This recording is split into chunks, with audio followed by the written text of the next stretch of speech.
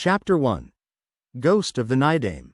A young 10-year-old Naruto was currently in the Hokage's office once again for another public mishap. The blonde boy held his head down in slight shame as the Hokage spoke sternly. Naruto, I know it's difficult for you to behave, but things like this really paint a target on your back. This is the third time this month I've had to call off the village council. You can't keep doing things like this and expect there to be no consequences. Ah, come on Gramps, I didn't do anything wrong. Naruto protested. The Hokage rose a brow as he clasped his hands together. I'm all one for a good prank too, Naruto, but you heavily damaged the Nidame's monument. Many see that as a sign of disrespect, and there's only so much I can shield you. I can understand your need for attention, but don't you feel that it's disrespectful to the Hokages? You say you want to be Hokage one day, but acts like that are not how you become a Hokage. I doubt you know this, but you can't just become Hokage on a whim. Not only does it take the former Hokage's approval, but you also have to be appointed Hokage by the village leaders. That means earning people's respect and admiration.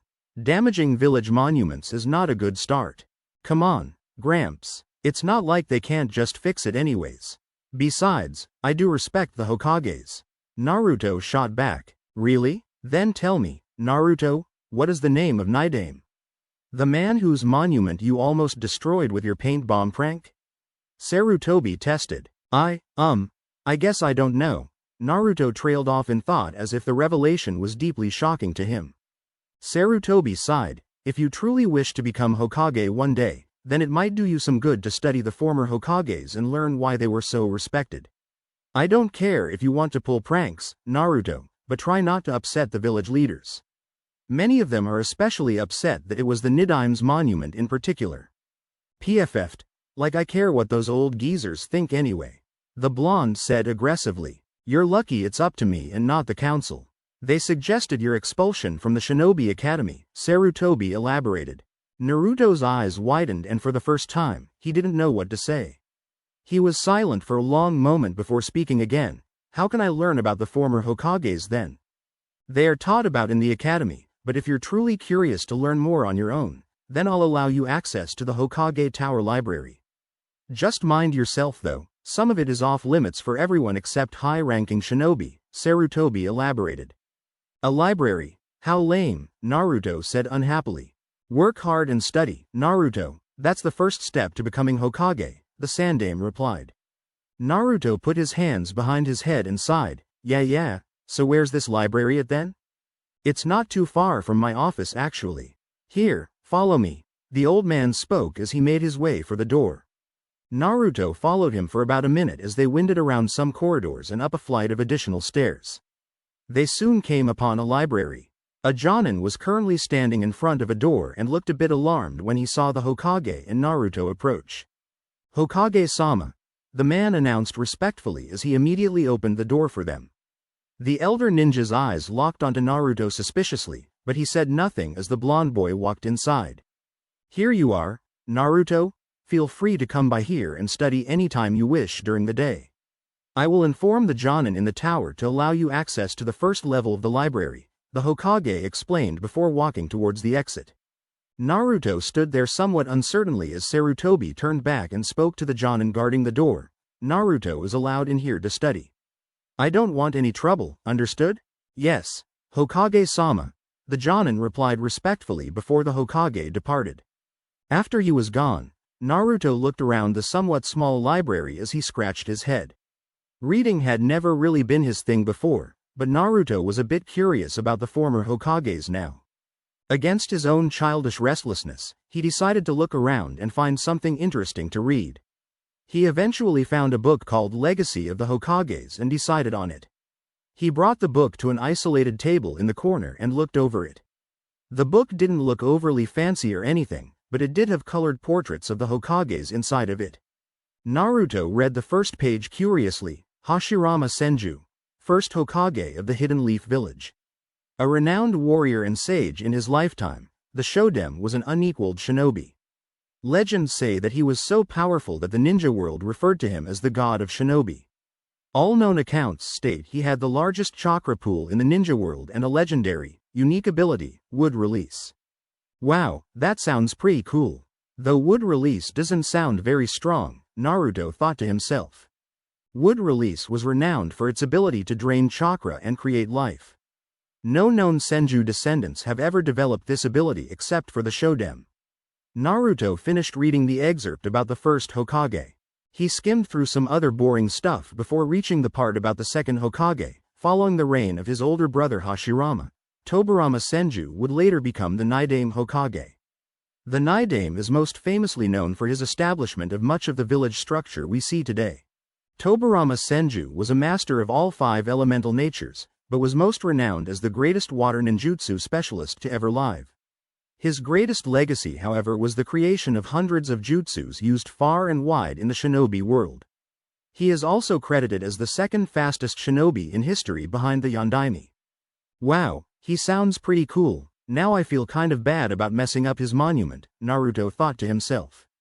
The Sandaime Hokage, Hiruzen Sarutobi, is also renowned for his mastery of all 5 elemental chakra natures and his genius-level intellect. He led Konoha through 2 great shinobi wars and was a personal underling of the former Hokages. He was appointed to the position of Hokage directly by his predecessor Tobirama Senju before the latter's death. He was also among the first shinobi to graduate from Konoha's newly formed Shinobi Academy. Naruto's eyes widened upon reading about the old man. I had no idea Gramps was that good. I wonder if he could appoint me Hokage if I became super powerful? I don't see the villagers ever electing me unless I do something amazing. Naruto pondered. His eyes eagerly went to the next page as and read about the Yondaime, a legend among Konoha, and a genius shinobi for his time. Minato Namikaze would become the 4th Hokage. Renowned for his infamy in the 3rd Great Shinobi War, he was better known by his nickname, Konoha's Yellow Flash. The Yondaime is regarded as the fastest shinobi to ever live, even surpassing the Naidame. He was one of the most fearsome shinobi of his time due to his flying Raijin jutsu. The Yondaime would eventually perish at the hands of the monstrous Kyuubi. Wow, Yondaime sounds awesome. Naruto thought with amazement as he looked at the man's picture. He's got blonde hair and blue eyes just like me. Naruto continued to read more about the Hokages and the non-confidential information about them in the book. He was truly fascinated by them all, and after 2 short hours, he came to an epiphany. All of the Hokages were geniuses. They knew so many jutsus and had special powers and reputations. Man, I need to get something like that. Even Gramps Hokage sounds awesome the way they describe him here. Mastery over all 5 nature elements. I wonder how I can learn an elemental jutsu. As if fate could hear his thoughts, Naruto overheard several jonin leaving from a staircase upstairs. Naruto immediately figured that it must have been the restricted section. He took cover when the 2 jonin began to speak to each other. The forbidden scroll is accounted for. No tampering, one of the jonin reported the 3rd one in the room. Good, I seriously don't know why they won't just let the Anbu take care of it, the other man sighed. The first one shook his head. Do you trust Root with that scroll? You know how Danzo-sama can be. The Hokage made us swear to keep it safe from anyone except for him personally. What's even in that scroll anyways? I mean, it has to be pretty bad to be forbidden, the other asked. Who knows, but I'd wager it probably has some dangerous jutsus in it. I wouldn't trust that around anyone shady from Root, he replied. Against all odds, Naruto managed to sneak around them as he decided to go upstairs to where they had just been. He cautiously maneuvered through a few light traps and eventually caught sight of a large scroll hidden at the edge of the room. I'm willing to be that thing's covered in traps, Naruto thought logically for once. After a few seconds of careful extraction, he managed to pick up the scroll and open it. It was incredibly complex looking and he didn't know how to take it all in as he stared at it for a moment. Naruto knew the basics of hand seals and the like, but he had no way of comprehending some of the advanced things he was seeing in the scroll. Even despite being smarter than people gave him credit for, Naruto was lost. Man, how am I ever going to learn anything from this? What the hell is Edo Tensei? Naruto thought, bewildered. Unsure of what to do, he decided to copy down everything he could on the scroll to a blank scroll that he was carrying from class still. He copied every symbol and character to the best of his ability, even if he had no idea what any of it was or what it meant. Placing the scroll down for a moment, Naruto let out a sigh. Man, this is tough. Is there anything else up here that can help me out? His eyes trailed around the room until they caught sight of some antique-looking headband sitting in a dusty corner. It had a symbol he didn't recognize on the forehead area. It was a horizontal line with two curved symbols on each side. He couldn't quite explain what the headpiece was, but upon looking at its inside area, he saw an inscription, Tobirama Senju's Hapuri. A brief examination immediately caused Naruto to realize that it was the same type of headpiece the Nidaim's monument had on his head. Though this one didn't have the Konoha symbol, it had what he assumed was the Senju clan's emblem. Wow, this belonged to the Nidaime? This thing looks cool, I'm going to keep it, Naruto thought excitedly as he put it away in his pack. He didn't see much else in the upstairs portion of the library that caught his interest, and quickly returned to the forbidden scroll. Alright, well, I should probably just put this thing away before someone shows up. I can always come back and see what else is on it later if I need to. Let's see how many jutsus did I get here. Kage Bunshin. Man, I hate clones, but I guess it's something. What's this one, Flying Raijin? Isn't that Yondaime's technique? Sweet, I definitely want to learn that. I don't know what this Edo Tensei thing is supposed to be, but it looks like some type of summoning maybe. I guess that's a good start. Is there anything else on here even worth coming back for? Wait, what the hell is that? Naruto's eyes shot open in disbelief when he spotted a symbol on the scroll that matched the one on his stomach. 4 symbols seal. Why does it look like the markings on my body? Naruto thought, horrified. There was no description for this jutsu, but it greatly troubled the boy. He didn't get long to look at it when he heard footsteps coming from downstairs. He was immediately drawn from his thoughts when he heard the Jonin from downstairs speak. Where are you, kid? You need to go home. Nobody's allowed in the library after dark. Without hesitation, Naruto immediately put the scroll back as best he could, even resetting its traps.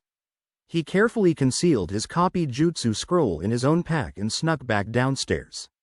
Luckily for him, the Junin that was looking for him didn't appear to be gifted in the art of detection as the boy miraculously came around a corner downstairs and unnoticed.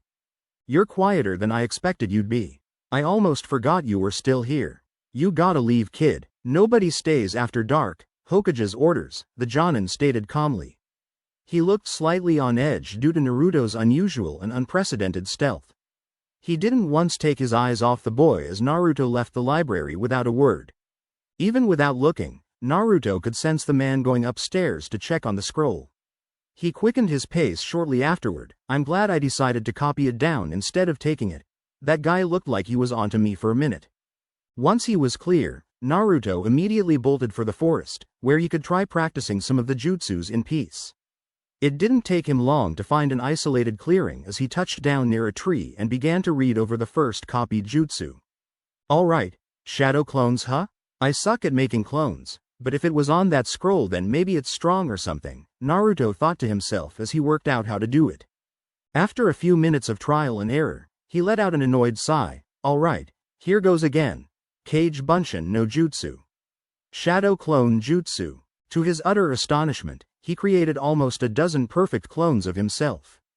He looked around at them disbelievingly. What? How come this one was easier than regular clones? Naruto shook his head confused as he immediately dispelled the clones a moment later. That was strange. I can't believe I made more than one of them too. I wonder what's different about shadow clones. I didn't expect that to be so easy. Well, let's see if I can have any luck with these other two. He spent the next hour trying to figure out the Flying Raijin Jutsu, but couldn't even begin to understand how it worked. The Flying Thunder God Jutsu was frustratingly difficult to comprehend as it required one to understand seals and be adept with sensory abilities, something Naruto had very little experience with at his young age.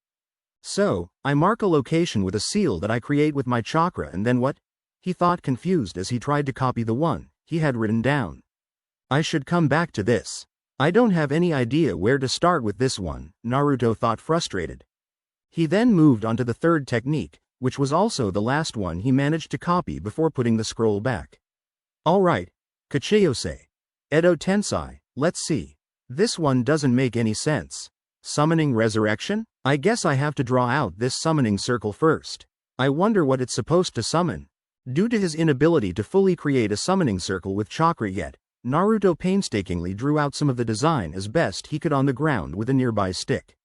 He attempted to pour forth chakra into it a moment later, causing the lines to darken as if they were written in ink.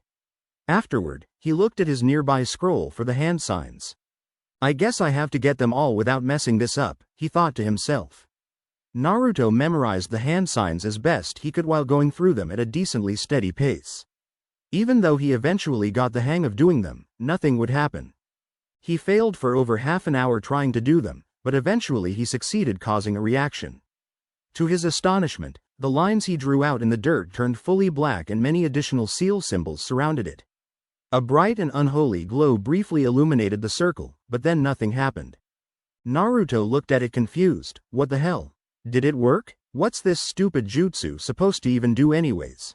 He looked at the complex writings and reread some of it. DNA, blood? Oh, that makes sense. I think summons need blood to work, right?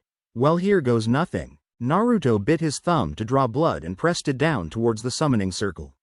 Once again nothing happened. Frustrated with his failure, he threw down his pack and growled in annoyance. The hapuri that he had stolen from the library flew out of his pack upon doing so and landed dead center in the summoning circle. A moment later, Naruto felt a horrible sensation wash over him as his chakra began to drain painfully. The circle then glowed again as an ethereal figure took shape within its center. A panicking sensation washed over him as Naruto felt himself being dragged closer towards the center of the circle.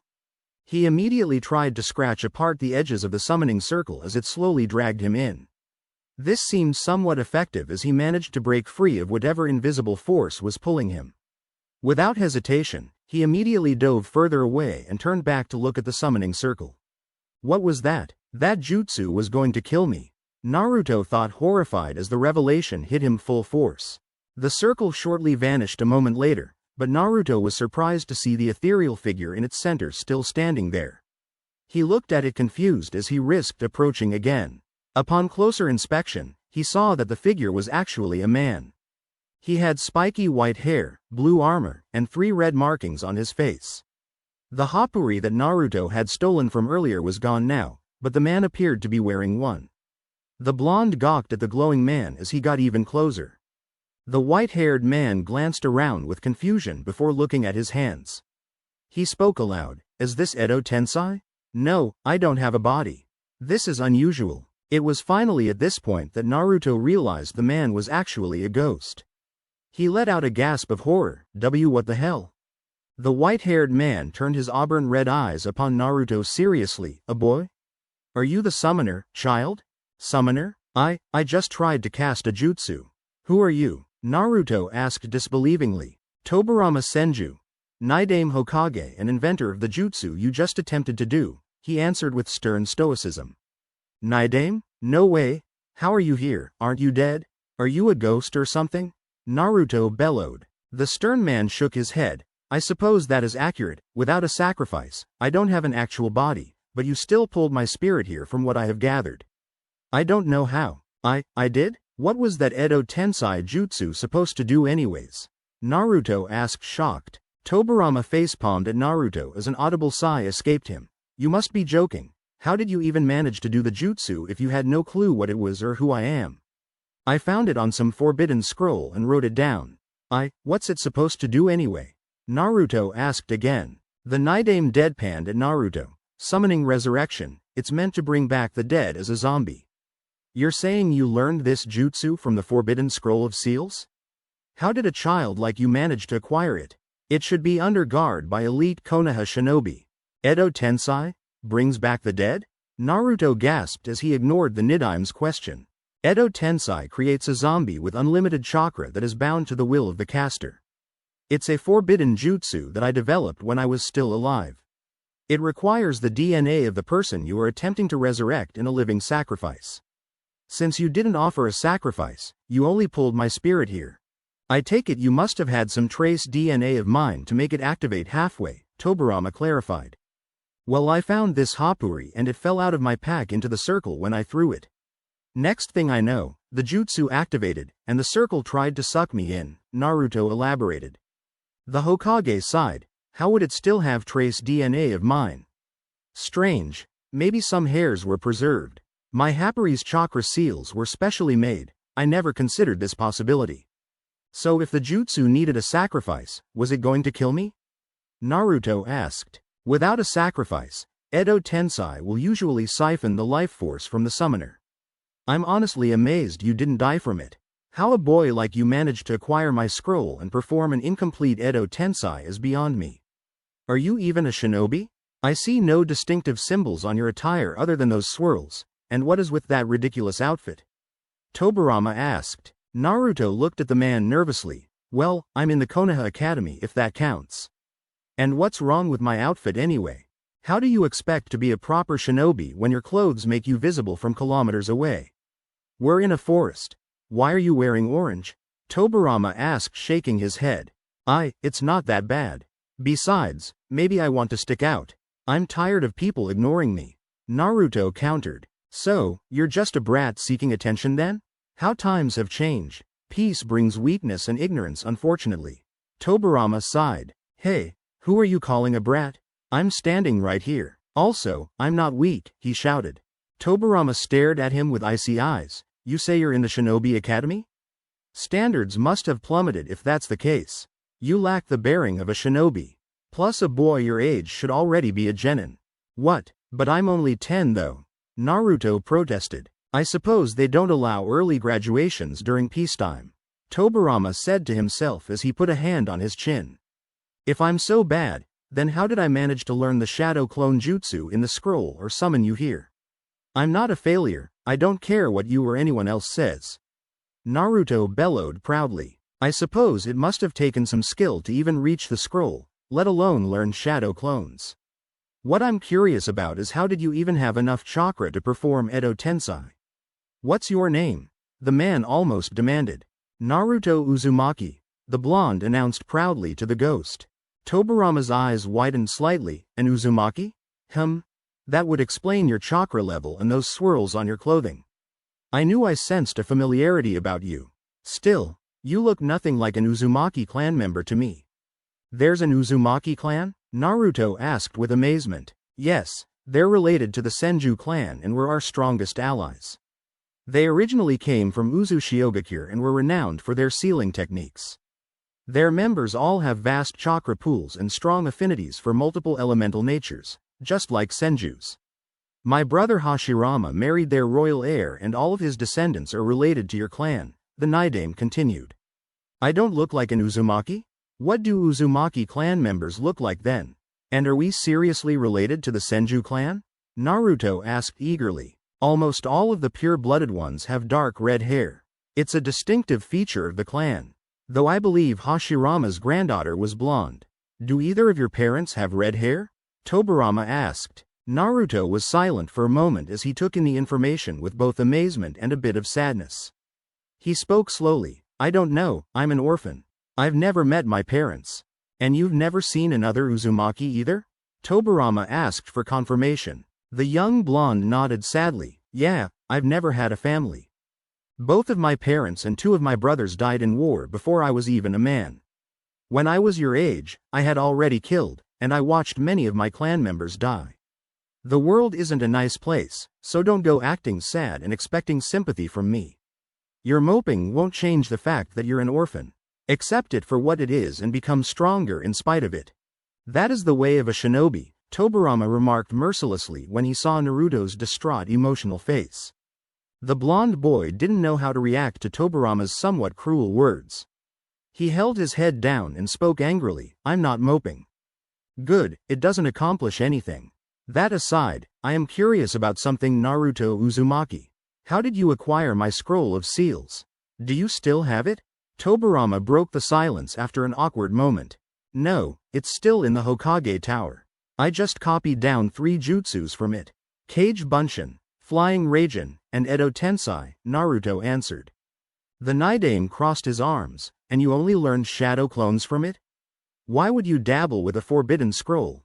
It's forbidden for a reason. I want to get stronger. Naruto answered slowly. Why? Power without purpose is meaningless vanity, and you're only a child, Tobirama responded sharply. Naruto looked up with determination filling his blue eyes. I want to become Hokage. I want to get stronger, but nobody will train me or help me. Everyone treats me badly or ignores me. They all think I'm dumb or some kind of monster. Hell, people even call me demon brat sometimes. I just want to earn people's respect. You want to be the Hokage? Do you even know what you're saying? Being Hokage isn't just some glamorous position where people respect you. It's a responsibility to be the strongest shinobi in the village and to be its last line of defense.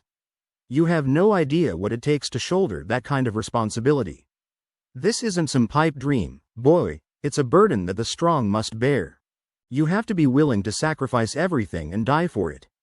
My brother did and so did I. That's what it takes to be Hokage. Tobirama growled in annoyance. The Nidaim's words hit Naruto hard as he held his head down shamefully again. Something about Tobirama's brutal honesty was really hard for him to swallow. Naruto looked up again and gritted his teeth. Then teach me how to become stronger, nobody else will. Tobirama gawked at him somewhat surprised. Teach you? In case you've forgotten, Uzumaki boy, I am a spirit. The only interaction I can have with this world is through your chakra. So what? You can still show me things and tell me how to do stuff, right? Besides, what else are you going to do? Stay dead? Naruto wondered. The white-haired Hokage paused for a moment as he kept his arms crossed. I can release this incomplete Edo Tensei of yours anytime I wish. Give me one good reason to train you besides you wanting to be Hokage. Come on, please Naidame? Naruto pleaded with frustration. Naidame-sama. Show the proper respect to your elders, Naruto-san, Tobirama corrected him. The blonde shook his head. I'm tired of being the laughing stock of the Konoha Academy. I can't stand everyone thinking I'm weak and praising that smug Uchiha bastard. Tobirama's eyes widened at the mention of Uchiha. He stared at Naruto intensely. What's this about an Uchiha? This guy in my class, he's from the Uchiha clan, and everyone praises him for being so good. He always talks down to me and I'm sick of it, Naruto explained. The Naidame lightened up for the first time as he raised a brow at Naruto. That's as good a reason as any. Fine then, I will train you Naruto-san. Wait, you will? Why the change of heart, Naidame? I didn't think that was a good reason. Naruto gasped. You will refer to me as Naidame-sama or I will revoke my offer, Tobirama stated sternly. Naruto instantly bowed his head. Forgive me, Naidame-sama, but why are you willing to train me now? I'm doing it so that you can properly rival this Uchiha boy. Members of their clan tend to act condescending unless they are regularly put in their place. It would do him some good to learn humility if he's as smug as you claim, Tobirama answered. The blonde boy beamed with excitement. When do we start then? The sooner I can become stronger than Sasuke Teme, the better. Since my spirit is bound to you now, I will come and go as I please. For the record, only you should be able to see me. I will train you on the condition that you obey my orders no matter what. Do you agree? Tobirama asked seriously. I do, Naruto answered immediately. You break this promise one time, and I will leave, understood? Yes, Naidame-sama, Naruto replied respectfully. Very well, start off by filling me in on current events. Who is the Hokage right now? Tobirama asked. Old man Sandaime. Hiruzen Sarutobi is his full name I think, though I don't know anyone that calls him that. Gramps took over again after Yondaime died I think, Naruto replied. Tobirama placed a hand to his chin. Young Hiruzen is still alive? You say he is an old man? It must have been many decades since my death then. He was one of my students. Hey, so if you're going to train me, then can you help me learn this flying Raijin jutsu? Naruto asked. Tobirama shook his head. Hiraishin is one of the most advanced jutsus I ever created. You would also need some skill as a sensory ninja and competency in fuinjutsu to even begin to understand it. I will teach it to you when you become more proficient as a shinobi. What does it do anyway? Naruto asked. It allowed me to instantly teleport wherever I placed a seal. There is no limit to the amount of seals one could place, but it requires high chakra control and extreme focus to move oneself or objects between space-time.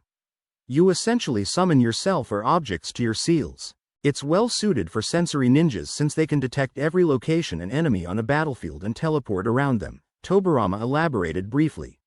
So I need to be a sensory ninja to do it? Naruto asked. If you ever hope to be competent enough to use it effectively, then yes. We will have to develop your own sensory skills and you must master your chakra control. After that you can learn Fuinjutsu, and then you will be able to learn Hiraishin. However, you really should start by learning basic jutsus first. Unfortunately, that's also going to have to wait for a later date, Tobirama trailed off in sentence. Why? I'll learn anything you can teach me right now, he exclaimed with reassurance. The problem is your chakra level. From what I can sense of you and what I know of Uzumakis, you have enormous chakra reserves. While that is a good thing, it is extremely debilitating for one's chakra control. That is without a doubt the best place to start with your training, he noted. Okay, so how do I improve my chakra control? Naruto asked. Tobirama looked at a nearby pond. Can you walk on water yet? What? Of course I can, he said strongly. I want you to start by doing push-ups on the water's surface, he said calmly. Piece of cake, Naruto responded eagerly as he charged over towards the pond and onto its surface. He immediately dropped into a front-leaning rest position and began to do push-ups on the water's surface. Give me 1,000 to start, Tobirama remarked with intensity as he came over the water to watch Naruto train.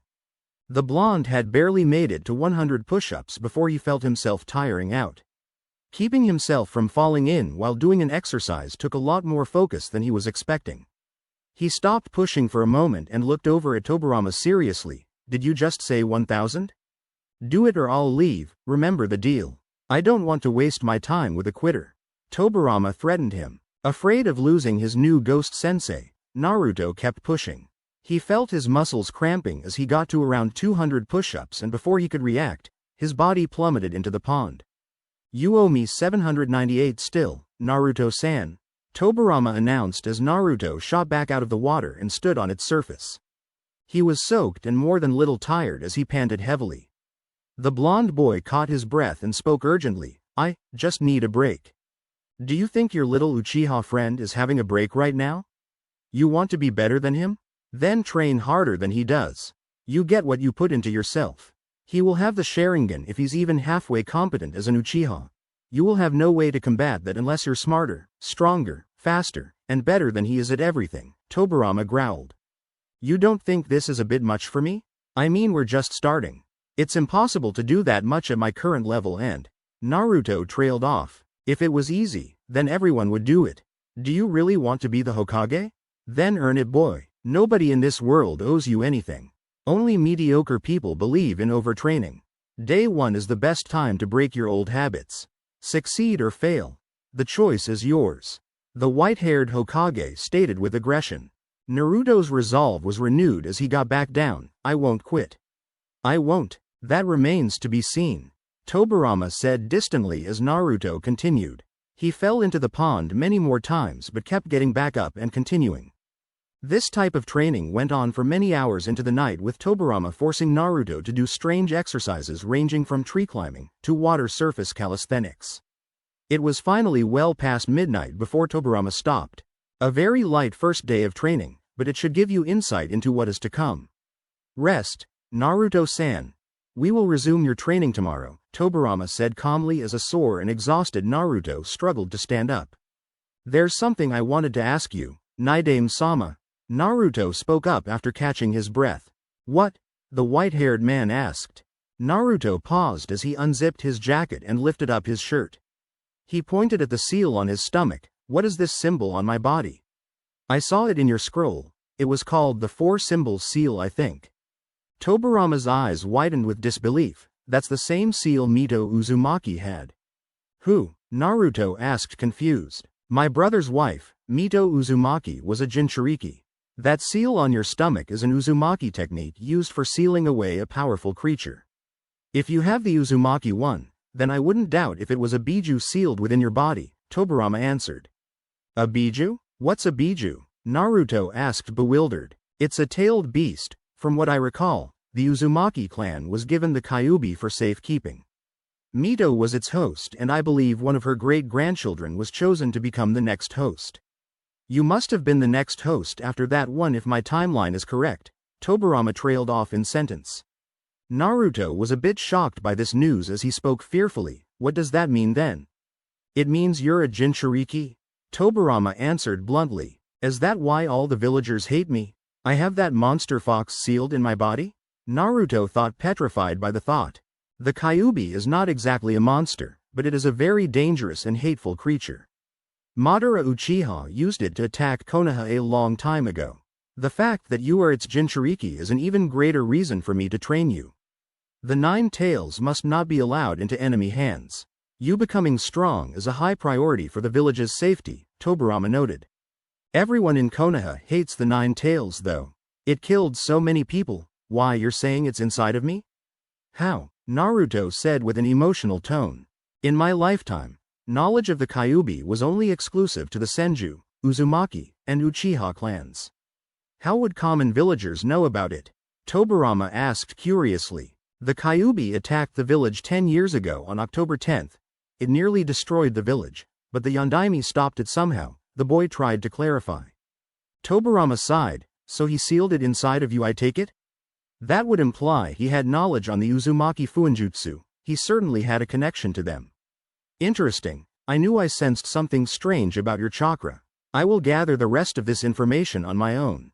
Go home, Naruto-san. We will train again tomorrow. Wait, where will you be? How can I find you? Naruto asked. I'll find you, Tobirama replied before disappearing. After he was gone, Naruto figured he had no other option left but to go home to his shabby, run-down apartment. His mind couldn't get the news of him being a Jinchuriki out of his head. He felt himself sink into a deep depression as he looked around at his broken-down, empty home. So that's why I have to live like this. That's why they hate me. Naruto thought sadly. Despite his racing mind, he was too exhausted to remain conscious for very long. Upon reaching his bed, Naruto immediately plummeted onto it and was asleep within seconds. Naruto's mindscape. The young Jinchuriki awoke in a damp, dark sewer by the looks of it. He jerked upright with a panicked expression as he immediately assumed that he had been kidnapped.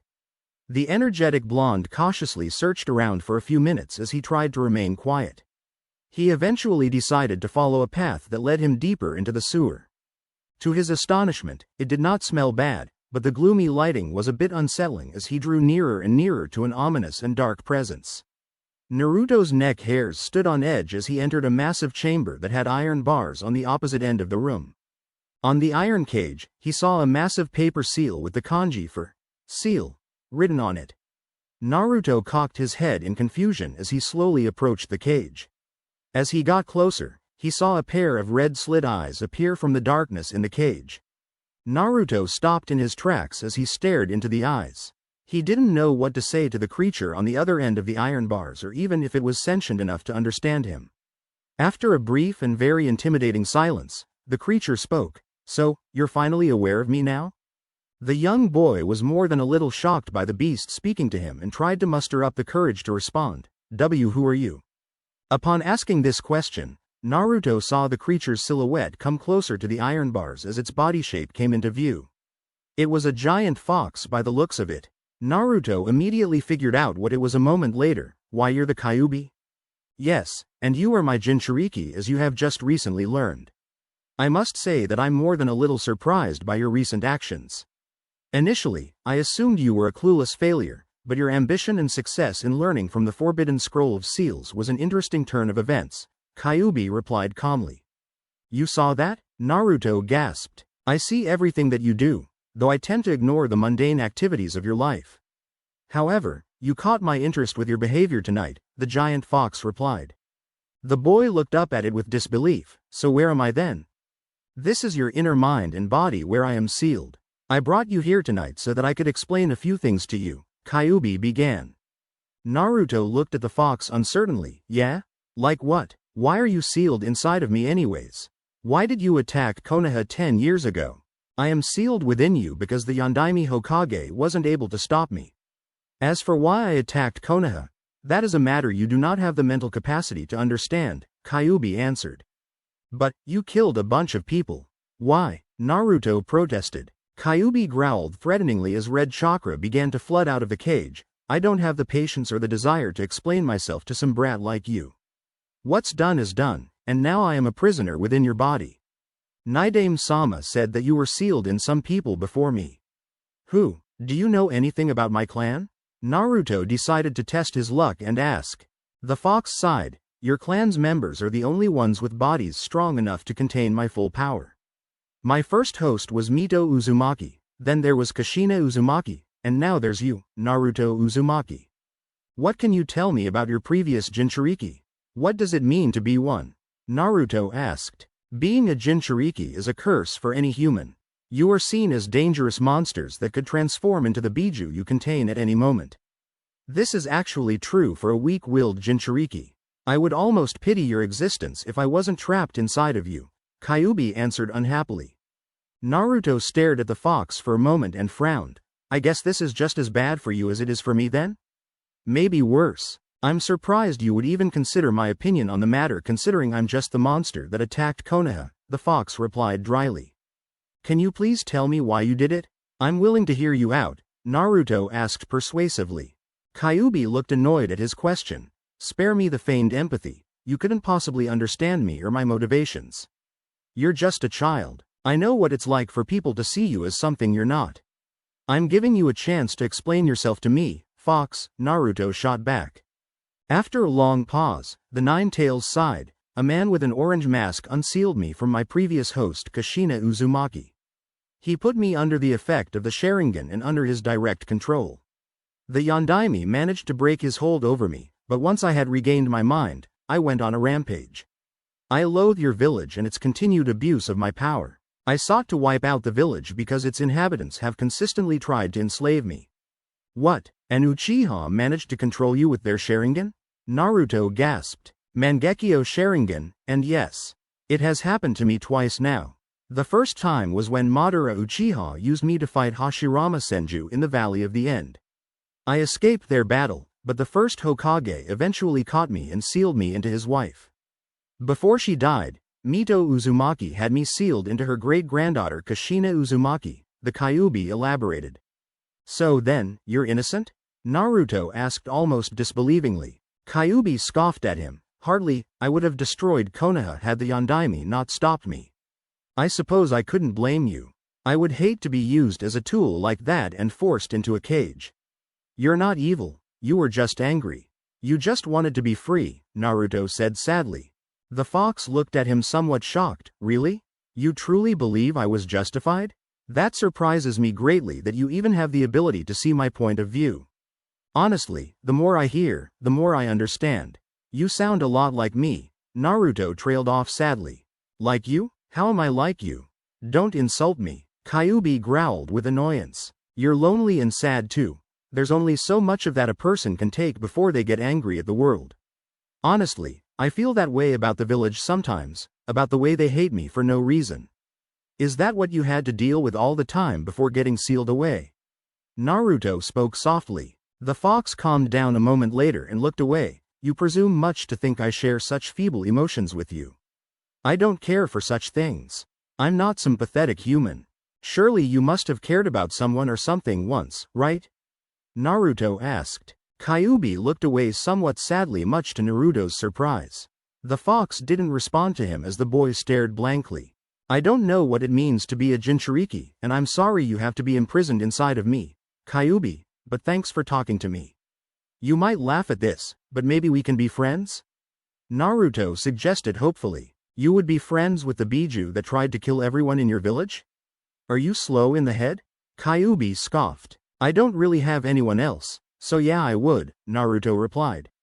The fox scoffed at him. Don't go assuming such childish things. I will be civil you, but I will not humor such pathetic aspirations. Well, we're both stuck with each other, so what could it hurt, right? Besides, you don't seem evil to me, plus Naidame-sama said you weren't evil either. Maybe it is childish, but I could use a friend, even if he is a giant, angry fox. Naruto countered. You're being serious right now? I'm the reason your village hates you? Has that escaped your mind? Kyuubi asked disbelievingly. So what? Do you hate me? Naruto countered. The Nine-Tails growled. No, but I don't like you either. Well, that's a start at least, the young boy said optimistically. His genuine desire to befriend the fox was very unusual to the Biju. Kyuubi seemed less hostile from Naruto's lack of hate and sighed. We'll see how this goes. At least you're already more tolerable than my last two Jinchuriki were. I wasn't expecting that, so what happens now? Why did you want to talk with me here, anyway? Naruto changed the subject after an awkward silence. Listen, Naruto Uzumaki, I am willing to be more proactive in helping you develop your power under one condition, Kyuubi said seriously. Naruto perked up. What condition? You help me kill the Uchiha that enslaved me with his Sharingan 10 years ago, Kyuubi said seriously. Naruto seemed a bit put off at the notion of killing someone, but recently hardened by Tobirama's words. Naruto nodded. I will, Kyuubi. You have my word. Then it's a deal. Also, now that we've met, I opened a psychic link between us. I will be able to speak with you while you're awake, so don't act alarmed if you start hearing my voice in your head, Kyuubi explained almost eagerly. I guess I'll see you around then, Kyuubi, Naruto said somewhat uncertainly. Train hard under the Senju Hokage. He is an expert at defeating Uchihas and will prove to be an excellent trainer for you. I will help you out as well in due time. Now, get some sleep. Naruto, the fox spoke one last time before Naruto's vision went black and he felt himself drift back to sleep. Konoha Shinobi Academy, the next day. After waking up the next day, Naruto hurried to class. He had overslept and was about to be late. Fate seemed to be working against him today as he made it to class after Iruka. Bolting into the classroom, he quickly caught his breath. Naruto, you're late, Iruka announced scornfully as the energetic blonde approached. Sorry Iruka-sensei, I overslept. Naruto tried to explain. Overslept? That's the work ethic of a great shinobi, isn't it, class? Mizuki asked the rest of the class, causing a number of them to laugh or agree with the Chunin. That loser wants to be Hokage and he can't even make it to class on time, ha ha ha. Kiba erupted into laughter. Iruka eyed Naruto somewhat curiously. The blonde boy appeared far less hyperactive than he was used to seeing and more than a little worn out. He spoke slowly. Are you all right, Naruto? I'm fine, sensei, I just had a long night. It won't happen again, he said as respectfully as he could before moving to his seat. The blonde didn't even react to any of his classmates' comments or jokes. It was as if they weren't even there to him. Iruka and some of the other students were more than a little shocked by Naruto's shift in attitude. Iruka quickly pushed his curiosity aside as he addressed the class. All right, class. Well, now that we're all here. Naruto didn't hear the rest of Iruka's words when he spotted Tobirama's spirit standing next to him in the classroom. He looked over with shock. What the hell is he doing here? Pay attention to your studies, Naruto-san. While it is basic, the fundamentals and history they teach here is important. I will test your knowledge on the subject material later. Should you fail, I will punish you with more physical training. As my father once told me, you're going to be smart or you're going to be tough. Preferably you'll be both. Tobirama's ghost spoke to Naruto. His voice sounded almost echoic, but a quick look around the room confirmed to Naruto that nobody else could see Tobirama. Horrified at the prospect of extra training from the man, Naruto focused intensely on Iruka as he paid attention to everything being taught. This continued for the entire day with mostly academic studies. He paid no attention to his classmates as he fully enveloped himself in the study material. After class was finally over, Naruto was the last one outside of the school. He spotted a crowd of his female classmates ogling Sasuke Uchiha like classic schoolgirls. He sent a sharp glare Sasuke's way which seemed to draw the Uchiha's gaze. Some of the fangirls quickly became aware of Naruto's presence due to Sasuke's attention on him. A certain pink-haired girl yelled loudly, "Why are you glaring at Sasuke-kun like that, Naruto?" The Uchiha immediately turned to leave when it became apparent that he was looking. Many fangirls attempted to pursue him, but he quickly left them in the dust as he bolted away. After his departure, Naruto heard Tobirama's voice. That boy is the splitting image of Izuna Uchiha. If I didn't know any better, I'd swear they were the same person. He's your Uchiha rival, I take it? Yeah, Naruto answered bluntly. He looks arrogant, but also driven. He has the face of a boy that has seen trauma, Tobirama stated. Naruto shrugged. Yeah, well, I heard his clan was wiped out by his older brother who went rogue. It still doesn't excuse his condescending attitude though. The Uchiha clan was wiped out? Tobirama asked, shocked. The blonde boy nodded. Well, everyone except Sasuke, I think. HMPH. And by one of their own too? I'm not surprised. Their clan is stained with evil and power-hungry kinslayers. They were never truly content with their lot in Konoha, Tobirama sighed. Do you dislike the Uchiha clan, Naidame-sama? You sure sound like you don't. Naruto wondered as he examined his ghost sensei's bitter face. Tobirama crossed his arms. That is a difficult question to answer, Naruto-san. My clan was at war with the Uchihas for most of my early life. They killed my parents and both of my younger brothers. I never forgave the ones that survived the war. That being said, I do not bear ill will towards the Uchihas born in later generations. They do not deserve to carry the sins of their forefathers. They are all innocent in my eyes. I have always tried to be accommodating towards them, and I appointed them as the Konoha police force because it was a position well suited for them. Admittedly, I kept them out of village politics, but that was out of practicality and not spite. In hindsight, it was probably a mistake. Before he died, Hashirama told me that I should marry an Uchiha to truly solidify peace between our clans. I had actually considered it, but I died before that could happen. To answer your question, I don't hate the Uchihas, but I never trusted them. They have always justified my suspicions with all of the atrocious things they've done. A shame really, it was Hashirama's dream that they could one day truly integrate into the village. Perhaps they could have had I brought our clan lines together. That is actually one of my biggest regrets as Hokage. Wow, was all Naruto could say in response. Even despite his young age, he could somewhat understand Tobirama's feelings on the matter. He didn't get to linger on his thoughts for long as Tobirama began walking a moment later.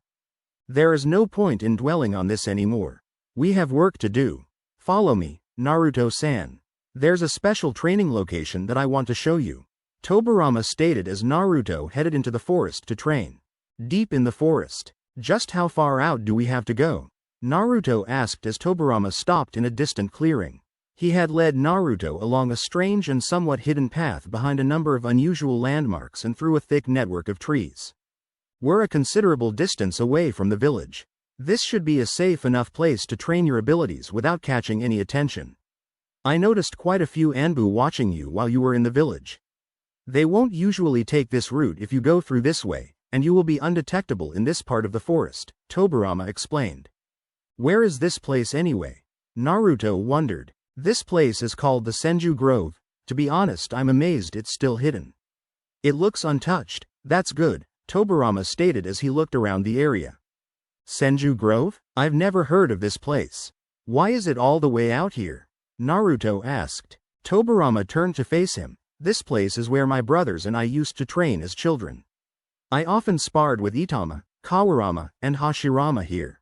This grove is protected by natural energy, it's very sacred. My brother called this place the Grove of Sages, though our clan knew it simply as the Senju Grove. You will be undetectable here from most things, including Hiruzen's scrying orb. Old man Sandame's scrying orb? Naruto tilted his head confused. The Naidame shook his head. Never mind. Just know that nobody will find you here so long as you follow the exact path that I showed you. When my brother and I founded Konoha and established its infrastructure, we never listed this place anywhere. It's one of our clan's best kept and few remaining secrets. Cool, so I can come here anytime I want? Naruto asked eagerly. Yes, but I would advise you to not linger here for more than a day or so at a time. I learned a decent bit about you while you were asleep. Since you are a Jinchuriki, Hiruzen takes special interest in watching over your progress. You want to keep up appearances as it were by going home each night. Tobirama elaborated. Huh? Naruto looked confused. Tobirama faced the blonde boy with a stern expression. What I'm saying is nobody can be allowed to know about this place or your training. What? But why? I want to get stronger, so I can beat Sasuke Teme and show old man Sandame that I'm Hokage material. Naruto protested. Listen. Naruto-san, a shinobi's greatest weapon is not ninjutsu, taijutsu, or genjutsu. It isn't some special weapon or bloodline either. Your greatest weapon is the art of surprise. Speaking from experience, I find that it is best to strike with your full power after you have fooled your enemy into believing they are victorious. They lower their guard when they think they've won, when they think you are weaker than them. That is when a foe is most vulnerable. This training isn't for your ego boosting. This isn't so you can show off for a bunch of airhead schoolgirls. It's so that you can have the weapons and the ability to use appropriate force when necessary. I don't recommend building a reputation until after you have developed your skills, otherwise you'll only become a target and lose your element of surprise, Tobirama lectured sternly. So you're saying I shouldn't use anything that you teach me?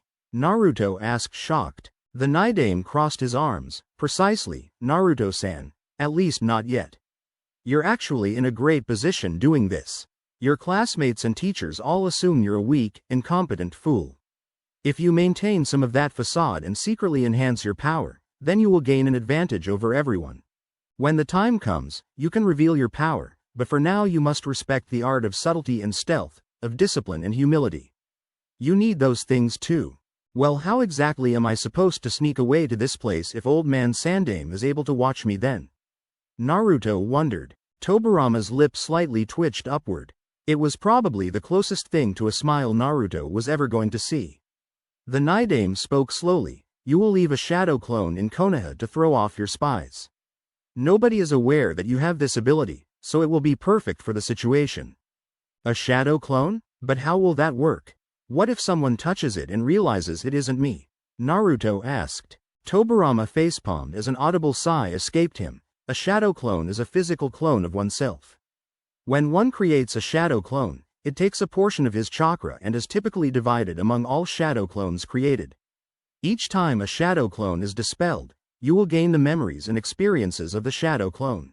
You will also gain its exhaustion, which can be dangerous for someone with low chakra reserves. I don't see that being a problem for you, however. That makes sense, I guess. So what happens if I train with a bunch of shadow clones doing the same thing then?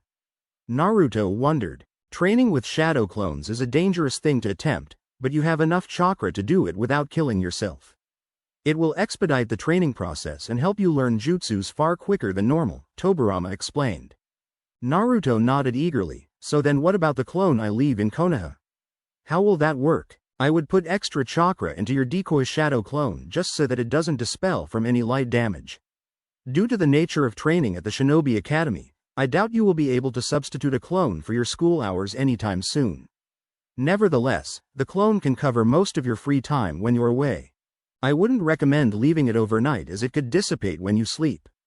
We'll work on the schedule later, but that's how we'll keep your training a secret, the Naidame continued. So you want me to pretend like I'm dumb at the academy then? Naruto asked. Tobirama shook his head. No, don't continue being a fool. I expect a perfect graduation from you in 3 years. I'm just telling you to keep your head down and don't show off or pick fights. Keep your head down and grind. So I have to bear with Sasuke Teme telling me I'm a loser and a failure for 3 more years. Naruto groaned. Tobirama nodded. Downplay yourself there, but don't be incompetent. Just try to convince them that you're middle of the pack material. Alright, if you insist, Naruto agreed. Good. The white-haired man said with approval. Naidame-sama, when do I get to learn elemental jutsus? I read something about certain shinobi having elemental affinities. Is there a way I can learn mine? Naruto asked curiously. Tobirama nodded. Yes, in fact, there is. Elemental affinities are typically shared by members of a clan, though specific individuals can excel at multiple affinities or even all of them on rare occasions. Young Hiruzen was one such person. It is one of the reasons I decided to train him. Alright, so how do I learn mine then? Naruto asked anxiously. The Hokage made a gesture with his hand. Hold your palm out like this and close your eyes. Naruto did as he was told and outstretched his hand. Okay, now what? Even though I do not have a physical form, I am one of the best sensory ninjas to ever live. Channel forth any amount of chakra that you can into your hands. I will be able to detect its nature from there, Tobirama instructed. Following his instruction, Naruto tried to focus chakra into his hand. Though he couldn't feel anything, Naruto noticed Tobirama's face change slightly. You actually have trace amounts of all of them. That's surprising even for an Uzumaki, Tobirama noted. Naruto's eyes lit up. Really? So I have an affinity for all of them like you and Grandpa Hokage? Yes and no, your chakra nature is very diverse in its formation and development. To be honest, it reminds me of my brother Hashirama's chakra. Your chakra is more like that of a Senju's than an Uzumaki's. You're definitely a descendant of both the Senju clan and the Uzumaki clan, Tobirama stated factually. The Jinchuriki gave Tobirama a lost look. So does that mean I can learn any elemental jutsu? With enough hard work, you could learn any jutsu anyway, though your body's natural affinity for it will make learning them easier and your jutsus much more powerful. Both of your parents must have been good at wind chakra because that is your strongest affinity by a considerable margin. Uzumakis are typically strongest in water and wind, so that isn't surprising. After wind, you have an equally strong affinity for earth and water. I find it interesting how balanced they are.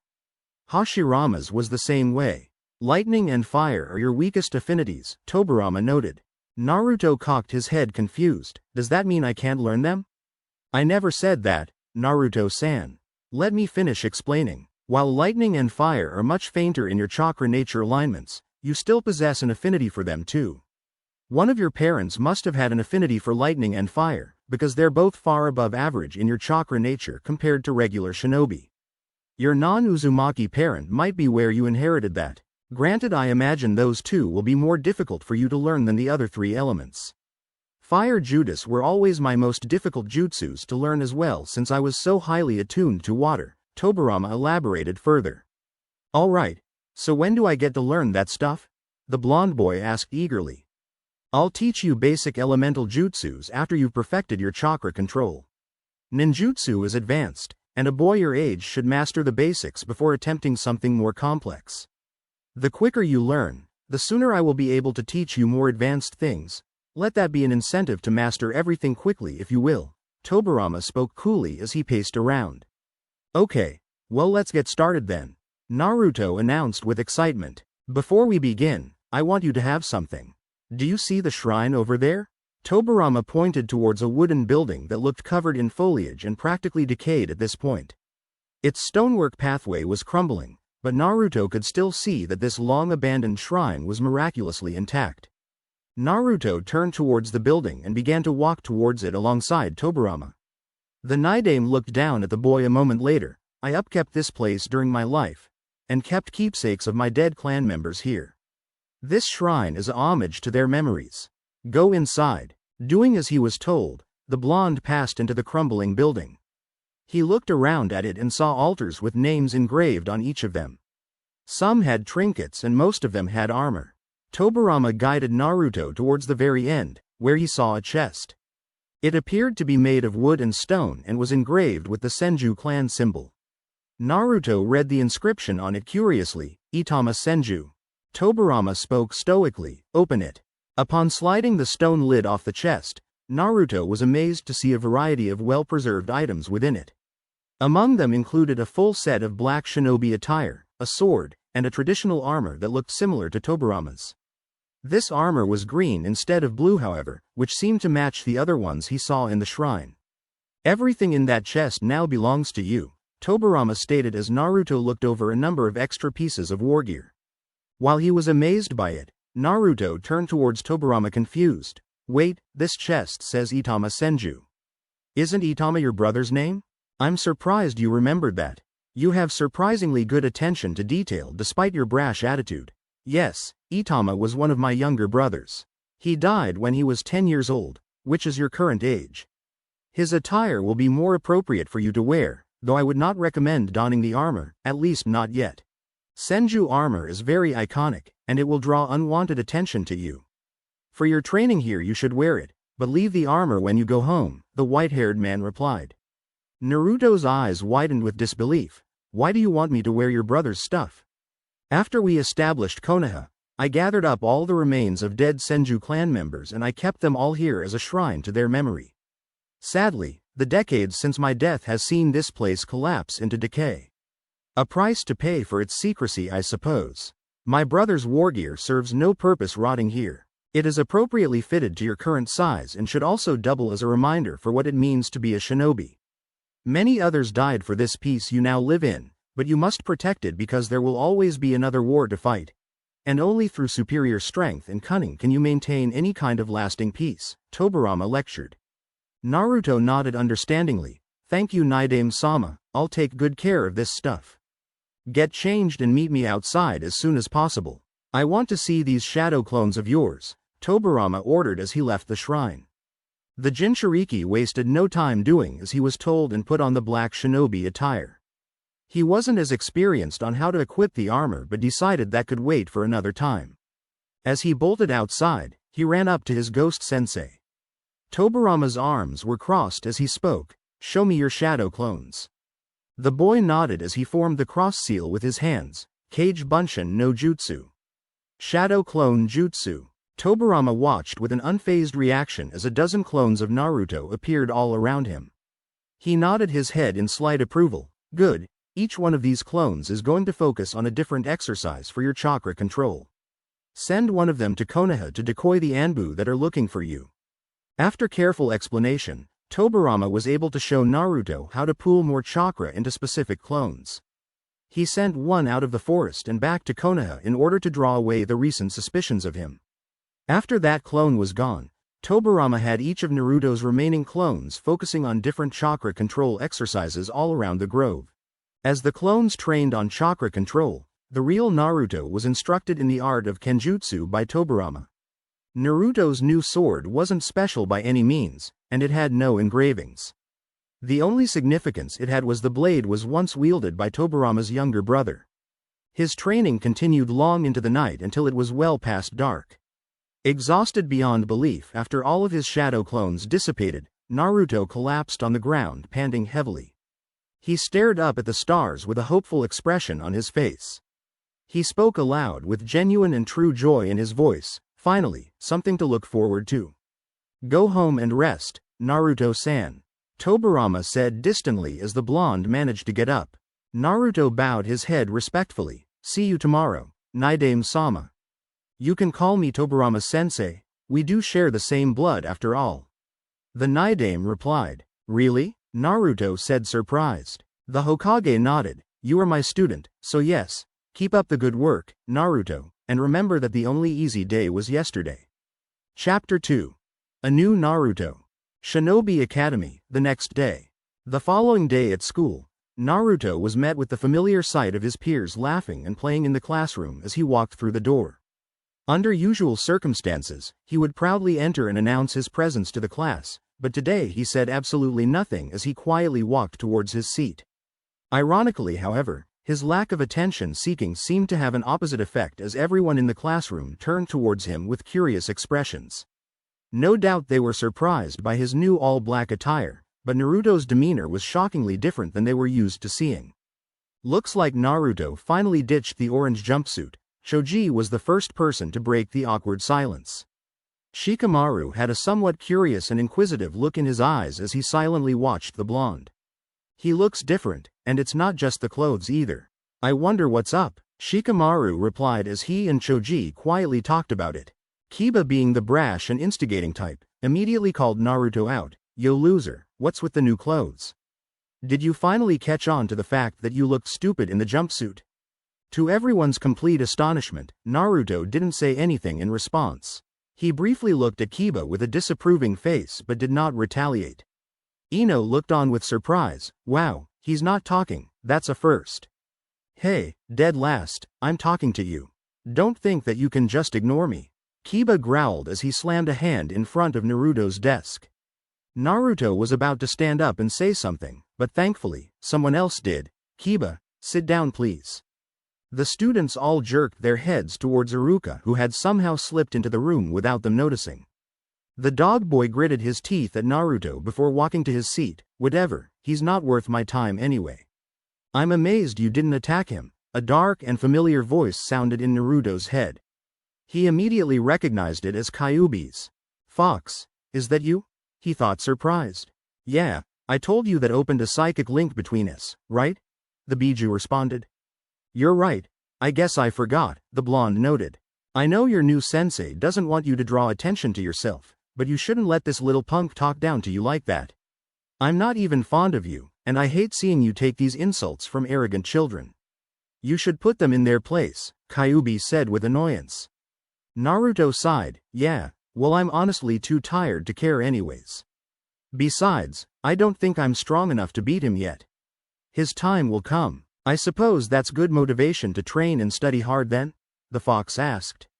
"It definitely is. Besides, other than Sasuke Teme, I really can't stand this Kiba guy acting like he's so much better than me.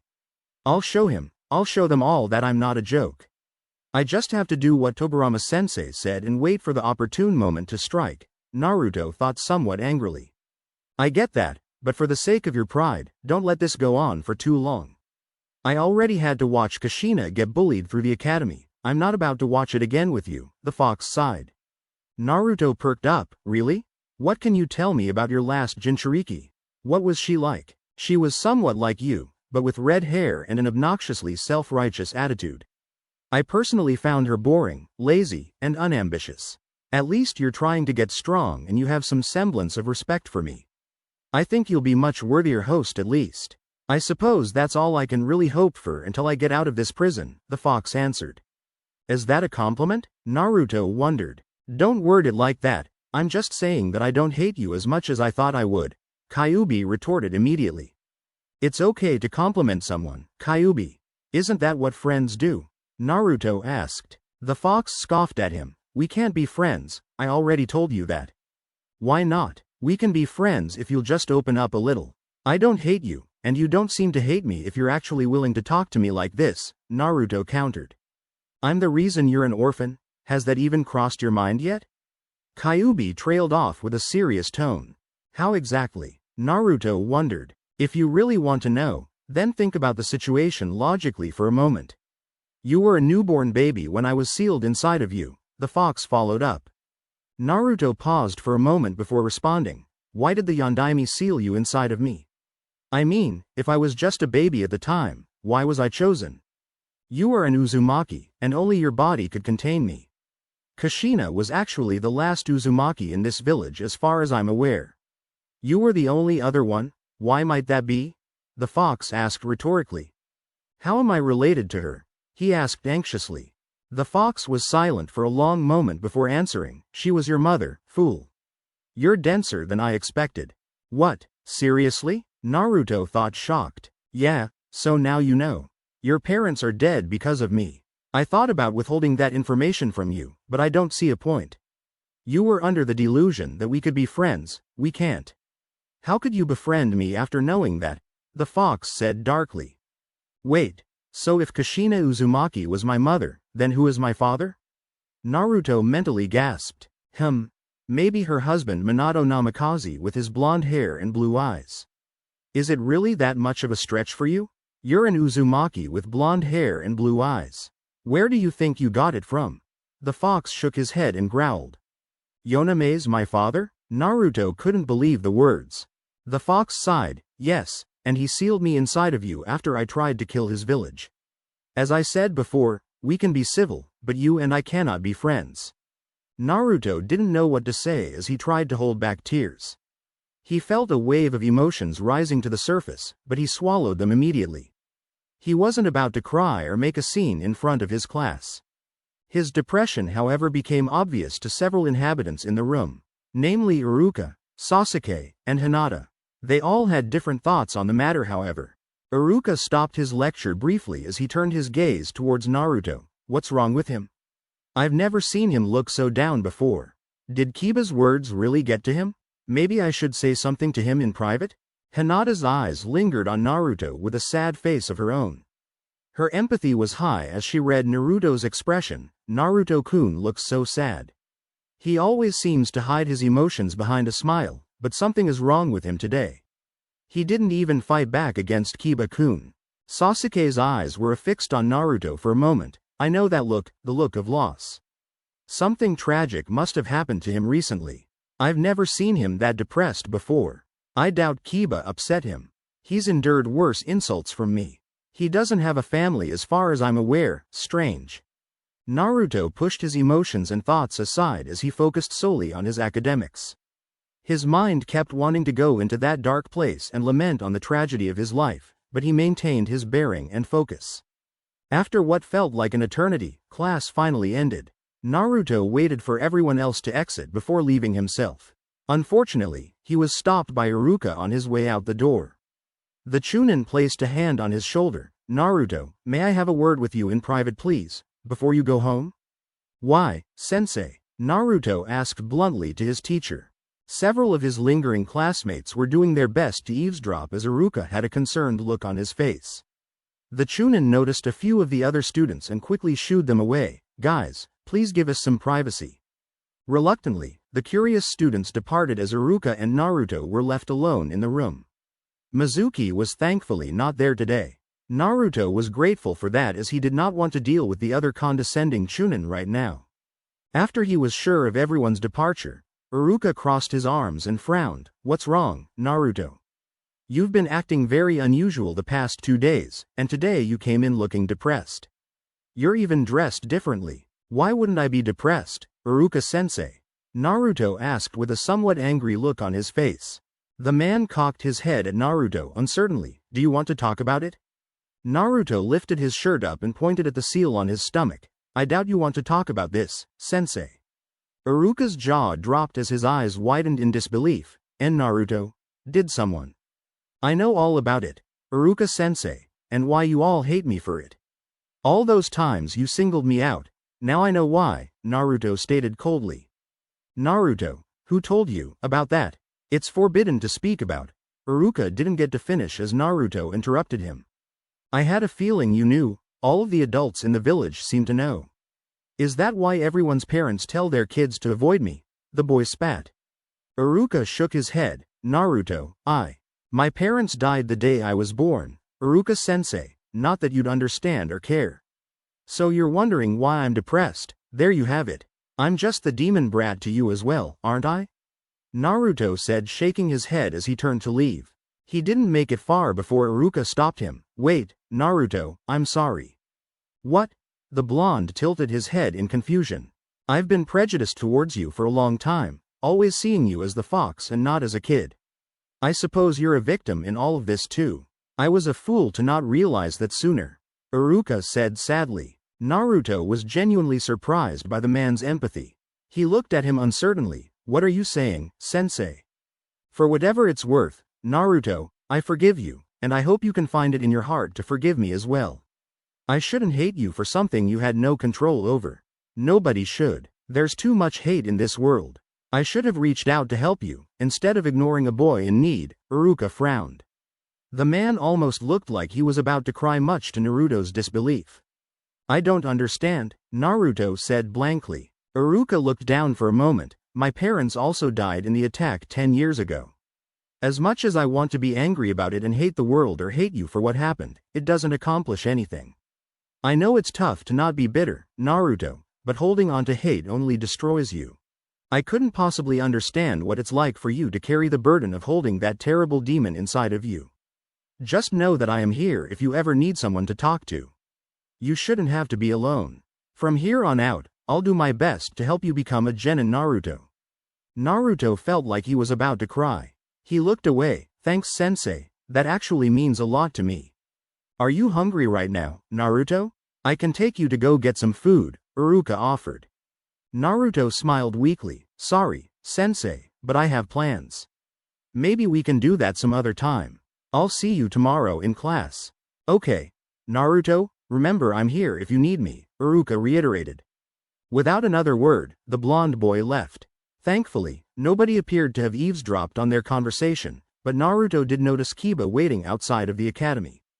The other boy gritted his teeth enthusiastically. There you are, dead last.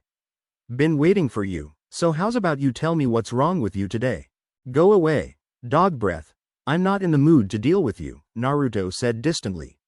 Akamaru began to bark annoyingly as Kiba growled. So what, you're trying to act all cool now, like that Uchiha bastard? The dog boy ran in and delivered a swift punch to Naruto's face, knocking him to the ground. The blonde got back up immediately and simply walked away. The hell? You scared to fight me now, Uzumaki? Kiba boasted as he ran in to deliver another punch. He never quite made it as a surge of chakra flooded Naruto's entire body. Naruto spun around and punched Kiba dead in the face, sending the other boy flying into a nearby tree. Akamaru barked and growled angrily as Naruto took a step forward. Naruto quickly regained his senses when he felt Kyuubi's chakra beginning to wash over his own. He immediately calmed down as he took a deep breath and forced it back. No, it doesn't have to be like this. Kiba looked shocked by the strength behind Naruto's punch and took a moment to get back up. He didn't say a word as he stared at Naruto in extreme pain. Akamaru ran towards Kiba's leg and whimpered fearfully as Naruto stared Kiba down. The blonde spoke up with fury in his voice. I said I'm not in the mood, Kiba. Yeah, I got that, Kiba said, a bit shell-shocked as he rubbed his cheek. He wasted no time, leaving shortly afterward as Naruto turned around. After he took cover, Naruto made a shadow clone to decoy its way to the Hokage Tower. He was going to have that clone study in the library. On his way towards the Senju Grove, Naruto turned back and looked over the village. His eyes lingered on the Hokage head monument sadly. Dad, my dad was Hokage. He died to protect this place. Just like Shodem and Naidame. All of them sacrificed themselves. Is that what it takes to truly be Hokage? After staring at the monuments for a good few minutes, Naruto decided to speak to Kyuubi. Hey Fox. I'm surprised you even want to talk to me right now. What do you want? The Kyuubi asked. Earlier, when Kiba was attacking me, I felt your chakra inside of me, almost like you were protecting me. Why? You're imagining things, the fox replied. No, I'm not. Why'd you help me? Naruto asked. Kyuubi growled. I'm not about to be stuck with another Kushina for the next generation. If people attack you, then defend yourself. If you refuse to do it, then I will. I could have seriously hurt him if I didn't stop you, Naruto countered. So what? Kyuubi scoffed. I've thought about what you told me during our first meeting, and about my parents' deaths. I want to tell you how I feel about all of this. Naruto changed the subject. It's fine if you hate me. Kushina and Mito both did as well. I don't care if you do too, it's nothing new to me. All of you humans are the same, the fox said callously. Even though you were involved in my parents' deaths, I still don't hate you, Kyuubi. In fact, I forgive you, Naruto said slowly. The Biju was silent for a moment before a disbelieving response followed. You do? How could you possibly forgive me? What makes you think I want your forgiveness anyway?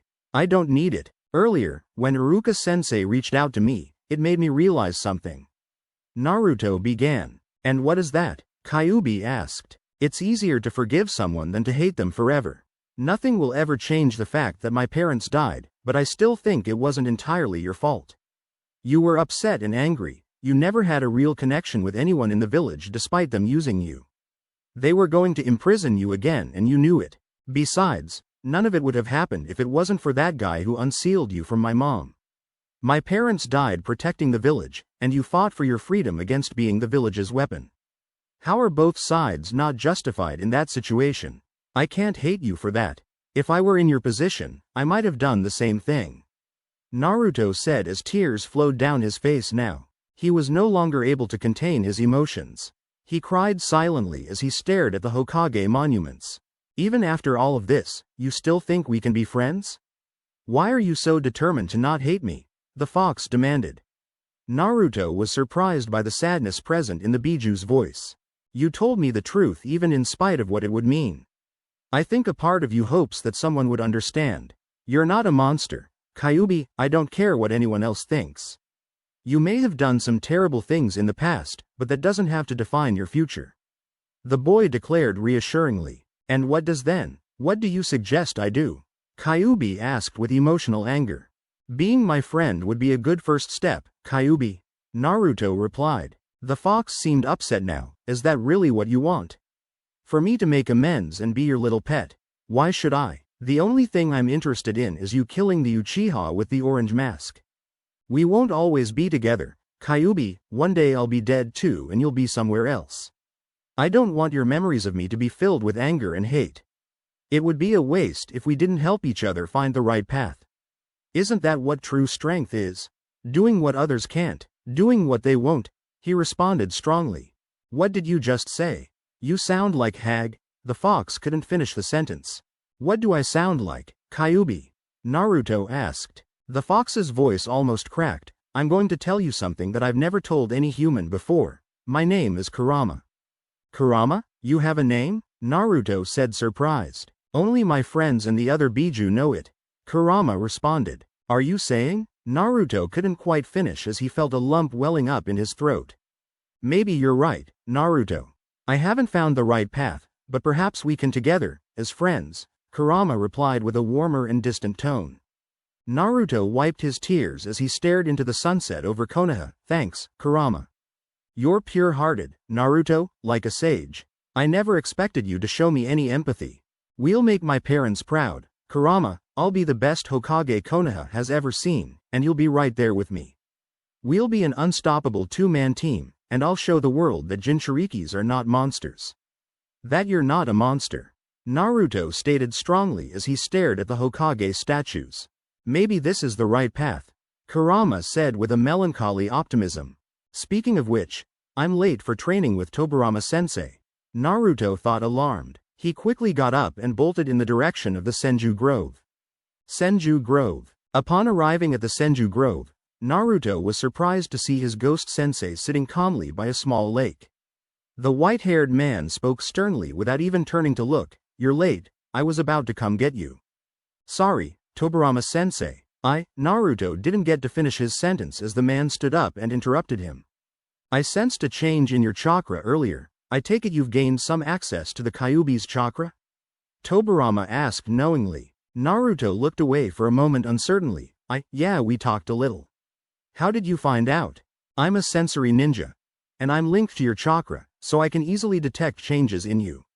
That being said, it is fortunate that you are on speaking terms with the Kyuubi, the Naidame said calmly.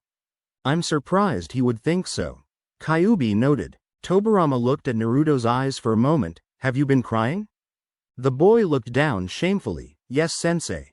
Why, did the fox say something to you? He asked with uncharacteristic empathy. Should I tell him, Kurama? Naruto asked the fox mentally. Kurama sighed. You might as well. He's dead, so he can't really spread around information, though I doubt he's the type to do that anyway. He told me about my parents, and how they died. He said I was the Yondaime's son and that my mother was his last Jinchuriki, Naruto answered. Tobirama's eyes widened slightly. Is that right? So he told you that he killed them then? Is that why you're crying? Sort of. There was an Uchiha involved that made him attack the village. Some man with an orange mask. Although, Kurama admitted to me that he wanted to destroy Konoha after breaking free from his Sharingan. I guess my dad died sealing him inside of me and my mother died after Kurama was extracted. It wasn't directly Kurama's fault, he just wanted to fight for his freedom and my parents wanted to protect the village, the boy continued. The man rose a brow curiously. Kurama? Are you talking about the Nine Tails? It has a name? Naruto nodded. He does. And he told you his name? That's interesting. Hashirama and I had a discussion about this once. Some of the Biju referred to themselves by names, but the Kyuubi never did. Does this mean that you are on good terms with the fox? Tobirama asked surprised. We are now, Kurama and I are friends, Naruto replied. The Naidame nodded with approval. That's very unusual, but I applaud your maturity and initiative. Having the Kyuubi's cooperation will make you much stronger. I'm amazed that it would even speak to you, let alone accept friendship. The Kyuubi never trusted humans after Madara abused its power with his Sharingan. Mito Uzumaki once told me that Kyuubi hated her and Hashirama just as much as Madara. Kurama doesn't like Konoha, sensei, he says that he's tired of being used. I don't want to force anything on him. We're partners in this, he's not a weapon, Naruto stated strongly. The Naidame had a deep look on his face. I suppose it's not unusual that the Kyuubi would hate Konoha after two Uchihas abused it. How did you get the Nine Tails to tell you all of this? It's rather unprecedented for a Biju to befriend a human, especially the Kyuubi. I just tried to see his point of view.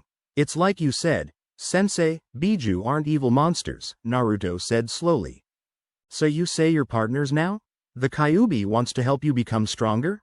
Tobirama asked. Naruto nodded. Yeah, and he wants me to take out that Uchiha bastard with the orange mask. We have work to do then. You won't stand a chance against an Uchiha with a Mangekyo Sharingan unless you're well past Jonin level. Let's get to training, Tobirama said approvingly. Kurama chuckled lightly. I kind of like him. Really? Naruto responded. He didn't once question or condemn your intention to befriend me. He also doesn't like Uchihas. That's 2 for 2, Kurama spoke up enthusiastically. Alright, Naruto, we're going to continue with your chakra control today and your accuracy, Tobirama announced. My accuracy? Naruto questioned uncertainly. The Naidame shook his head. If you ever intend on being good at flying Raijin, then you had better be good at throwing kunai and shuriken. Why though? Naruto wondered. With flying Raijin, you can place a seal on a thrown kunai and use it to teleport to that kunai. In truth, it is advanced fuinjutsu where you essentially summon yourself to your seals. To master this, you should be an expert at throwing projectile weapons, Tobirama explained. Naruto nodded. Alright, let's do it then. One more thing. I gained some recent intel while you were asleep and learned more about the state of the village right now. It's incredibly weak. The Senjus and Uchihas are both nearly extinct now, and there aren't many powerful shinobi here anymore. Hiruzen is strong, but he's well past his prime and he's far too soft. Ever since the Yondaime died, Konoha has become incredibly vulnerable. You must be prepared for an inevitable attack. Other villages will grow bolder the older Hiruzen becomes, the white-haired Hokage followed up. I understand, Sensei, this isn't just about me anymore, Naruto nodded understandingly. Tobirama nodded, I'm glad to see you understand that. Also, another interesting bit of information I uncovered was the Yondaime's reputation. He was known for using flying Raijin and was a renowned sensory ninja like myself. Similar to chakra natures, inherent sensory skills are usually genetic. That makes you very lucky to be the Yondaime's son. You have the potential to become more powerful than me if you work hard enough. Wow, so I will actually be able to learn flying Raijin like you and my dad then? Naruto asked excitedly. Tobirama nodded. In due time, Naruto, first you're going to master the basics. The blonde was silent for a moment as he looked away nervously. Tobirama eyed him sharply. What's wrong? I wanted to ask you something else. Is it possible for me to bring back my parents with Edo Tensei? Naruto asked. The Naidame shook his head. I would strongly advise against that, Naruto. Even if you could somehow acquire DNA from them and sacrifices to do it, they would be zombies still. Edo Tensei is not something you should ever take lightly. It's a very dangerous and arguably evil jutsu. I used it to create zombies that could take out my enemies with no regard to their own lives, since they were already dead. Using it the manner you speak of would be immoral. Do you really want to subject your parents to undeath? I'm here as a spirit and I can leave when the time comes. They on the other hand would be denied the afterlife in that state, neither living nor dead. That's not something you should put your parents through out of a simple desire to see them. Naruto looked sad at this news but nodded understandingly. I guess it was a bit much to hope for. Still, I do want to find a way to talk with them one day, even if it's only for a short while. Let's get to work. You've already wasted 2 hours today. Tobirama changed the subject after a short silence. Yes, Tobirama-sensei, Naruto replied. 1 year later. In the following year, Naruto consistently trained every day after school with Tobirama. Every waking hour of his free time other than sleep was spent in the Senju Grove learning and mastering all the basic skills a shinobi possibly could. Naruto spent the first few months perfecting chakra control, accuracy, taijutsu, and kenjutsu.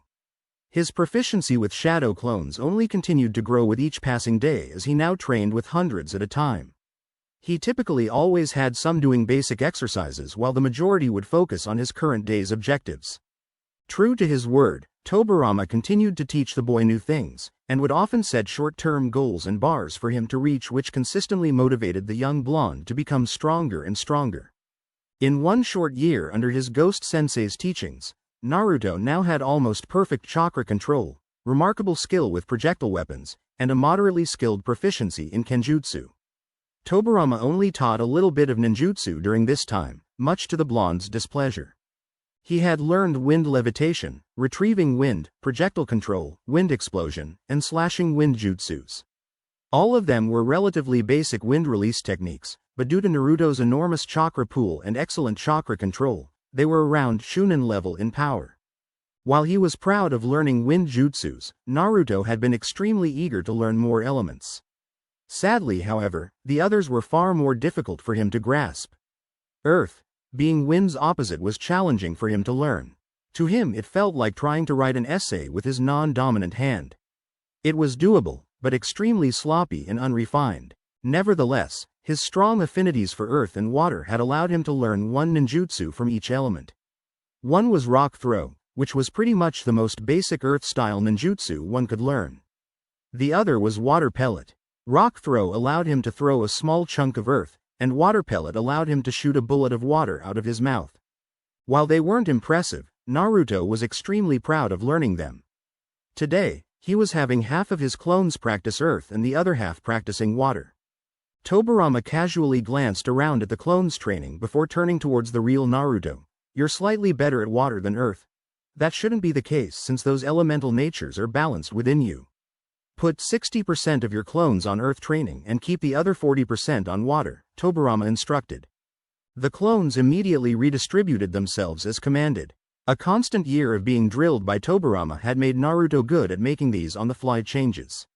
After they redistributed, Tobirama spoke up again. Remember, Naruto, Earth Chakra is all about power. You want to make your chakra dense and form the hand seals with flexed tension. Wind and water are indirect and flowing, earth is stalwart and direct. Remember that. Naruto nodded as he corrected himself. All of his shadow clones practicing rock throw seemed to be improving as larger and larger chunks of earth formed out of the ground. I think I'm getting better at earth style, Sensei, Naruto stated proudly. Good, now I want you to defeat all of your shadow clones using only earth and water ninjutsu, understood? Tobirama stated. Yes, Sensei. Naruto nodded as he charged in to fight his shadow clones. One by one, he took out waves of them with rock throws and water pellets. With each clone he destroyed, he felt himself losing more and more stamina. When he got down to the last clone, he felt like he was about to pass out. The last clone charged in and shot a massive water pellet towards him. With his remaining energy, Naruto unleashed the strongest rock throw jutsu that he could. His jutsu struggled against his clones, but after a final push, Naruto managed to destroy it. He collapsed to the ground a moment later, panting heavily as the exhaustion had finally got the best of him. How was that, Tobirama-sensei? Naruto asked between panted breaths. There was no response for a good 10 seconds as Tobirama walked over towards him. Naruto looked up at the man confused. Sensei? I don't believe it, Tobirama said with genuine disbelief in his voice. His eyes were wide, and his mouth was agape. What? Naruto asked confused. Did I do something wrong? Tobirama then pointed to where Naruto's clone had just been defeated. Where it stood, a single budding tree could be seen. The Naidame shook his head. This tree wasn't here a minute ago. Huh? Naruto gasped as he managed to sit up and look over at it. Tobirama turned his gaze upon Naruto. You have a bloodline ability, Naruto? I do? Naruto said confused. Would release. I don't even know what to say. This is incredible, Tobirama remarked with a slight bit of pride in his voice. Naruto's eyes widened as he stared at the small tree. Wait, I can use wood release? I knew that you were related to Hashirama and myself, but I never expected this. You're a true Senju heir. Tobirama smiled for the first time ever. I am? Naruto asked uncertainly. Wood release is the most powerful nature transformation bloodline in the world, Naruto. Only Hashirama was ever able to use it. With wood release, Flying Thunder God, and Kurama you're going to be able to protect Konoha from anything. Tobirama smiled proudly. Really? How is wood release the strongest bloodline in the world? Isn't wood weak against fire? Naruto asked confused. He's right, Kit, wood release was able to stop me and all of the other Biju. It's no joke, Kurama stated. Wood release can drain chakra as well as suppress it. It's actually a remarkably powerful ability because it combines earth, water, and yang natures into one. Even Madara Uchiha with his eternal Mangekyo Sharingan was no match for Hashirama's skill with Mokuton, Tobirama explained. So what does this mean for my training then, sensei? How am I supposed to learn wood release if only Shodem could do it? Naruto asked. Tobirama thought for a moment. It will be difficult for you to learn as I do not have first-hand knowledge on how to train you in it. I can teach you some basics that I understood from Hashirama's fighting style, but you'll have to figure out the rest for yourself. Couldn't I just summon Shodem-sama's ghost here like I did with yours? Naruto asked. Tobirama shook his head. I wouldn't advise that. Hashirama is way more powerful than I am. Even if you could somehow perfectly replicate that incomplete Edo Tensei, it would likely kill you.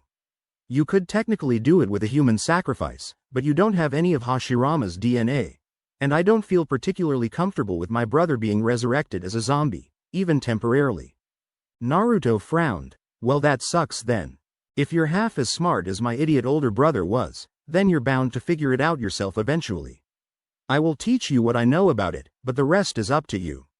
I would recommend committing a number of shadow clones to wood release training full-time while I teach you the rest of what I can, the white-haired Hokage followed.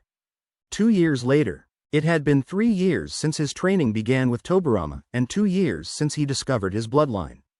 In that time, Naruto had grown more powerful than he ever expected to. The following year after learning about wood release, Naruto had been diligent in gaining proficiency in it. To his astonishment, it had developed exponentially. His incredibly large chakra reserves were something that made wood release a truly terrifying ability. His deep forest creation was probably his favorite jutsu now, as it conjured as large and as many trees as he could create with his chakra. As his abilities got more and more powerful, he would end up training further and further away from the village. He often trained by creating forests and destroying them periodically with other techniques. His ability to use wood release was nowhere close to Hashirama's level, according to Tobirama, but it was still fearsome to behold. As his training got progressively further and further away from Konoha, he had to put a large amount of chakra into his decoy shadow clone in Konoha, so it wouldn't dissipate. Even in spite of this, he never stayed away for more than a day or two at a time. His decoy shadow clone typically went to study in the Hokage Tower library after school. This kept it under close surveillance for the Anbu that would periodically watch Naruto. On several occasions, the clone had run into Danzo. The man found it rather strange that Naruto was always so consumed with studying, but Hiruzen on the other hand was actually proud of Naruto for taking initiative to do so. While leaving the shadow clone to study there was good for his cover, Naruto also found himself becoming smarter from all the history that the clone had studied in the library. That, in addition to his new mindset, had made him an academic genius in the Konoha Shinobi Academy. In addition to his bloodline, he had mastered dozens of jutsus from each of the 5 basic elemental natures and had vastly developed his sensory skills. While he was still nowhere near as good as Minato or Tobirama, Naruto was now a sensory ninja like his predecessors. Tobirama also felt it necessary to teach Naruto medical ninjutsu. The Naidame insisted that any worthwhile Senju heir should be good at it, as both he and Hashirama were. Only in the last year was Naruto finally able to start learning Flying Raijin. This was Naruto's second favorite ability, as it made him feel more like his father and his sensei.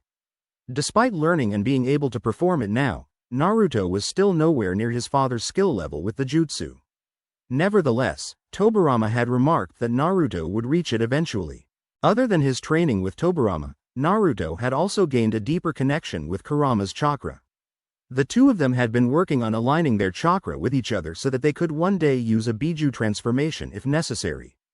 Unfortunately, despite their preparation for it, Kurama had explained thoroughly to Naruto that he would have to learn how to unlock his body's seal in order to reach a full transformation. Tobirama taught Naruto how to unlock his seal but told him only to do so if necessary. Overall, Naruto's hard work the past 3 years had paid off in more areas than one. Not only was he much smarter and stronger now, but Naruto was also well developed for his age. Tobirama stressed the importance of eating a lot of protein and carbs to help him grow stronger and bigger, which they did. He also grew his hair out slightly longer as well, similar to his father's. Part of him felt like it honored Minato to emulate him. Many of his classmates in the academy found his development impressive and confusing. Some even tried to befriend him as Naruto became cooler, as it were. Namely, among them were Shikamaru and Choji. Naruto always turned down their offers to hang out after school and had become almost antisocial in the past 3 years. Despite his eagerness to make friends, Naruto knew he couldn't skip training. Tobirama made it clear that if he truly wanted to become strong, then he would have to sacrifice more than just his free time and energy. He practically had to abandon his childhood and mature as a shinobi. Kiba had of course still been condescending, but he gradually began to steer away from Naruto as the years passed by. This was mostly due to Naruto almost never talking. Iruka had found the entire change in persona to be a bit disturbing and had often invited Naruto to go have ramen with him or talk. The boy would occasionally send his decoy shadow clone to spend time with Iruka just so that the man wouldn't worry about him. Despite his self-alienation, Naruto did like Iruka as an instructor and a person. They would often talk about Naruto's goals, and the blonde would always say that he was going to become Hokage. Other than Iruka's concerns, several of Naruto's peers occasionally spied on him from time to time out of a curiosity for Naruto's vast jump in maturity and skills. Chiefly among them were Hinata obviously, Sasuke, and even Kiba. All three of them had stealthily followed Naruto after school to learn more about him, but they always just saw the shadow clone studying in the library or practicing basic academy exercises. Out of the three, however, only Hinata had been suspicious about the shadow clone. She noticed that Naruto never spoke to anyone other than Iruka and the Sandaime outside of class, and that he didn't do enough after school to really explain why he was so tired all the time. Nevertheless, her shy nature prevented her from ever really following up on the matter. Sasuke found Naruto's improvement noteworthy, but also a bit disturbing. The blonde almost never messed up in class now and was practically good at everything they did or studied. In fact, it was somewhat humbling for him to witness. Despite being the #1 rookie in the class, Sasuke was impressed by Naruto's rapid rise in skill. Unlike before, the blonde boy was never flashy or attention-seeking. He never once boasted, and he always seemed like his mind was either focused on what he was doing or off in the clouds. He had developed a slight respect for his classmate over the years, but never once made it obvious. The two would be paired in sparring matches on occasion, and Sasuke would still always win them. Despite this, however, Naruto had beaten his accuracy score, and was now ranked second in the class overall. Despite Tobirama telling Naruto to be subtle, the blonde couldn't help but excel at everything in the academy as it was pathetically easy for him now. He still couldn't beat Sasuke in taijutsu or academics, but Naruto was no longer the joke many had once thought of him as. Currently, the blonde was sitting in class with a very bored look on his face. Iruka looked over the room and spoke up proudly, "You all did an amazing job on the finals yesterday, and it makes me proud that all of you passed. Great job, everyone, especially you, Naruto." The Jinchuriki was drawn from his bored thoughts when he heard his name. Everyone in the class was staring at him as Iruka spoke proudly, "You had the highest score on our final exam yesterday. Excellent work." To his side, a bitter and petty Mizuki was glaring daggers at the boy. Despite all of his attempts to sabotage Naruto, the blonde would always outsmart him or surpass expectations. He had attempted to give Naruto curveballs on the finals yesterday, and to his bitter fury, Naruto succeeded. "Wow, Naruto really beat Sasuke's score in the final exam?" Ino spoke up with disbelief. Iruka nodded. They both had perfect scores, but Naruto performed his faster. "Though you all did a great job, so you should be proud of yourselves. This class is one of the best ones I've ever had. I have no doubt that many of you will grow to become talented shinobi." Sasuke sent a sharp glare Naruto's way. "He beat me? How? I know he's gotten better and that he studies a lot, but so do I. The gap between us is shorter than I thought. There must be a mistake, sensei. There's no way Naruto had a higher score than Sasuke, or even me for that matter." Sakura protested. She took pride in being one of the best students in academics. It wasn't shocking for her to lose to a prodigy like Sasuke, whom she idolized, but Naruto was another matter. Even though he had become better over the years, it was still a difficult pill for her to swallow. "Well, Naruto has worked really hard for the past few years to improve his ranking, so you should be proud of him. He graduated second overall," Iruka responded to her. "He has no idea just how hard." Kurama added, "Did I seriously graduate second? Maybe I should have botched some of my stuff or lost a few more matches these past few months. All of these perfect scores really advanced my ranking, I guess," Naruto thought, surprised. "What, Naruto got second? What were the ranks overall, sensei?" Kiba demanded. Iruka cleared his throat and spoke, "Let's see here, third place was Ino. She also had the highest kunoichi score." "Huh, you hear that, forehead? I beat you," Ino proclaimed proudly. "Shut up, Ino pig, where was I, sensei?" Sakura interrupted. "Let's see, Sakura, you were 8th overall, but you were 3rd in academics behind Sasuke and Naruto," Iruka answered. "Ha ha ha, Naruto beat you, forehead." Ino laughed at her pink-haired rival. "Well, apparently he beat you too," Sakura shot back. "What about me, sensei?" Kiba demanded. Iruka sighed. "Kiba, you were 9th overall." "Man, really?" he complained. "That's something to be proud of." There's 30 of you that graduated in this class, Iruka said with a nod. The dog boy crossed his arms unhappily, PFF'd, 9th. Iruka told various people their ranks for the next few minutes, which entailed a lot of banter and other social annoyances that Naruto didn't care for. 15th is Hinata Hyuga, 16th is... Iruka continued listing the ranks. I'm amazed Hyuga graduated at all. She's the most timid person I've ever met.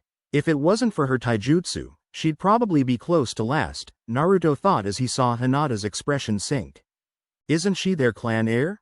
I vaguely remember someone mentioning that a while back, Kurama pointed out. Naruto shrugged. Yeah, I suppose fear of shaming her clan kept her from failing. Still, they're probably not happy that she's kind of mediocre. At least she's not annoying, other than when she stalks you, the fox chuckled. She's not the only one who thinks they can spy on me. Though I wonder why she gives a damn about me. I don't recall ever speaking to her before, Naruto thought for a moment. He tuned out Iruka announcing the rest of the irrelevant names and ranks of other students. Naruto silently observed the class and saw everyone's joyous carefree expressions. He shook his head with annoyance. Man, I am so ready for this stupid academy stuff to be over. There's nothing left for this place to teach me, and all this place does anymore is waste my time. I am sick and tired of looking at these people day after day. Well, at least it's over now. Though if I remember Kushina's life correctly, I think they assign you to a genin team after graduation and make you do a bunch of ridiculous chores. Hopefully, you're not put on a team with someone insufferable, the fox stated. Naruto looked around the room at his peers. That's pretty much everyone in this room. Why does anyone here even have an ego? All we did was graduate from the academy. Their egos are going to deflate the moment they get a taste of harsh reality. For all of his smugness, at least Sasuke takes being a shinobi as seriously as I do. None of these people will have egos when they find out how strong you actually became these past 3 years, Kurama laughed. If they find out, there's no reason to exert my power over people that stand no chance against me. What's the point in that? Naruto shrugged. Yeah, it is a bit flashy, but it will be funny to see their reactions. You're going to have to reveal your powers eventually if you want to become Hokage. I actually can't wait to see how the Sandaime reacts, the fox grinned. Naruto thought for a moment. Hopefully, he'll understand. I have no idea how people in the village will react when they see me using Mokuton or Flying Raijin. With your rankings officially listed, we will now place you into 3-man teams and assign you to a Jonin instructor. These teams are as balanced as we could make them based on your graduation scores and your specific specialties as shinobi. As of this day forward, you're all genin now, Iruka exclaimed proudly. The newly graduated genin all cheered a bit before Iruka silenced the class. All right, let's see here. Naruto tuned the man out for a moment as he called out team names. Eventually he regained interest when he started hearing more relevant names. Team 7 will be Sasuke Uchiha, Sakura Haruno, and Kiba Inuzuka. Your Jonin instructor will be Kakashi Hitaki. Team 8 will be Shino Aburame, Choji Akamichi, and Shikamaru Nara. Your instructor is Kurenai Yuhi. I'm on a team with Sasuke-kun. Ha, suck it Ino pig, Sakura proclaimed proudly to her blonde rival. Sasuke visibly cringed at the sight of Sakura and sighed silently as he maintained an edgy disposition. Kiba seemed surprised by his team and growled, so they paired me up with you then, Uchiha? Sasuke didn't even respond as he glanced at Kiba briefly. The dog boy cracked a fist and shook his head. Whatever, at least I'm not on a team with Naruto. Ahem. Please let me finish before all of the outbursts, Iruka announced before continuing. Team 10 will be Hinata Hyuga, Ino Yamanaka, and Naruto Uzumaki. Your Jonin instructor is Asuma Sarutobi. Haha, they put you on a team with Naruto. Sakura laughed at her rival. Ino seemed a little bit annoyed at Sakura's gloating and crossed her arms with displeasure. Hinata on the other hand looked as if she could faint at any moment. She would get to be on the same team as her crush. Naruto maintained a completely neutral expression and didn't react at all despite several of his peers looking at him for one. He reflected on his new team. Hyuga's good for tracking and taijutsu, though she's a bit skittish and unambitious. At least she isn't annoying. Yamanaka though, I wonder why I'm paired with her. Our rankings were pretty close. Maybe Hinata leveled it out. Oh well, at least they gave me a good Jonin instructor. I think Asuma is Sandame's son. He's good with wind ninjutsu too. It could have been worse. Imagine how insufferable it would be if you were on the Uchiha Brats team, Kurama pointed out. Yeah, but at least Sasuke is competent. Oh well, I can work with these two, I suppose. 2 Kunoichi on my team will be strange, but it will be fine.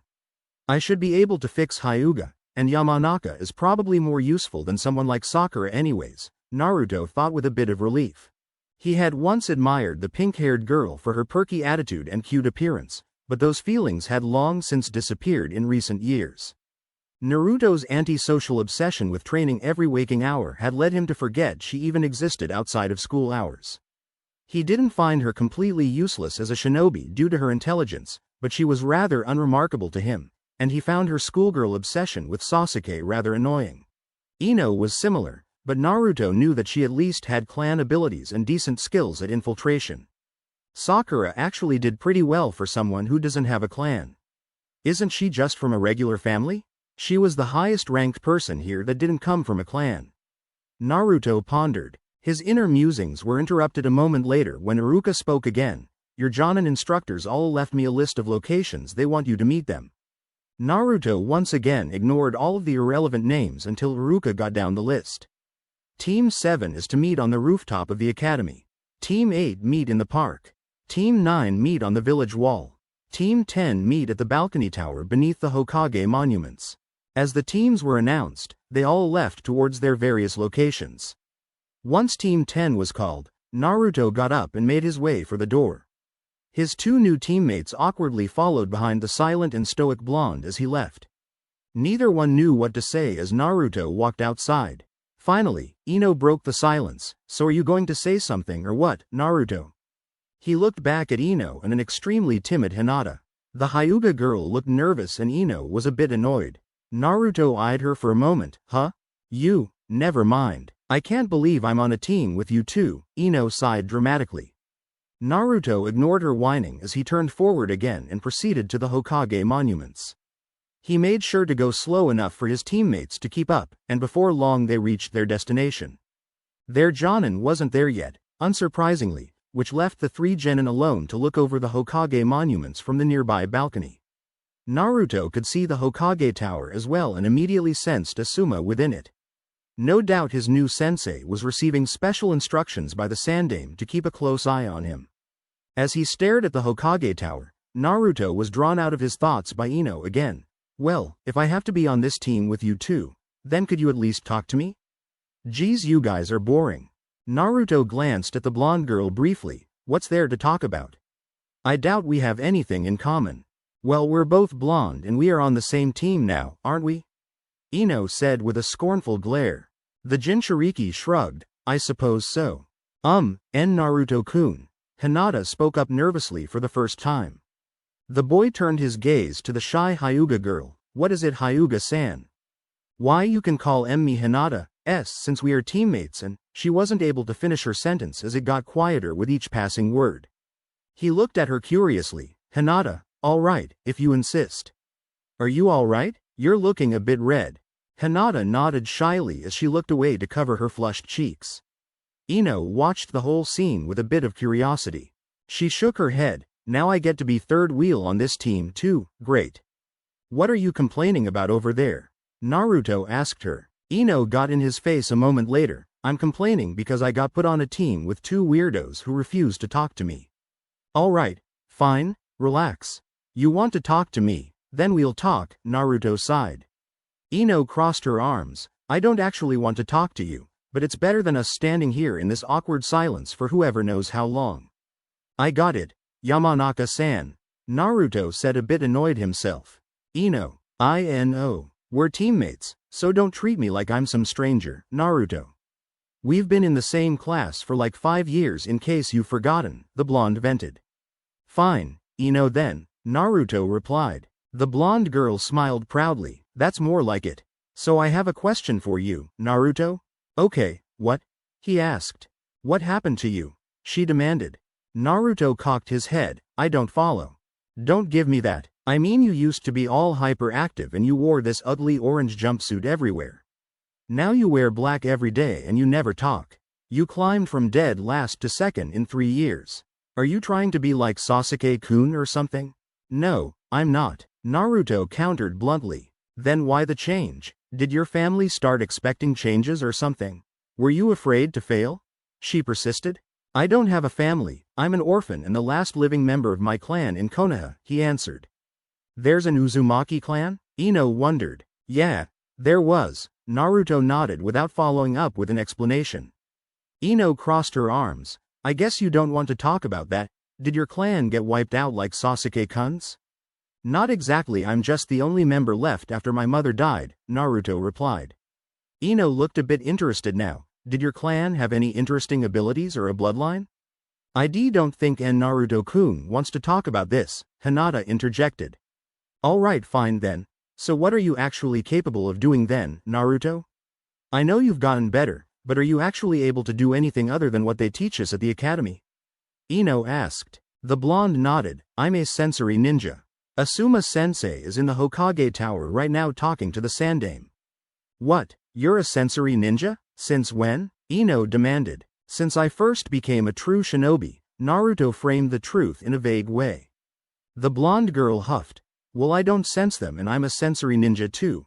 Why would they put two on one team? That's a bit redundant, because they don't know that I'm one. Naruto answered. Naruto-kun is a sensory-type ninja? Hinata stuttered with embarrassment. He glanced at her and nodded. Yeah, and you're not as stealthy as you think you are, Hinata. Eh? She went full red as she turned around. The Jinchuriki shook his head. It's okay. Sasuke and Kiba have tried spying on me too. Ino smirked at him. Seriously? Sasuke-kun was trying to spy on you? I don't believe that for a second. You don't have to, and honestly I don't really care what you think of me, Naruto said dismissively as he looked away. Well, you are a bit mysterious. What do you even do after school? Ino wondered. The blonde boy shrugged. Ask Hinata, she might know. The poor Hyuga girl fainted with embarrassment upon hearing those words.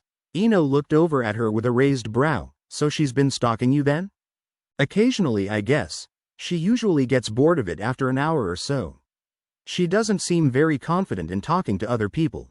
Maybe she was trying to make sure I was okay or something. Hinata's a nice girl from what I've seen. A bit weird, but hey, aren't we all? Naruto said coolly. Ino gave him an incredulous look. I'm not weird. You keep thinking that, Naruto said distantly. Hinata regained consciousness a moment later. Naruto immediately addressed her when she looked coherent enough. It's okay, Hinata. I can't blame you or anyone for trying to find out why I'm different. Don't stress over it, okay? Why yeah, I'm sorry, Naruto-kun, she replied timidly without making eye contact. Don't be. You're actually pretty good at stealth. I probably wouldn't have ever noticed you if it wasn't for my sensory abilities. Plus, with a Byakugan, you're also ideally suited for our team. We have an ideal team composition for tracking, stealth, and infiltration. Naruto noted. Ino rolled her eyes. I'm still not buying that you're a sensory ninja. You're telling me you can sense our sensei all the way over in the Hokage Tower? How? I can't. Fine, don't believe me. Naruto shrugged. I'll believe it when I see it, and I want to see it right now, she huffed. Naruto turned towards the street. Test me then. Sense something nearby and ask me what it is. Okay, what's on that corner right there? Ino immediately demanded. A cat. It's black and white and female, Naruto answered. Ino's eyes widened. Lucky guess. What 4 people are over there in that shop? Chakra natures suggest 2 Chunin and 2 Jonin. All 4 male, Naruto responded. The blonde girl seemed more convinced now. HMPH, maybe you are a sensory ninja then. Though I still don't believe you can sense our sensei. We haven't even met him. I've encountered him a couple of times at the Hokage's tower. Asuma Sensei is the Hokage's son. He's one of the few people in the village with a strong affinity to wind chakra nature. He's very distinct, Naruto replied. Ino looked somewhat infuriated as she got a bit closer as she leaned in. So what else can you do then if you're so good at this? I'm good at wind ninjutsu too. Naruto shrugged as he briefly channeled a light amount of chakra over the kunai he was reflexively spinning between his fingers. You can do an elemental nature transformation? Ino perked up surprised. Naruto nodded. Yes, I can. Since when? I've never seen you do anything like that at school. She protested. Why would I ever do that at school?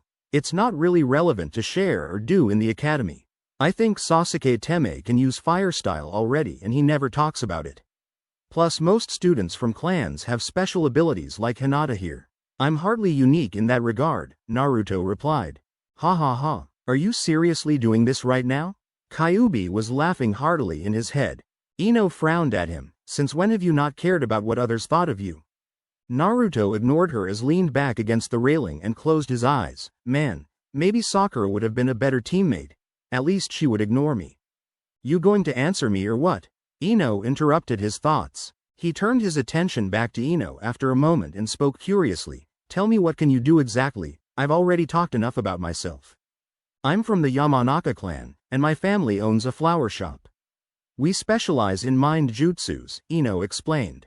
Hinata timidly spoke up again. I'm from the Hyuga clan, and Naruto-kun. Though why, you probably already know that. Our team could use a medic too. Luckily, we have that covered, Naruto noted as he looked between Hinata and Ino logically. Ino scoffed at him. Are you implying I should become a medic because I'm a girl? What time period are you living in? Not you, I was talking about me. I have the most chakra and pretty good chakra control. Although it would probably do you some good to learn medical skills as well, he noted. You're a medical ninja too? You must be joking. That takes advanced chakra control and many hours of practice. Where would you ever have the time or instruction to learn that? Ino said dismissively. Naruto immediately sliced his hand with a kunai, much to Hinata and Ino's shock. Both girls watched disbelievingly as the wound immediately coagulated and started to heal. Oh damn, I forgot I regenerated super fast, Naruto thought urgently as he immediately held his hand over the wound and green chakra could be seen. A moment later his wound was gone. Ino's eyes widened with amazement. That's amazing. It healed so fast. Who taught you how to do that? Just a friend of mine. Naruto tried to avoid answering. Hinata was confused by the showing. How would Naruto-kun have had time to learn that when he spends most of his time reading and exercising? Maybe he does it when I'm not around? I suppose that would make sense if he was able to sense when people were watching him. So you can teach me how to do that too? Ino chirped excitedly. Naruto shrugged. I could, but only if you have good chakra control. Otherwise, it's going to take a while. Are you kidding me? I have amazing chakra control. Mine's even better than Forehead's. Ino boasted. The Jinchuriki shrugged. Well, maybe I'll make time to teach you then if you're serious about it. Maybe being on a team with you won't be so bad after all, Ino said with approval. Talk about a 180. Didn't Naidame tell you not to show off for schoolgirls? Yet here you are flashing all your fancy abilities fresh out of the academy. Kurama laughed. The Jinchuriki mentally sighed. Well, they're my teammates, and I'm technically not in school anymore. Besides, I don't want her thinking I'm incompetent. Plus, she could benefit a lot from some extra skills. I want to improve my teammates, and this is the way to do it. It's not like I plan on busting out wood release or flying Raijin around them. I suppose that's true, the fox snickered. Asuma sensei's here now, Naruto thought as he immediately turned towards the location where he knew the Jonin would be. His two teammates noticed this, and a second later Asuma was standing in front of them. Ino was staring intensely at Naruto now. He really is a sensory ninja. Why would he keep that a secret for all these years? I'm so lucky I get to be on a team with Naruto-kun. I hope he can train me too, Hinata thought hopefully. Ah, so this must be Team 10. Nice to meet ya kids. I'm Asuma Sarutobi, and I am your new Jonin instructor, the black-haired, bearded man announced himself. Nice to meet you, Asuma sensei, Naruto replied. The man chuckled lightly. We've met before, haven't we, Naruto-kun? A couple of times over the years. I hear you're the old man's son, Naruto shot back. Asuma nodded. Yeah, you're pretty close with my father, aren't you? Look at him acting like he doesn't already know that, Kurama sighed. As far as he knows, I'm a clueless Jinchuriki that Grandpa Hokage wants him to look over. I'm pretty sure Iruka-sensei never mentioned to anyone that I knew about you. Though, I'd wager he might have told the old man, Naruto responded. Nice to meet you, sensei, Ino spoke up with a smile. The Jonin looked over the three new genin for a moment. All right, I already know Naruto-kun, but who are you two? Ino Yamanaka of the Yamanaka clan, the blonde girl said proudly. Hinata Hyuga, was all the shy girl managed to speak. He nodded casually. All right, and what are all of your goals? Why did you become shinobi? I'm the Hyuga clan heir, Hinata said skittishly. My dad's a shinobi, and as his only child he encouraged me to follow in his footsteps. If I wasn't a ninja, I'd probably run my family's flower shop. I do rather like floral things as well as nature. I aspire to be the wife of Sasuke Uchiha, and the best kunoichi in Konoha. Ino went into more detail than anyone cared to know. Everyone's gaze turned towards Naruto last. The blonde simply shrugged. My goals have never changed. I still want to become Hokage. I want to honor the legacy of my forefathers. Asuma rose a brow slightly. Is he referring to the Hokages as his forefathers? He looks completely serious about it. I wonder how skilled a person with that type of ambition is. I guess I'll find out soon. Asuma nodded as he looked them over. Alright guys, I don't want to keep you long, so here's your briefing. As new graduates, you have a final test tomorrow where you will be judged as a team by your Jonin instructors.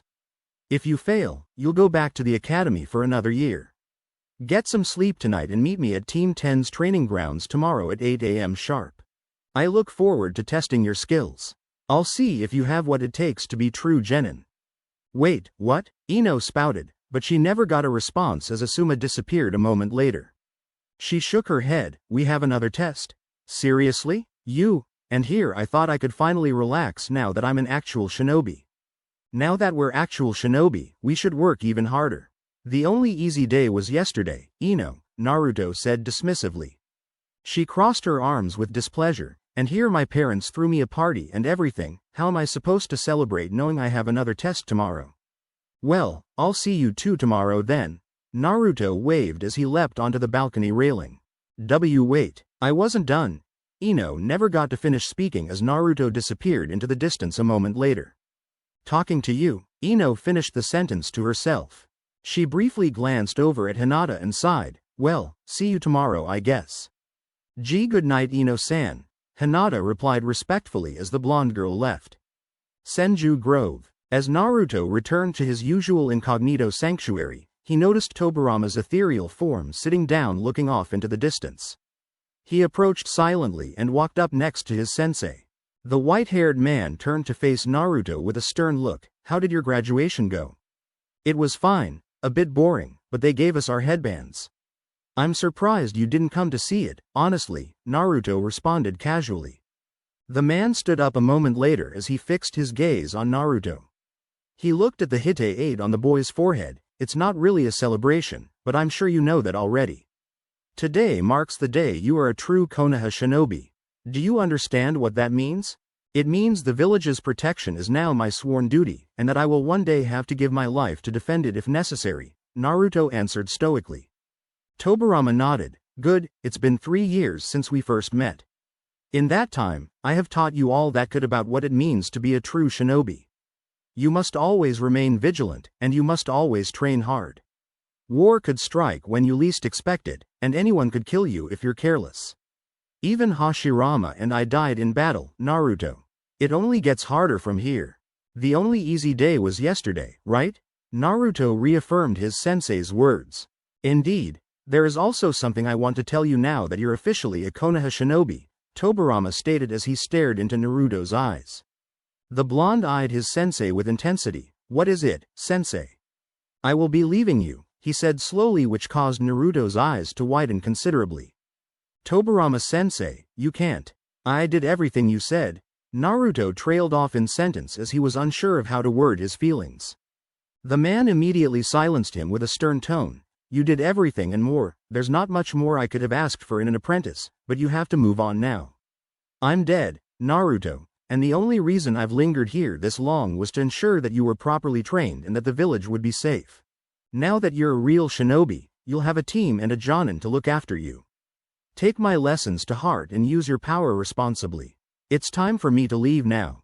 Why you can't, sensei? I don't want to be alone. What am I supposed to do when you're gone? Naruto said with urgent desperation. Pass on my teachings to others. Defend Konoha no matter what it takes, and I mean no matter what. You're the last true Senju heir, the last true Uzumaki. Defend that legacy and bring honor to it, Tobirama said strongly. Naruto looked a bit sad, but he maintained his toughened emotional stoicism. The blonde bowed his head respectfully. It was an honor, sensei. I swear to you that I'll defend Konoha at all costs. Hopefully the next time we meet, we can talk about your reign as Hokage. Tobirama smiled faintly before his ghost body flaked away and disappeared completely. After it was gone, Naruto felt a wave of depression wash over him. Even though Tobirama was already dead, part of him felt like his sensei had just died. Who was he going to ask for wisdom and advice now? Who was going to help him when he had problems with certain jutsus? The boy cleared his head after the brief sadness. He's entrusted Konoha's protection to me. He wouldn't have left unless he was confident that I was ready. I won't fail you, sensei. I'll reignite the glory of the Senju and Uzumaki clans. I will be the greatest Jinchuriki, the greatest Hokage. Well, you still have me around. Kyuubi spoke up, lifting Naruto from his thoughts. Yeah, I'm glad I have somebody to help me through the rest of this. It's just you and me now, Kurama. You and me versus the world, haha. I'm surprised you didn't even consider your new team, the fox added. Naruto frowned. I don't know what to think of my team yet. I doubt I'll ever be close with them. They won't understand when they find out I'm a Jinchuriki. I'll help them out, but I don't see a point in trying to make friends. It's just going to bite me in the ass. Yeah, it's probably best that you don't get too attached to them. Becoming Hokage is one thing, but making the village like you is another thing entirely. I honestly don't think they'll ever understand. I'll always be the monster fox to them, and you'll always be the demon brat, Kurama sighed. Sometimes we have to bear a heavy burden for the sake of others. I'll become Hokage even if they hate me. I owe it to Tobirama sensei and to my father to defend Konoha. We'll cross that bridge when we come to it, I guess. Come on, Kurama, let's train. Even though sensei's gone, I can't slack at all, Naruto thought as he created a ton of shadow clones. Chapter 3. Team 10. Hokage Tower, Jonin meeting. Several dozen Jonin were having their daily meeting this morning near the Hokage Tower. Namely, among them were all of the Jonin that were newly assigned a Genin team. How many Genin graduates did we get this year? One of the men asked curiously. 30 in the newest class and about 54 returning ones, another Jonin answered. One of them seemed surprised. 30? That's more than the last few years. Yeah. Well, I doubt we'll see more than half of them pass to become full-fledged Genin. A female Jonin shook her head. I wouldn't be so sure. This year has some promising graduates.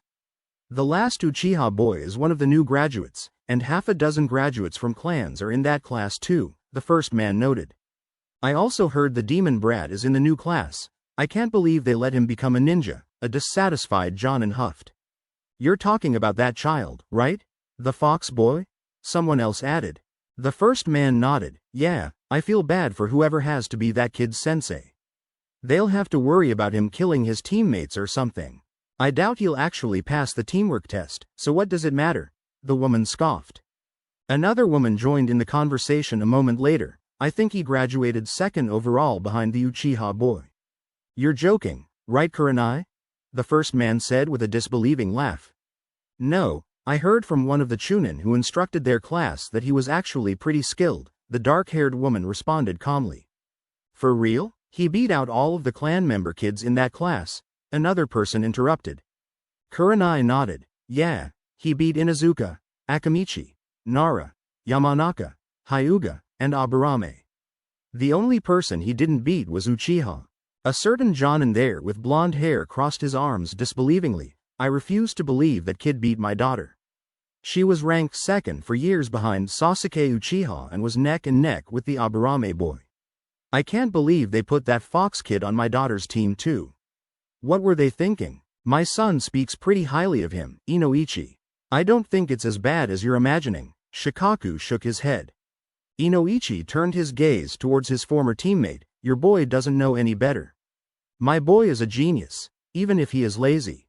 Shikamaru is not one to misread people, Shikaku sighed. Inoichi shook his head. People, not demons. He's just a kid, Inoichi, Shikaku sighed. For now, the blonde man said with a low growl. Shikaku glanced over at Choza Akamichi. What's your son think of the boy, Choza? Choji said he's quiet and antisocial. Seems kind of odd to me since I distinctly recall that kid pulling pranks for a few years. From what my son has said, the boy never initiates conversations, Choza answered. Someone interrupted their conversation with disgust. No doubt the demon is starting to affect him. Is it really a good idea to ignore something like that? A vast change in his psyche could mean the demon is gaining control. Inoichi grimaced as he immediately turned his gaze towards the silent Asuma at the edge of the crowd. Asuma, as my friend, I implore you to keep my daughter safe in case the fox brat tries anything. If anything happens to her, I'll kill him. Asuma sighed heavily. Sure, Inoichi, but I don't really think that's going to be necessary. Naruto Uzumaki is kept under watch by Sandaime-sama and Anbu regularly. Besides, he doesn't seem like a bad kid to me. For my daughter Sake, I hope not. Inoichi shook his head. Wait, you're the demon kid's Jonin-sensei? Another person gasped. Asuma nodded. Yes. Sucks for you then. I don't envy you, Asuma-senpai, the man laughed. Kurenai glanced over at Asuma's carefree face. She frowned when she saw a bit of disappointment in his eyes. He looks troubled by all of this. Does it bother him to be Uzumaki's sensei? Sandaime-sama entrusted me to keep an eye on the boy and to show him the same treatment I would any other genin. I have every intention to treat him with the fairness he deserves. Besides, the kid has every reason to be antisocial considering that most people hate him, Asuma replied calmly. That monster doesn't deserve fairness. You're too nice, Asuma-san. A woman shook her head. That fox brat shouldn't be a ninja. What is the Hokage thinking? If they want to weaponize the fox, then they should keep him away from the regular ninja. Let Danzo-sama have him, a man growled. In the corner of the meeting, a certain gray-haired man with a mask looked up casually. He sighed heavily, catching everyone's attention. You guys realize he's a Jinchuriki and not the Kyuubi, right? That doesn't excuse anything, Kakashi. That boy could transform into that monster when we least expect it. Inoichi hissed. The masked man simply shrugged. If you say so. Don't forget the Hokage's law, you too. We can't talk openly about this in public. Another Jonin spoke up. Like that stopped anyone so far. Asuma sighed. Who else is on that team with your daughter, Inoichi-san? Kurenai changed the subject. The tension slightly derailed as the man responded. I believe it's a Hyuga girl.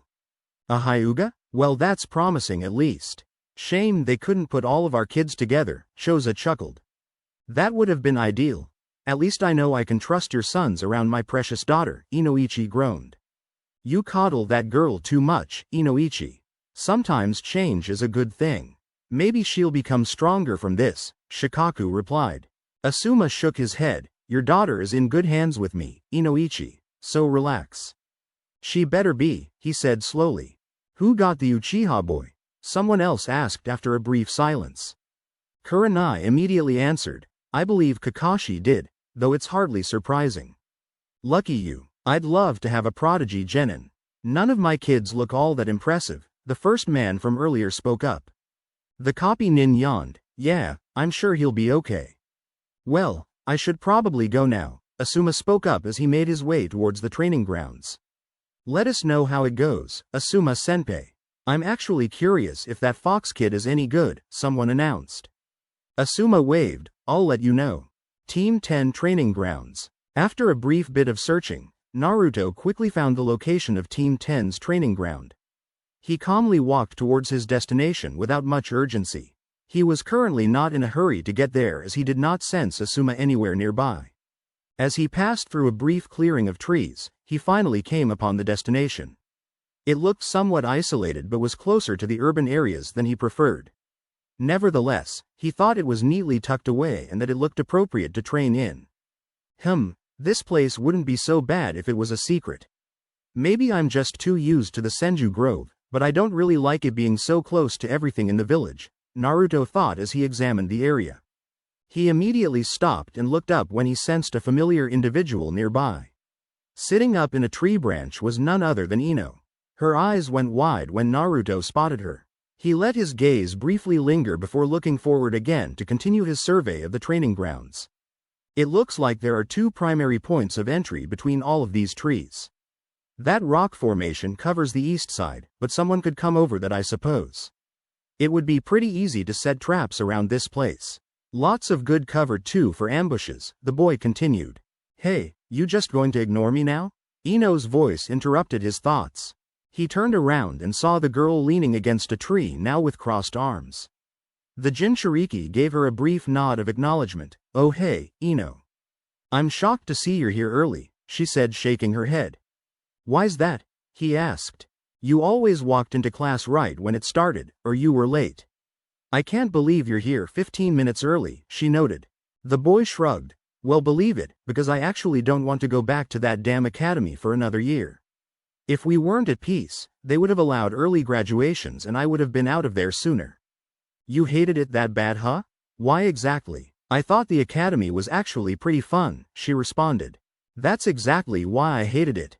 We're training to become ninjas. We don't have time for fun when there's so much to learn. The academy teaches a lot of useful things, some of which could mean the difference between life and death on the battlefield, Naruto explained. Geez, way to go all doom and gloom on me. It's okay to live a little, besides, we're at peace, and why should we take the beginning of our shinobi careers so seriously anyways? Ino replied with a disapproving look on her face. Peace is never lasting, and it breeds ignorance and laziness. We should always be vigilant as shinobi. Otherwise, what is the point of being shinobi at all? Naruto countered. Ino scoffed at him. Dude, chill out with that. You're not in Anbu yet. Just because we had fun doesn't mean that we took it less seriously. My dad's a jonin, so I know all about what it takes to be a shinobi. I'm not implying you were wrong for doing it, but someone like me can't afford to. I want to become Hokage one day and that takes personal sacrifice, Naruto replied. Ino rolled her eyes. Seriously, like what the hell happened to you? When we first started the academy, you were always goofing off and laughing. Did something trigger a change? Did Sasuke-kun hit you too hard on the head one day? Why do you care? He wondered. Because we're teammates, and because it's weird. You ran off the other day before I got an answer. Care to explain? She asked. What's there to explain? He shrugged. Ino huffed in annoyance. Oh, I don't know. Maybe why you're a sensory ninja and you never told anyone.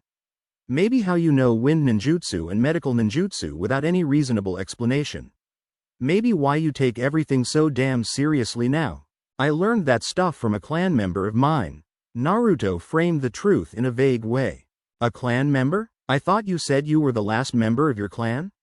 Ino cocked her head in confusion. I'm the last living member in Konoha. Naruto followed up. This is amusing. You're technically telling the truth. Kyuubi laughed.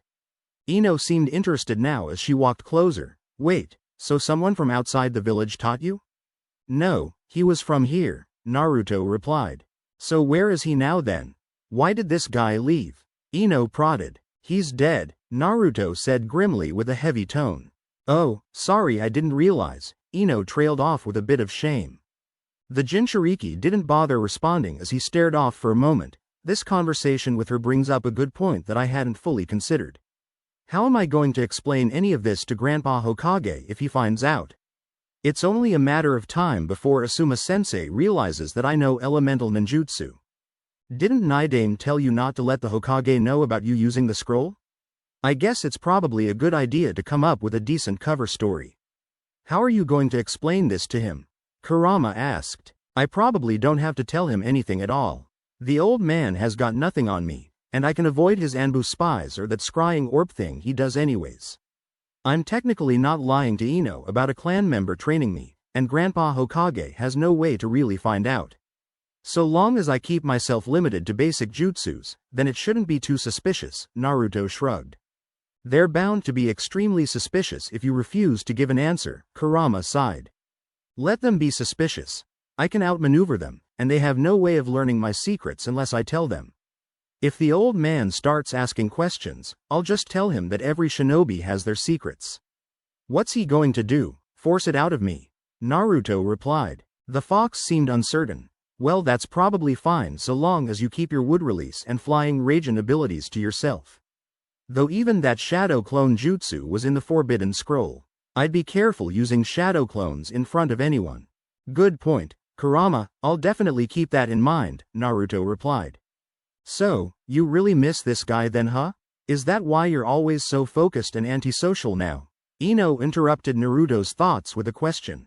Naruto looked at her with a bit of emotion seeping from his eyes. Yeah, I do miss him. He was like a father to me, especially since I never knew mine. So what happened to your parents exactly? Ino wondered. They died, he answered bluntly as he began to walk away. Yeah, but how? Ino followed. Naruto stopped as he glanced back at her again, defending the village. Ino looked away briefly. Sorry for being so rude, but I was genuinely curious about it. I don't mean to be insensitive. It's fine, you didn't know, Naruto replied with a calmer and lighter tone to alleviate the mood. Wait, I just thought of something. So where do you live and how do you afford anything if you're an orphan? How did you pay to go to the academy? Ino asked. I have an apartment, and I get a monthly welfare allowance from the village. Can you please stop with this interrogation? I think I've talked enough about myself now. Naruto sighed. Okay, I'll let it go, but seriously, that's stuff I never knew. I guess that explains why you're so quiet all the time, Ino noted. A long and awkward silence passed as Naruto walked further away and sat down against a tree. He reflexively spun his kunai around as he stared blankly at it. Tobirama sensei, what am I going to do without him? I used to look forward to seeing him every day after school. What the hell do I have to look forward to now? You really thought of him as a father? Kyuubi spoke up confused. Sort of.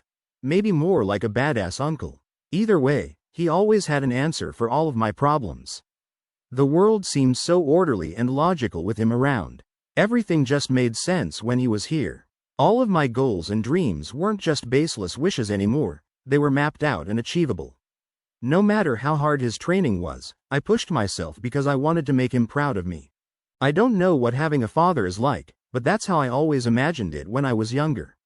It's only been one day, and I'm already losing focus.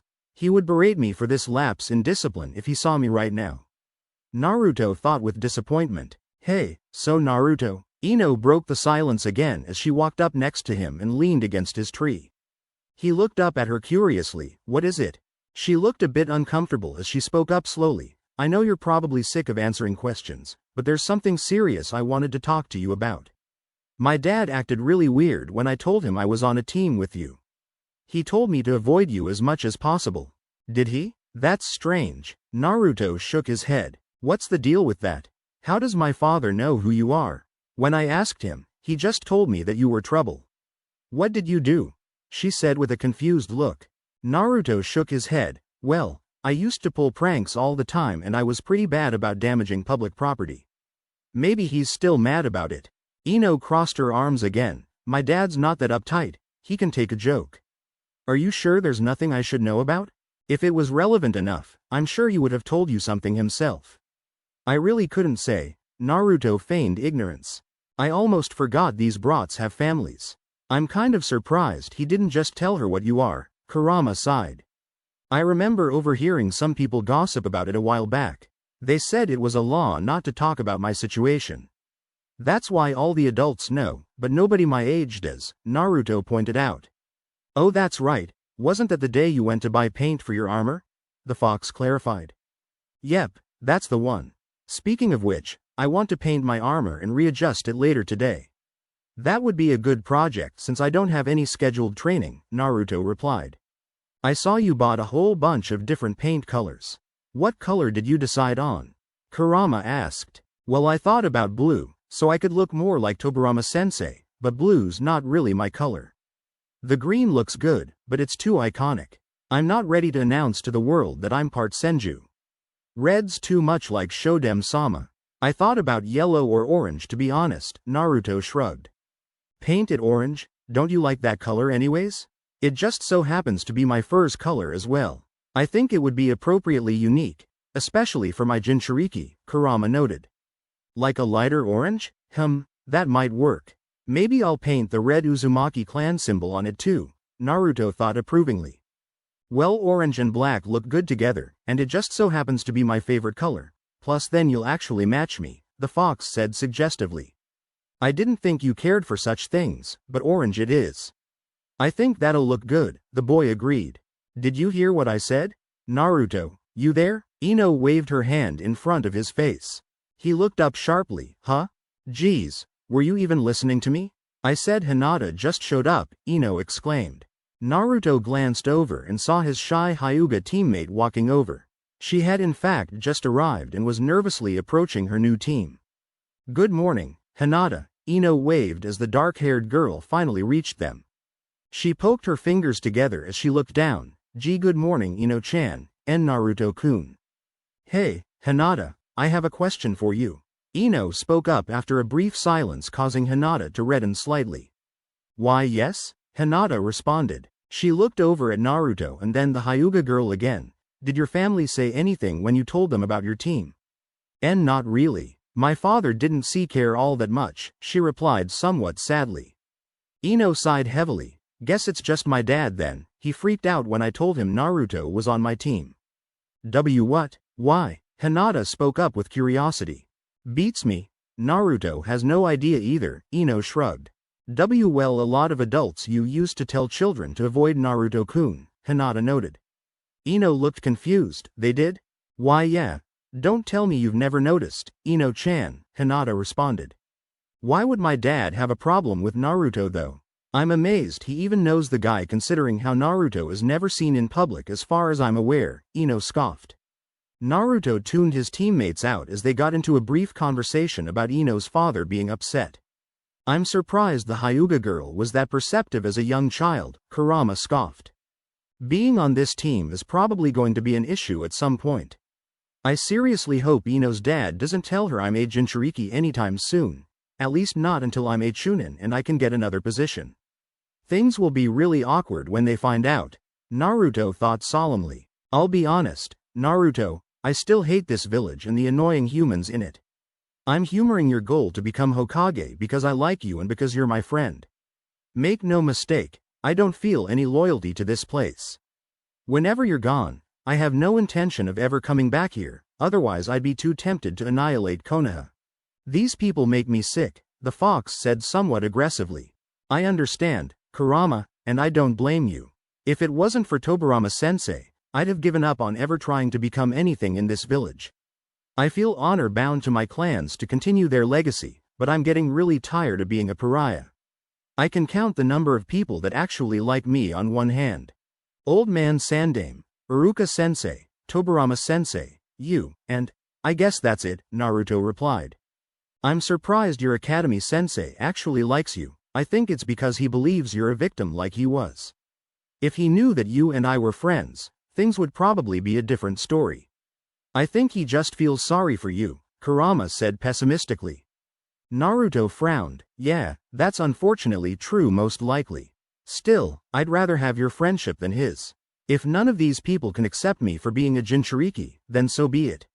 You and I will just tag team the world and I'll prove that I'm better than every one of them. Even after these last few years, I still find it strange that you would choose friendship with me over a human that's willing to accept you. You're the complete opposite of your self-righteous and whiny mother, Kurama noted. I know you don't like her, but please don't badmouth my mom.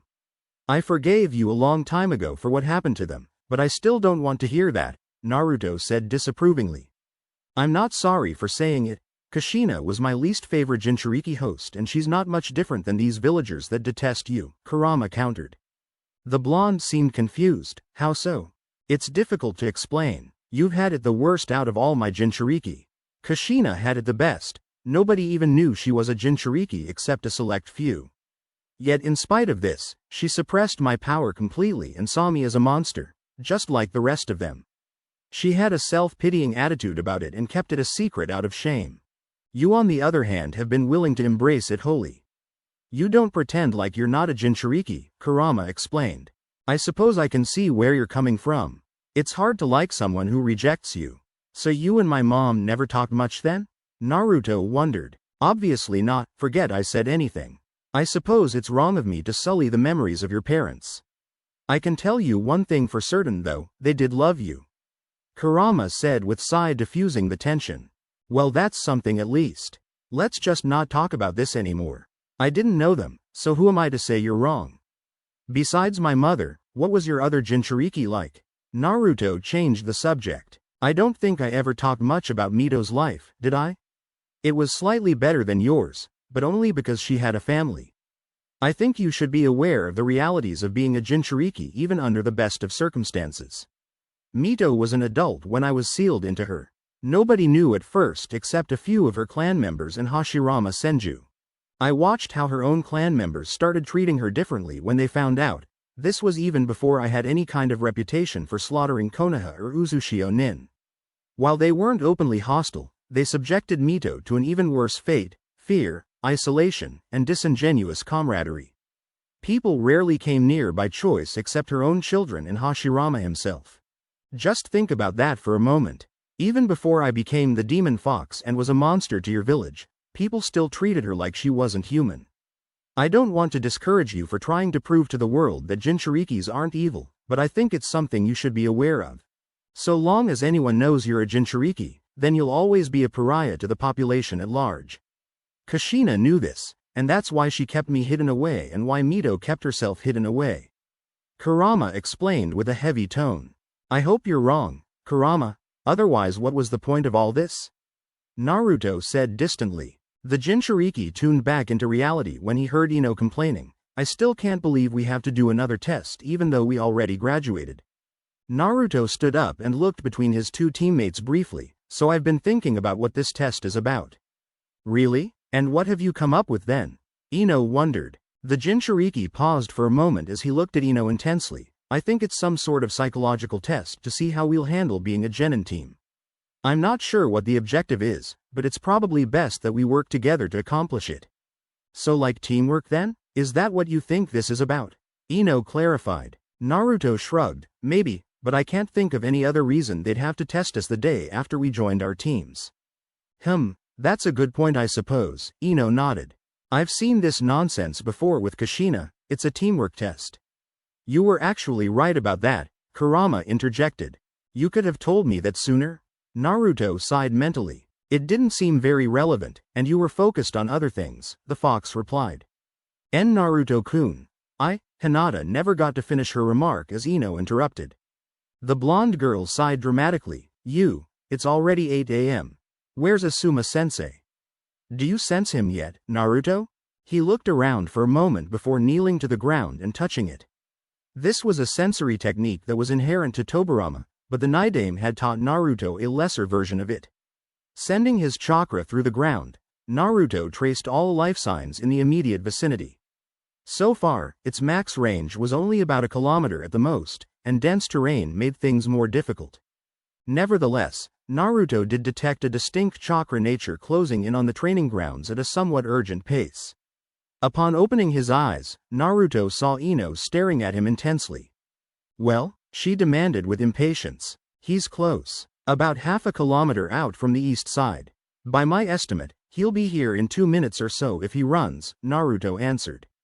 A bit of envy filled her eyes as Ino huffed in disapproval. My dad's a jonin and a sensory ninja too. He's never just touched the ground and knew where someone was. That's the kind of ability I'd expect someone in Anbu to have. Yeah, well maybe I'll end up there at some point. I'm probably better suited for that type of work anyway, Naruto shrugged. Naruto-kun, Hinata spoke up again. He turned his gaze towards the shy Hyuga. What is it, Hinata? Where did you learn all of this stuff? She stuttered nervously. Oh, he told me about that before you arrived. Hinata, apparently some clan member of his taught Naruto, Ino answered for him. A clan member? But I've never seen Naruto-kun with... Hinata immediately stopped mid-sentence as realized what she was saying. Well, considering he knew you were around when you followed him, I highly doubt you would have, Ino surmised logically. Hinata stared at Naruto for a brief moment. I wonder if he has a bloodline? Maybe this sensory ability of his is the Uzumaki bloodline? Just then another thought crossed Hinata's mind as she looked between Ino and Naruto. How long were they both here alone? Maybe I should have come earlier. Naruto-kun seems more willing to talk to Ino-chan than me. What else did you two talk about? Hinata asked Ino specifically. Naruto was quick to notice that she stuttered less when not speaking to him. He gave it some thought as he watched Hinata's expression. She's way too skittish around me. Do you think it's out of fear or is she simply shy? Who knows? I have a hard time understanding mortals, especially the female ones. It doesn't look like fear, but she's clearly nervous around you, Kurama noted. Do you think she knows I'm a Jinchuriki? That's a good possibility for why she acts like that.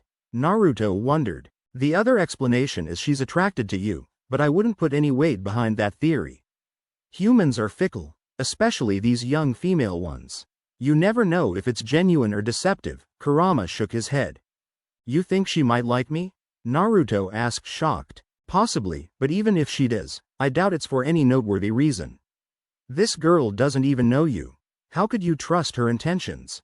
If it's true, then she's probably like those other girls in your class that admired the Uchiha brat for some shallow reason. The only difference being she would see you as appealing instead of him. I'm not going to try opening that door anytime soon. She's a clan heir, so that's out of the question, plus I have no idea if it's even true or not. Even if it is, it won't end well when she finds out what I am, Naruto thought dismissively. That's likely for the best, the fox agreed. You're way too skittish. Hinata, you need to relax and stop freaking out around me. Naruto spoke up, catching the shy Hyuga girl's attention. She seemed a bit surprised by Naruto's remark as she looked down shamefully. I'm sorry, Naruto-kun. Why are you so nervous around me, anyways? Naruto asked her bluntly. Hinata couldn't answer as she avoided eye contact. Whatever it is, you need to put it aside for now. Our team doesn't need distractions like that. I have a hard time getting along with shy people, so I'd appreciate it if you were more direct with me from now on. I promise I'm not going to get offended or angry. I need to know that I can count on you in battle. Naruto spoke sternly to the girl. She seemed a bit shaken by his words but surprisingly receptive as she forced herself to maintain eye contact now. Ino looked appalled by his comment. The blonde girl immediately voiced her opinion. Hey, that's kind of mean, Naruto. That's just how she is. You shouldn't be a jerk just because she's shy. That's fine, but I was just being honest with her. I can't read her mind, so unless she's more open, we'll never be good teammates. He said distantly. The blonde girl looked at the Jinchuriki's face closely. Does he have any idea that Hinata has a crush on him? It sure doesn't look like it. He has terrible social etiquette, though I suppose that's not surprising for an orphan. Geez, who knew he was such a tool? Before the situation could become more awkward, Asuma finally arrived to greet his new team. He waved at them as he came closer. Hey, good to see you all here this morning, Team 10.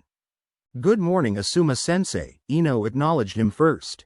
Hey sensei, Naruto waved. Good to see you, sensei? Hinata managed to say aloud. She seemed less audible than before but wasn't stuttering now. Asuma quickly noticed an unusual tension between the three genin as he surveyed them. Did something happen? Well, this might not be a passing team after all if they can't resolve it. You're late, Asuma-sensei, Ino immediately announced with her arms folded. He nodded. Yeah, sorry about that guys. We had a Jonin meeting earlier that lasted a little longer than usual. How are you all getting along so far?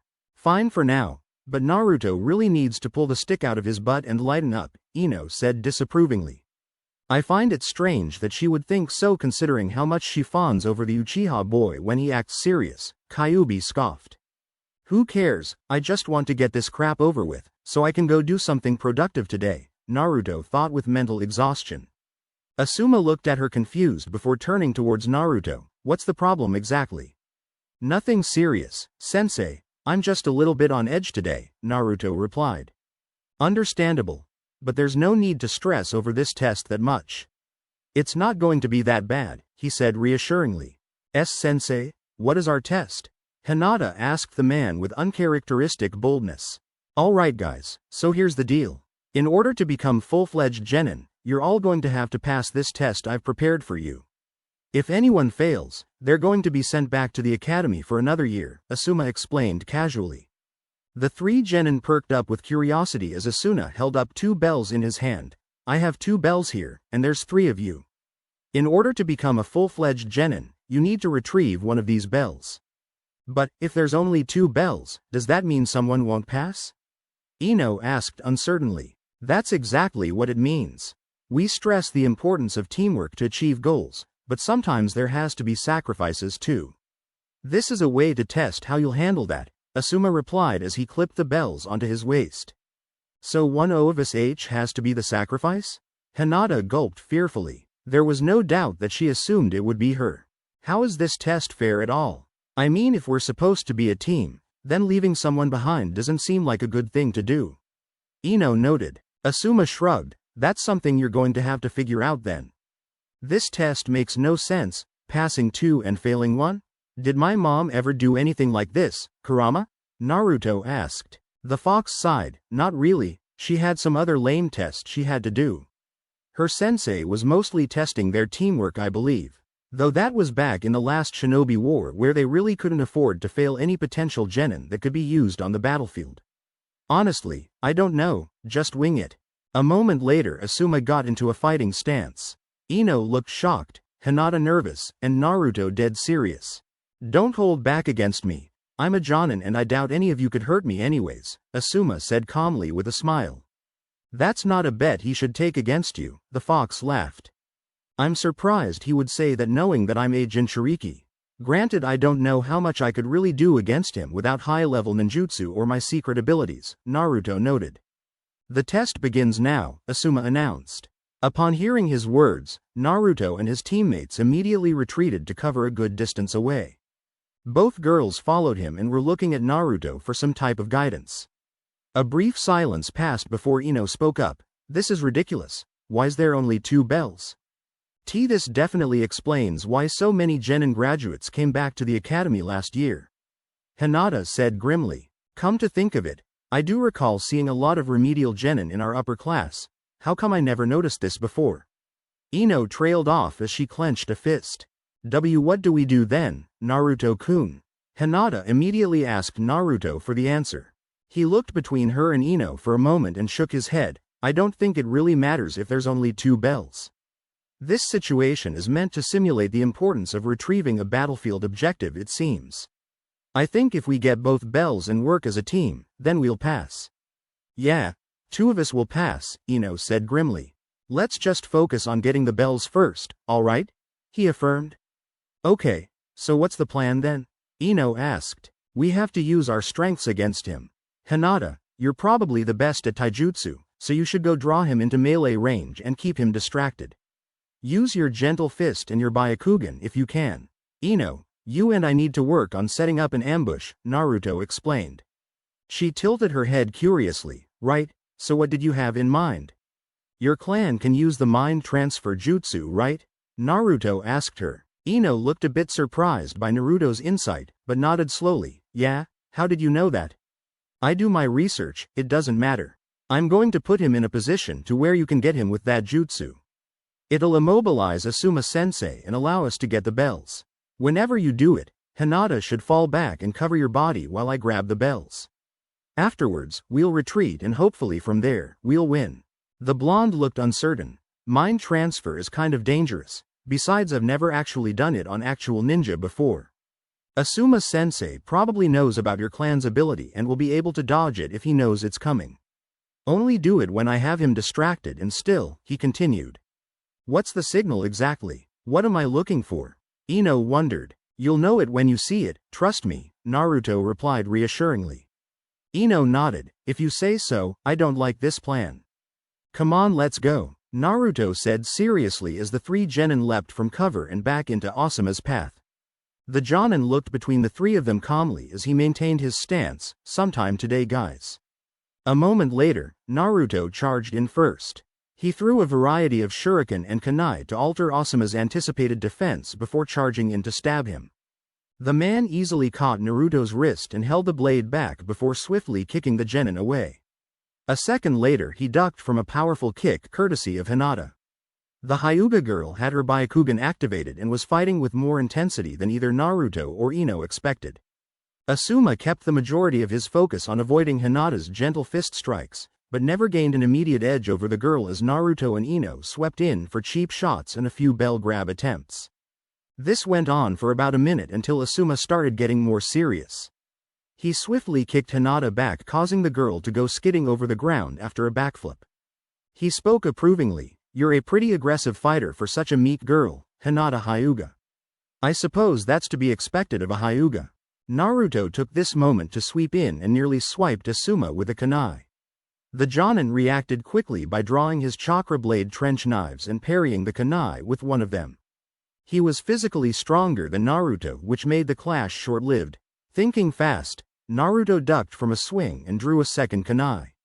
Asuma responded by readying his other trench knife. The two then had a swift and impressive battle of blades as they furiously jabbed, cleaved, and spun around one another. Naruto eventually got the upper hand, but upon stabbing the man, he disappeared into a log substitution. Quickly surveying the ground, Naruto charged towards Hinata and nearly blindsided the Jonin, who had literally just come out of cover next to her. Asuma looked surprised by Naruto's reaction time and spoke approvingly, "You're pretty fast, Naruto Uzumaki." Good reflexes. Hinata flanked the Jonin and charged in for supporting attacks as Naruto got into another knife fight with Asuma.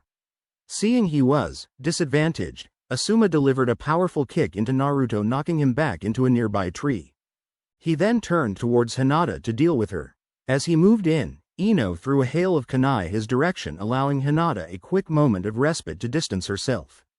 Naruto did not allow for a moment's pause as he immediately took the offensive again to refocus Asuma's attention on him. He quickly put a kunai in his mouth for an extra blade and fought with increased speed against Asuma. The Jonin looked a bit surprised by the Genin's gradually increasing speed. He's moving faster than before. He doesn't even look tired at all. Was he just warming up to test me? I wonder if the Kyuubi affects his stamina? The Hyuga girl looks out of breath, but he hasn't stopped moving once.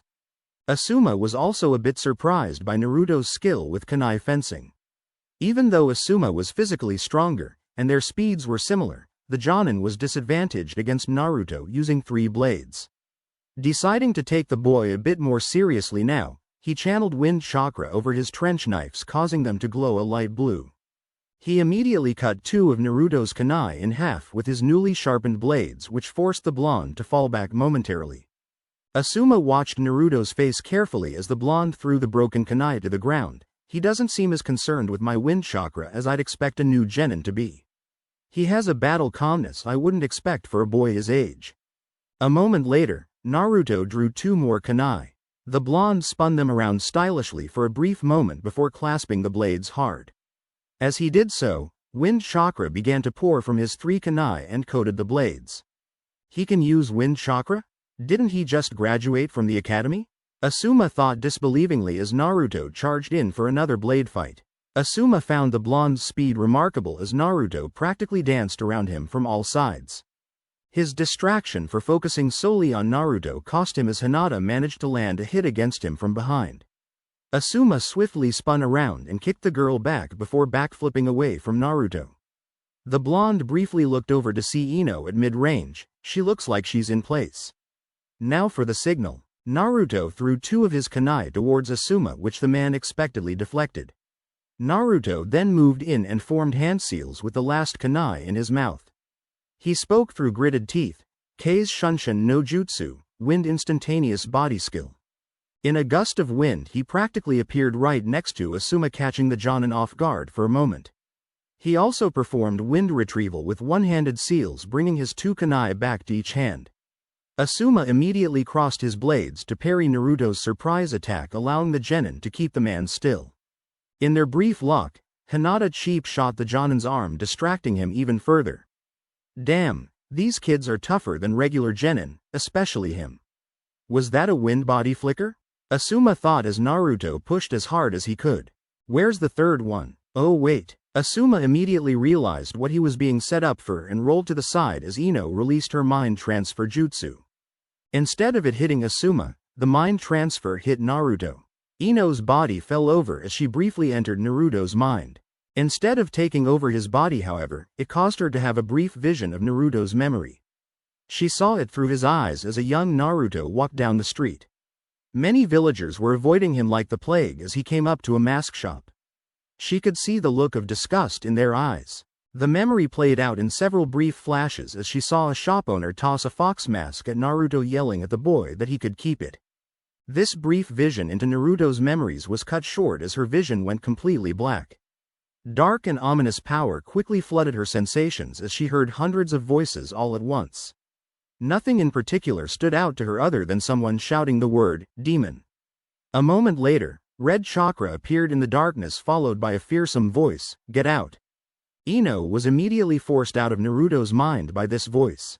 Upon returning to her body, Ino looked around horrified for a moment until she realized she was herself again. She briefly glanced at Naruto, who looked a bit unhappy, but otherwise fine. Hinata had wide, fearful eyes and Asuma was concerned. "You almost had me with that set up, you three, not bad," Asuma spoke up, causing the genin to regain their resolve. Ino briefly stared at Naruto confused. What the hell was that dark voice in his mind? Was it him? I wonder why the mind transfer didn't work. Was that his past I saw? "We got the bells, Asuma-sensei," Naruto spoke up, causing the man to eye him confused. True enough, Asuma noticed they were both gone.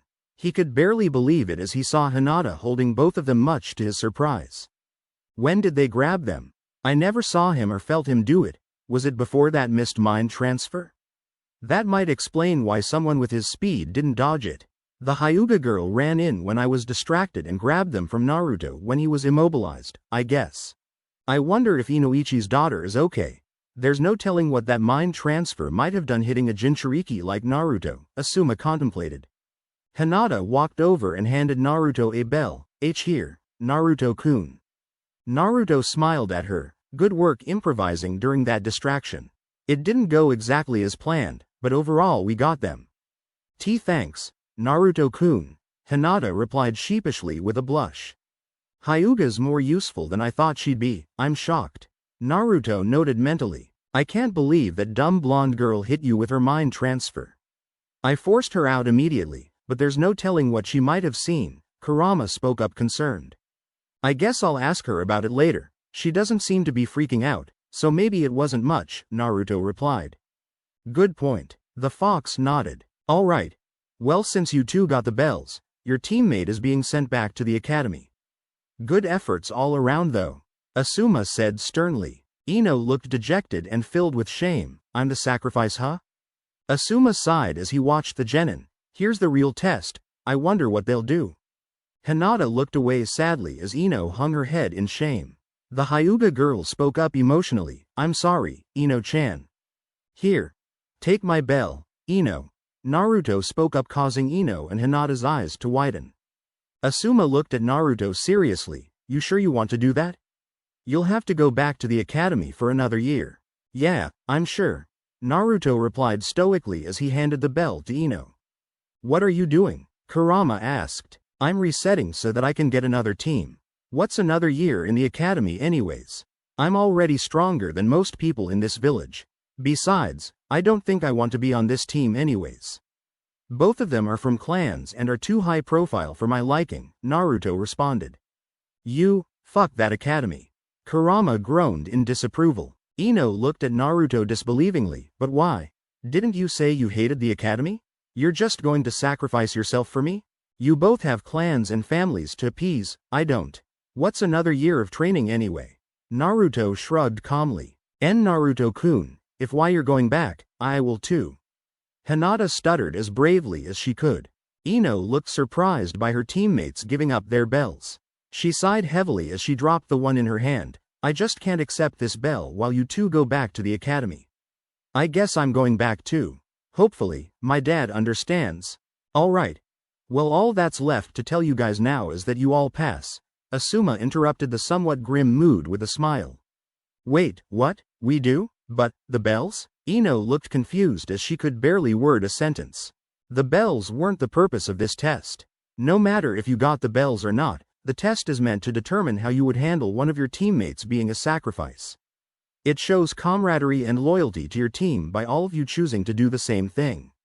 As shinobi, we must always value our objective as a priority, but we must never forsake our own teammates just for an objective. The only time this is acceptable is when there is no other choice, though you shouldn't have to worry about that until you're all chunin, Asuma elaborated. Well, that's a convenient turn of events. I guess I'm stuck with these two after all, Naruto sighed mentally.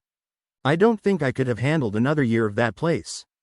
Kurama said with relief. So what would have happened if we didn't get the bells? Naruto asked. Asuma shook his head. If you didn't, I would still fail the person who gave the weakest effort and you would be in the same position. I must say though, you're the only genin team in recent history that's ever actually gotten a bell that I know of. The Hokage told me that the Sannin also did as well when he trained them as children. So what now, sensei? Naruto asked somewhat anxiously. Tomorrow we'll be starting our first missions as a team. Take the rest of the day off and celebrate, you've all earned it. Meet me here tomorrow, same time, Asuma said proudly. Naruto glanced over at his two teammates. Good job you two, I'll see you tomorrow.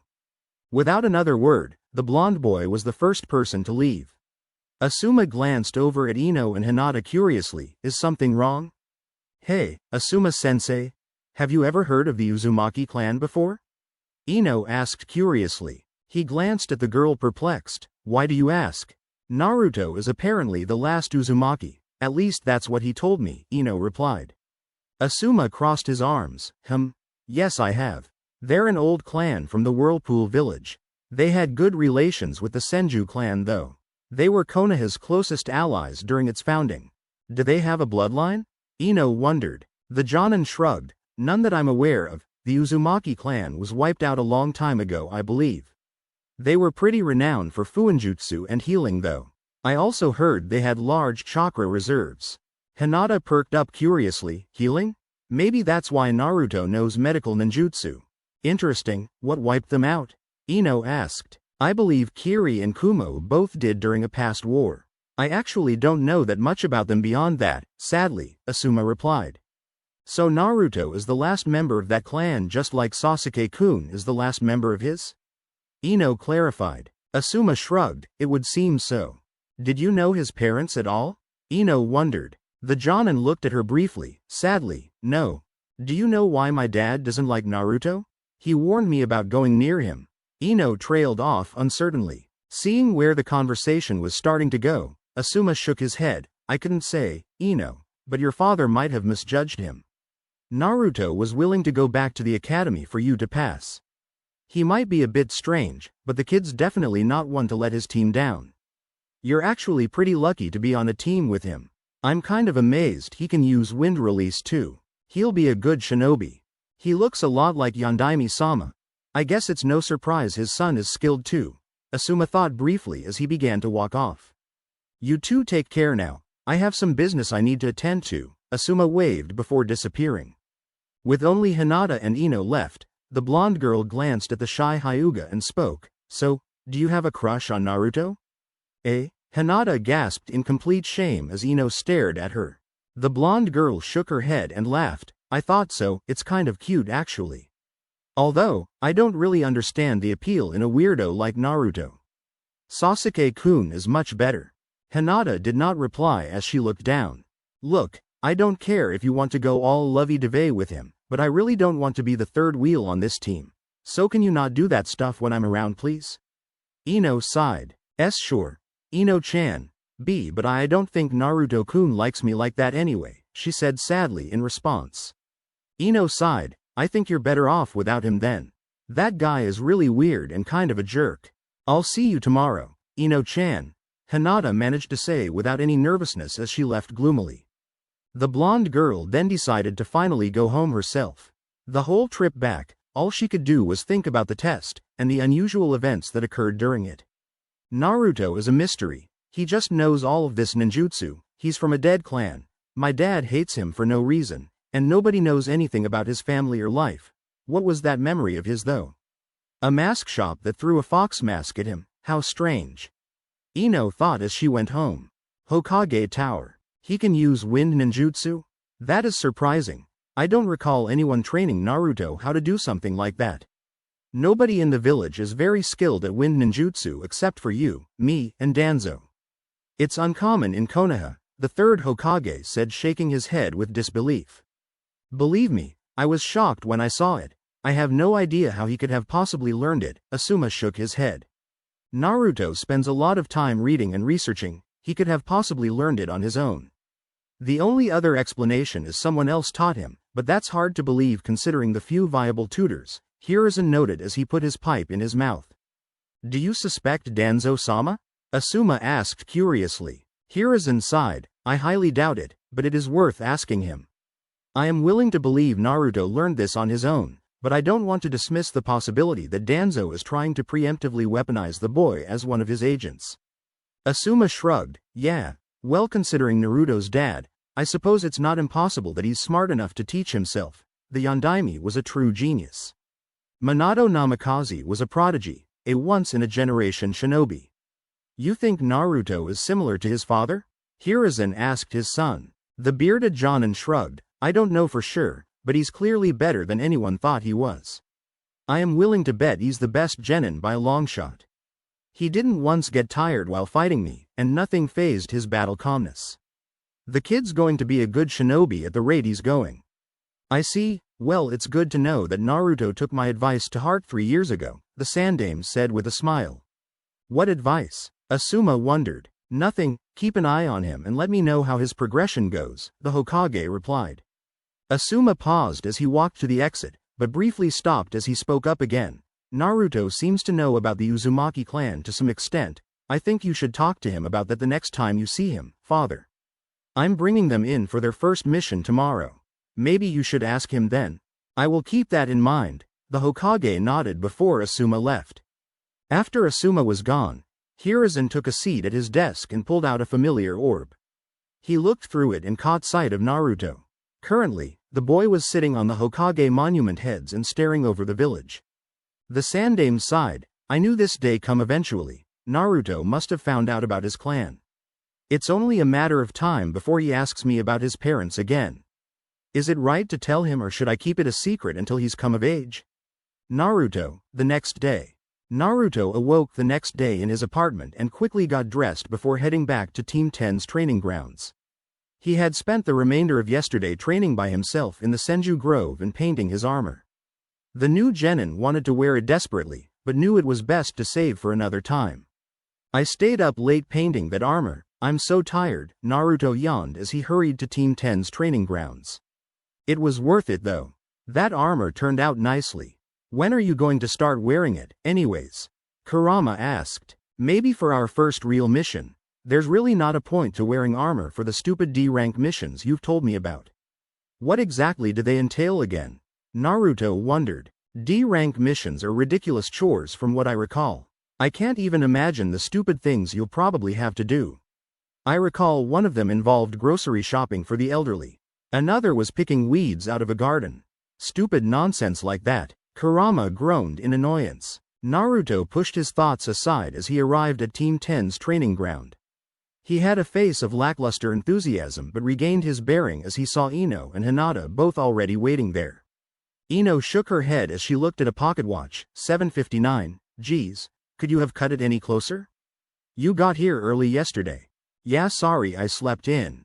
Naruto said casually. I'm guessing our sensei will be late too, Ino sighed as she looked at the pocket watch again. As if summoned by her words, the Jonin came behind Naruto a few seconds later. Oh hey guys, good to see you're all here on time. Some of us have been here for half an hour.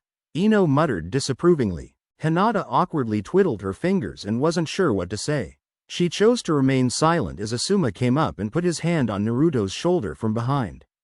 The blonde seemed a bit alarmed by the physical contact, but quickly relaxed as his sensei addressed the group. I signed you guys all up for a bunch of D-rank missions. Sweet. I can't wait to start doing real missions like a real shinobi. Ino perked up with excitement. Asuma smiled. Yep, these are some vital missions that are imperative for building teamwork and maintaining a good village presence. I can already tell this is going to be something stupid, Naruto groaned mentally. So what is our first mission going to be, Asuma-sensei? Ino asked excitedly. It's tradition that every new genin team receives their first mission directly from the Hokage himself. This helps him to identify new prospective shinobi and for the genin to properly meet the village leader. When the Senju clan used to run the village, they always believed it was imperative for the lowest ranking and highest ranking ninjas in the village to have proper interaction. This prevented a lot of misunderstandings so that the Hokage can see his troops as people, and the troops can see the Hokage and other leaders as people. Empathy and trust are vital parts of the chain of command, and the faith we place in those above us is what has held this village together for so long, Asuma lectured. Tobirama sensei always used to say that, he said, never tell anyone to do something you wouldn't be willing to do yourself. Nobody will be willing to die for you or the village unless they know you're willing to die for them. The Hokage should always set the example, and nobody under him should ever have a reason to question his leadership, Naruto thought with approval. Well, let's go get this mission then. Ino chirped with enthusiasm. I hope it isn't too dangerous, Hinata added a bit softly. Naruto rolled his eyes. Let's get this going then. Hokage Tower, Team 10. As the three genin stood across from the Sandaime Hokage, they all stared at the man with different reactions. Ino and Hinata looked a bit intimidated, with the former slightly awestruck. Naruto had a look of indifference and addressed the Hokage casually. Hey Gramps, so what's our first mission? I am glad to see you graduated from the Shinobi Academy, Naruto. Asuma tells me that you were quite gifted and Iruka remarked on your vast improvement over the years. I'm proud of your progress, the Hokage said approvingly. The blonde nodded with a slight smile. Thanks, Gramps, I've got a long way to go to become Hokage, but at least I'm one step closer, yeah? Indeed you are, Naruto. Now who are these other two teammates of yours?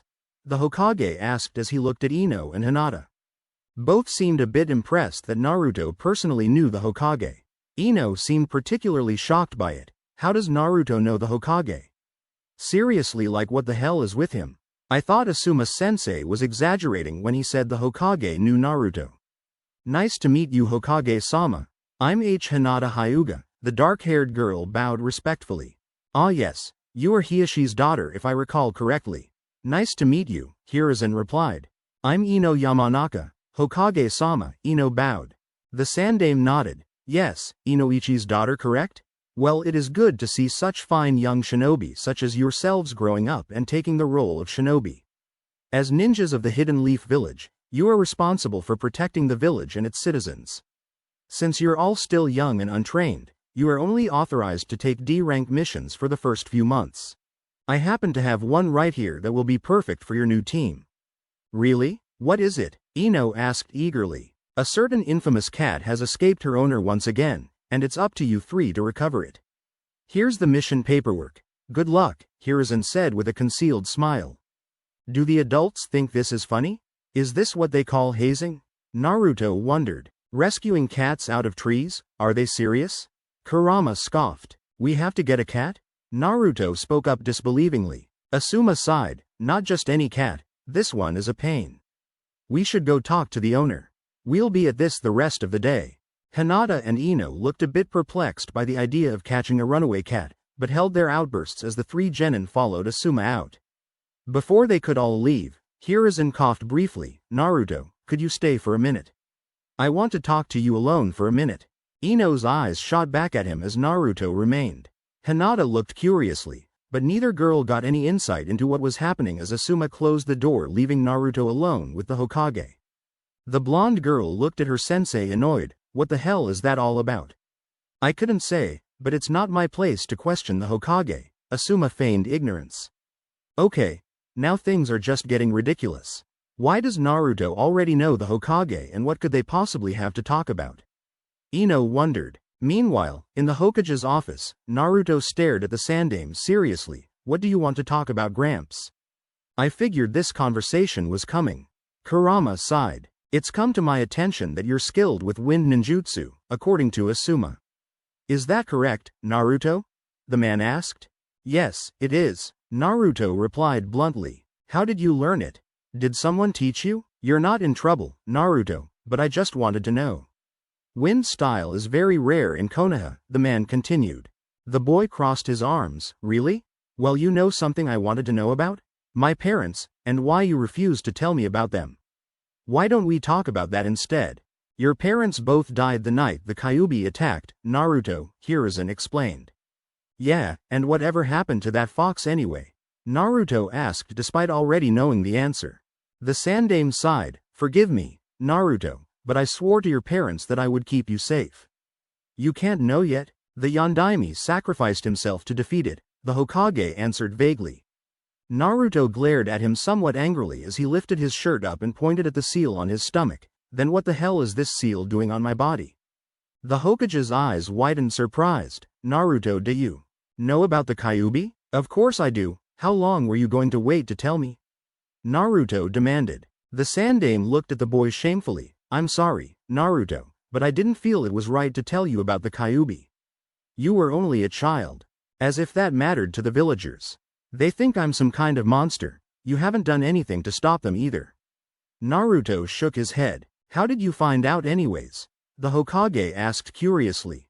Someone told me. Does it really matter? You don't get answers from me until I get answer from you. Naruto said angrily. The Hokage stared at the boy sadly. The Yondaime sacrificed himself by sealing the fox into a newborn baby. You were that child, Naruto.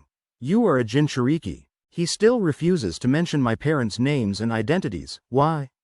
Naruto thought with annoyance. Somehow I'm not surprised. Kurama growled. What do you know of the Uzumaki clan, Naruto? Hiruzen asked after a brief silence. Not much other than the fact that they're from the Whirlpool village and they're all dead now. Maybe you should tell me about them, the boy practically spat. They are renowned for fuinjutsu and for having strong chakra pools. They also have exceptionally durable bodies. The reason you were chosen to be a Jinchuriki is because only an Uzumaki has a body capable of containing a Biju as powerful as the 9 tails. Hiruzen told half of the truth. Naruto looked at the Hokage curiously. How was the Uzumaki clan wiped out? They were attacked during the last war by Kumo and Kiri and Uzushio was destroyed. The survivors all spread across the shinobi world, Hiruzen replied. I didn't know that, Naruto thought curiously. I did. I believe Kushina moved here before the incident happened. Those other villages didn't dare attack it while Mito was alive. Ironic that they do it after I leave Uzushio. What does it mean for me to be a Jinchuriki, Gramps? Am I just a weapon for the village? Some demon outcast? Naruto asked the man uncertainly with a bit of sadness. The Hokage shook his head. No, Naruto, it was the Yondaime's wish that you would be seen as a hero by the village. It saddens me greatly that they do not. I passed a law that forbade anyone to speak of it, but the older generations all know. Fortunately, the younger shinobi do not. Show your heart to them, Naruto, and trust that they will accept you when and if they ever find out. How can I trust anyone, when even you won't tell me the whole damn truth? How is it helping me by not telling me about my parents? Gramps is really pissing me off right now. Naruto thought furiously. On the outside, he maintained his composure as he bowed briefly. I should get to my team. Good work on learning wind ninjutsu, Naruto. You may yet be Hokage one day. Hiruzen tried to offer encouragement as Naruto leapt out the nearby window. Well, on the bright side now, at least he won't be asking you many questions anymore, Kurama spoke up. I thought about mentioning my parents to him, but then he'd really know something was up. It's not unfathomable that I would know about you from some random villager, Naruto thought distantly. I wonder how long it'll take before he finally mentions them to you. Does he intend on waiting until you're a Jonin? Kurama scoffed. Who knows? Naruto shrugged. Later, Konoha suburbs. Naruto chased the cat this way, and I'll intercept it. Hinata cover the right side. Ino shouted as the 3 genin chased a stubborn cat around an urban Konoha suburb. Mostly civilians lived in this part of the village, and some even watched with interest as the young shinobi hunted down the cat. Naruto dove for the cat, but it narrowly avoided him and charged between Hinata and Ino. Both girls stumbled as they each attempted to grab it, but unfortunately, the cat got away. We've been searching for this cat for 3 hours and chasing it for 1. Why can't I catch it? Naruto thought frustrated as he bolted past Ino and Hinata after the nimble feline. It swiftly climbed a wall and onto a rooftop, which Naruto immediately followed. He finally managed to catch the cat as he dove onto the creature and held it still. The stubborn animal flailed around and meowed annoyingly as it tried to claw him. The claw marks immediately healed, so Naruto didn't pay them any mind. The animal finally calmed down as Naruto scooped it up and jumped down to his teammates. Both looked relieved that he managed to catch the elusive pet. Finally, that was freaking stupid. Ino huffed in disapproval. Naruto sighed in agreement. Let's just get this damn cat back to its owner. These D-rank missions suck. I mean, what's the idea here? Making genin do this is ridiculous. Ino continued ranting. Well, considering how annoying this cat was to catch, I doubt a civilian could catch it, Naruto noted. Hinata frowned. That poor cat probably doesn't like its owner. Naruto sighed as he placed his hand on the cat's stomach. I doubt this is the last time I'll be coming after this annoying animal. Let's just discreetly put a seal on it so I can catch it instantly next time. You're marking that cat for flying Raijin? Kurama laughed. Might as well, I'm not chasing this damn thing all the way across the village again, Naruto thought strongly. The rest of the mission was spent in relative silence as the three genin returned the poor cat to its horrific owner. Upon turning in their mission to the tower and leaving, Naruto automatically began to make his departure. He didn't go far from the tower door before Asuma spoke up. Hey, Naruto, you want lunch? It's my treat. He looked at his sensei a bit perplexed but nodded in agreement, sure. Shortly thereafter, the blonde boy was at a ramen stand of all places. Iruka had taken him here a couple times before, and Naruto found the food enjoyable whenever he came around. As he sat down at the ramen stand, the owner and his daughter warmly greeted him. Welcome back, Naruto-kun. Do you want the miso ramen again? I'm surprised how nice these ramen stand people are to me. They always call me by my name when I come here with Iruka-sensei. Naruto thought as he nodded. I'll have the same thing. Oh, and I'm paying too, Asuma announced to the Ichiraku workers as he took a seat next to the boy. Asuma noticed Naruto's distant, melancholy face and spoke up. What's got you down, kid? You made it to Genin, you should be proud. Asuma-sensei, how do you feel about being my sensei? Naruto asked the man as he glanced over him. The bearded Jonin smiled. Personally, I'm actually glad I'm your sensei. You're skilled in wind ninjutsu like me. I'm actually ideally suited to teach you. Plus, you seem like a good kid, and my father likes you a lot. There's no way he doesn't know I'm a Jinchuriki. Why's he being so nice? Naruto wondered. I know you're not very talkative or social, but feel free to talk to me if you need anything. I'm your sensei now, and I take that role seriously. I'm here to look out for you, he continued. Thanks, Asuma-sensei, Naruto replied with a genuine smile. You're exceptionally skilled, Naruto, but you shouldn't ignore your teammates outside of missions. They've both expressed concern about you. I think it's probably a good idea for you to reach out and become friends with them, Asuma suggested. I can try, but I don't have anything in common with them. Plus, they're both girls, Naruto said blankly. Asuma chuckled. What's wrong with that? Lots of guys would love to be in your position with two clan kunoichi and a cool sensei on their team. I'll make an effort to reach out to them, but don't expect much, Naruto sighed. He's practically dismissed the idea of having a bond with anyone. I should really try to break him of that. It's a wonder he's not gone crazy from loneliness and rejection yet. The kid has some serious willpower to endure the hatred he receives, Asuma thought concerned. I know you've had a rough childhood as an orphan, Naruto, but you'll always be alone unless you're willing to reach out to others. Sometimes they'll hurt you, but sometimes they won't. You have to take the good with the bad. Walling yourself away like this won't get you anything at all. Just think about that, okay? Asuma said as he stood up. I will, Asuma-sensei, the boy nodded. Good, I'm going to go do some chores, but I'll see you tomorrow. Give someone a chance, Naruto, that's a personal mission from me to you. He does have a point. How am I ever going to get people to like me if I act like Sasuke all the time? Naruto thought with a bit of self-awareness. You're more like that Uchiha brat than anyone else your age, Kurama noted. Maybe I should reach out to Sasuke. If anyone would understand being an orphan, he sure would, Naruto pondered. Wait, are you serious? You want to go befriend that Uchiha kid? You're joking, right? The fox said disbelievingly. I wouldn't mind seeing how strong he actually is. Naruto followed up. Chapter 4. Call me Itama. Taking Asuma-sensei's words to heart, Naruto decided to take a detour to the Uchiha district after finishing his lunch at Ichiraku Ramen. He couldn't quite explain why he was so receptive to Asuma's request to stop being antisocial, but the Jonin did seem genuine in his concern and Naruto couldn't help but ponder his intentions. Sensei is right. I can't become Hokage if I don't have allies and support. I mean, sure, I can become super strong and gain respect that way, but I wouldn't mind having friends I can rely on. I never would have imagined trying to befriend Sasuke Teme, but Tobirama-sensei seemed to regret his lack of effort in befriending the Uchihas. In honor of his sentiments, I'll at least try, Naruto thought to himself. Kurama sighed at the blonde genin's thoughts. I'm not so sure this will work out the way you want it to. These humans are scared of you, well us, and you'll never actually be their friend. You know that, right? The reality is that I am your only real friend.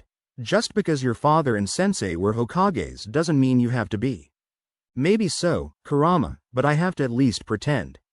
Like Tobirama-sensei always said, perception is often reality. I'm only going to make my shinobi career harder if I stay a loner. Besides, Sasuke Teme at least takes this shinobi stuff as seriously as I do. I'll give it a test run with him. If I can at least be cordial with the guy, then maybe I can get a training partner out of it, Naruto noted mentally. The Biju scoffed at him. It sickens me that you refuse to see this place for what it really is. We will always be a weapon to them even if you become the Hokage. You deserve a better life than that. Wouldn't it just be better if you and I left this accursed place once we've exhausted its usefulness? I may have faith in you, but I have none for the rest of your kind. You should go become a sage or something and live in the mountains. You know I can't leave, Kurama. I made a promise to Tobirama-sensei. Besides, I can't let my parents' sacrifice be in vain. Even if the village will always hate me, I can at least maintain peace and happiness for others. The boy sighed. A perfect sacrifice. Exactly what they wanted from you. Don't let these people tie you down with fickle sentimentalities. Mark my words, Naruto, no matter what you do or try, you'll never truly be one of them. Don't mistake my friendship with you for tolerance or loyalty to this village. I hate them just as much now as I did when Kushina grew up here. With that said, I see the benefits in you getting what you can out of this place while you're still young. I don't expect you to leave, yet, but don't exclude that option in the future. Learn what you can from this village and use them as they would seek to use you. I've humored your interactions with these people only because I want you to get strong enough to be free of their control. I am not letting you become a martyr for these undeserving fools. The Biju lectured. It's been a few years, and you still feel that way, huh? Well, maybe you're right, but Asuma-sensei made a decent point though. I'll never know for sure unless I try. Maybe it will bite me the ass like you say, but at least then I won't have regrets from not trying. Besides, nobody walks through life unscathed. I get that you're just looking out for me, and I'll definitely take your words to heart, Kurama, but I'm going to give people a chance, Naruto noted. If that's the path you want to take, then fine. We'll do things your way for now. With that said, I don't see a benefit in befriending the Uchiha brat. Everyone from that clan is evil and even your sensei agreed on that matter. You're better off trying to gain control of your genin teammates. They're young and still malleable enough to mold into dependable followers. But do what you want, I don't feel like watching any of this kid drama. The fox groaned. Suit yourself, fox, Naruto sighed. Uchiha District. After a short trip through the outskirts of Konoha, Naruto eventually made his way to the eerily empty Uchiha District. There were a lot of abandoned homes in this area for obvious reasons, and its location and setup seemed a bit odd to Naruto. It was almost as if it was segregated from the rest of Konoha, but not in the same way the Hyuga compound was. Given Tobirama's input about how the Uchiha clan wasn't trusted by the elders, it made sense. Using his sensory skills, the genin was quick to locate Sasuke training by himself in a field behind one of the houses. Sasuke didn't seem to notice Naruto's arrival initially as he went about his progressions practicing fire jutsus. They were rather impressive for someone who was a genin, but considering all the training Naruto had been through in recent years, he didn't think they were comparable to some of his elemental jutsus. Nevertheless, he quickly checked his own pride and ego as he remembered Tobirama's words about not looking down on others or underestimating them.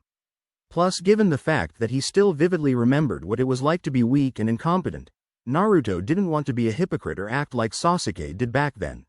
After getting within 5 meters of Sasuke, the Uchiha finally noticed his presence and jerked around almost defensively. The raven-haired boy looked alarmed and confused when he spotted Naruto of all people visiting him at his home and practically sneaking up on him. He quickly got into a defensive stance and stared the blonde down almost hostilely. In the past, Sasuke usually looked at him with disgust and contempt, but his expression seemed far more wary and curious than Naruto had ever seen before. It was as if Sasuke took him seriously now and was baffled by his presence there. Naruto, what are you doing here? I almost didn't detect you sneaking up on me, Sasuke began calmly. Don't you usually call me loser or dead last? Naruto countered. Sasuke frowned. I still would if that were still true. The blonde sighed. You're good, Sasuke Teme, I'll give you that.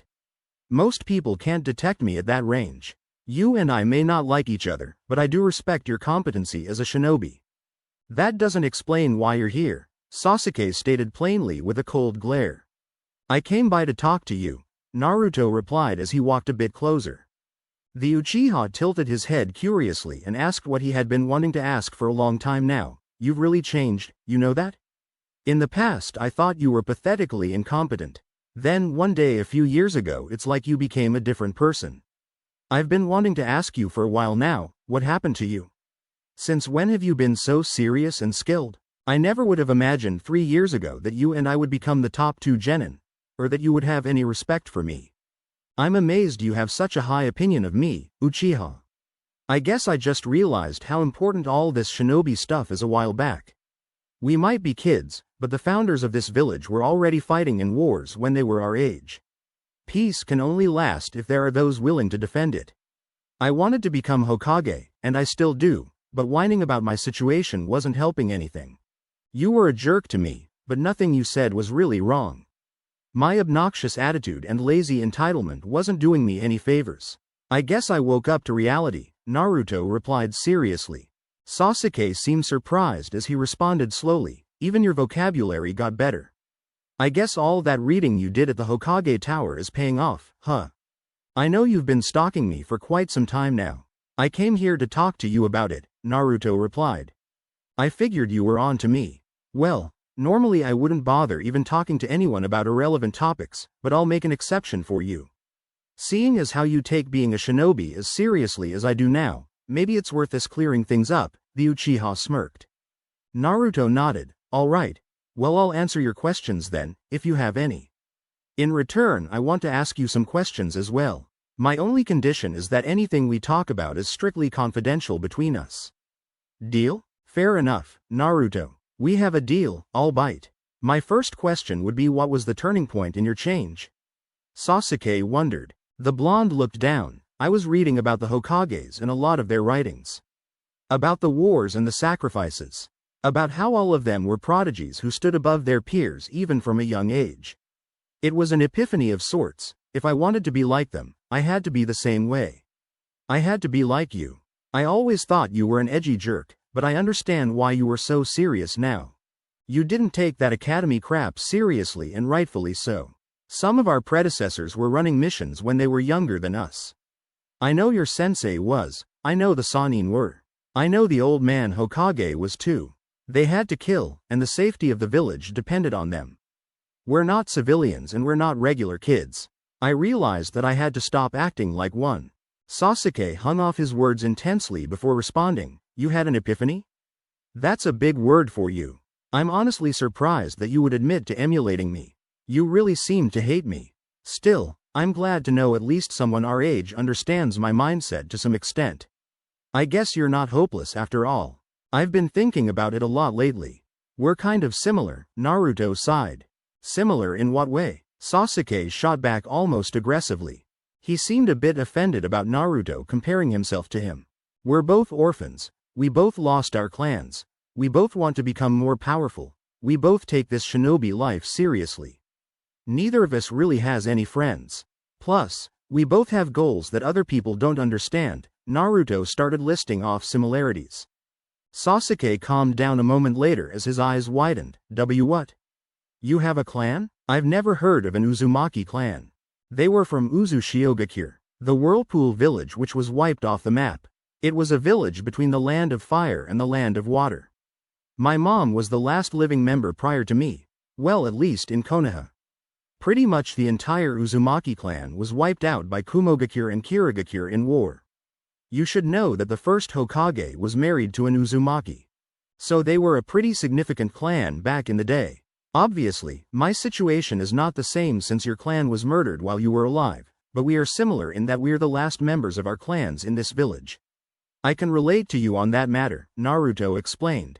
The Uchiha's eyes shot open in disbelief. Your clan was married into the Senju bloodline? How come nobody knows about that? How did you learn this? Are you making this up? No, but I can understand your skepticism.